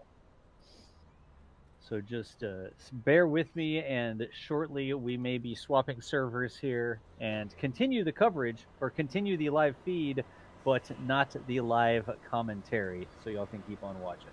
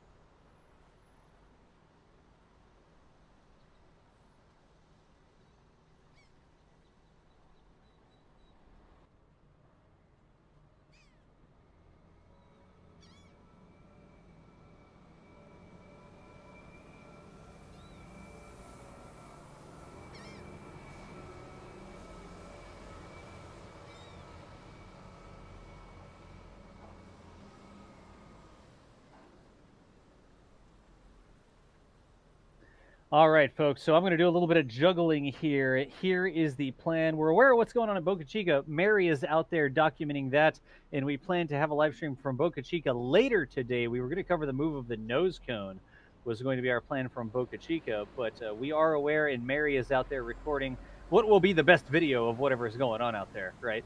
But for now, what we're looking at is swapping this over. We're going to shut down this stream, and I am going to bring the Fleet Cam up on another channel. So I've got it listed as the NSF Fleet Cam 24/7 Alpha.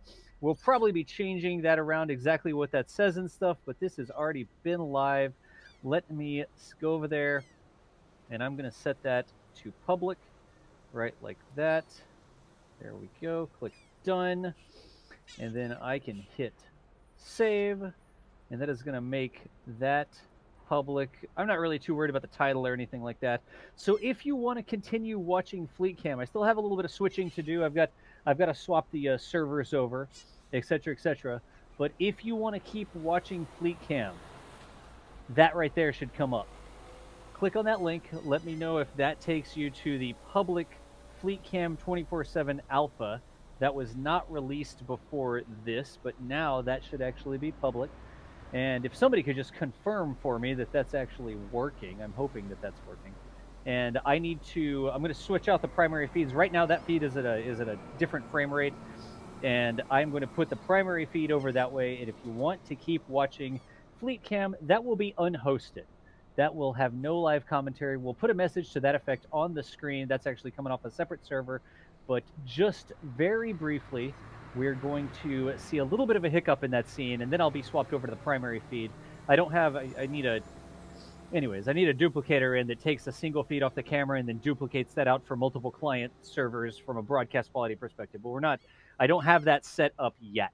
It will be just a tad choppy until I reroute that feed, but just a few seconds here, and I'll have that done. But for now, I'm going to go ahead and sign off. I'm John Galloway with NASA Spaceflight. Thank you so much for joining us this morning, watching Booster 1051 return to Port Canaveral, coming in on the drone ship, the tug fleet pulling it in and berthing it there at Port Canaveral, and now being processed by the employees over there. I will swap the primary feed over so that feed is at full frame rate.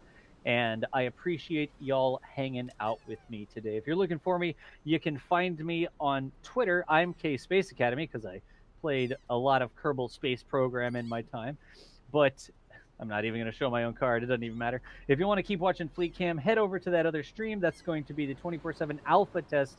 Again, we're not intending on leaving it 24/7 all the time, but as long as there's something interesting going on, we are planning on having it up so you can watch what's happening with the booster. But for now, I'm going to shut down this stream, and I will move the primary broadcast feed over to the Fleet Cam Alpha, and you can continue watching what's going on. Y'all behave over there. I don't want to have to turn chat off or anything, so y'all behave. Don't give us work to do so that we can continue bringing cool things like this to you. But like I said, thanks for watching us this morning. For now, John Galloway, NASA Spaceflight, signing off from the Port Canaveral Fleet Cam, and I will see you nerds later.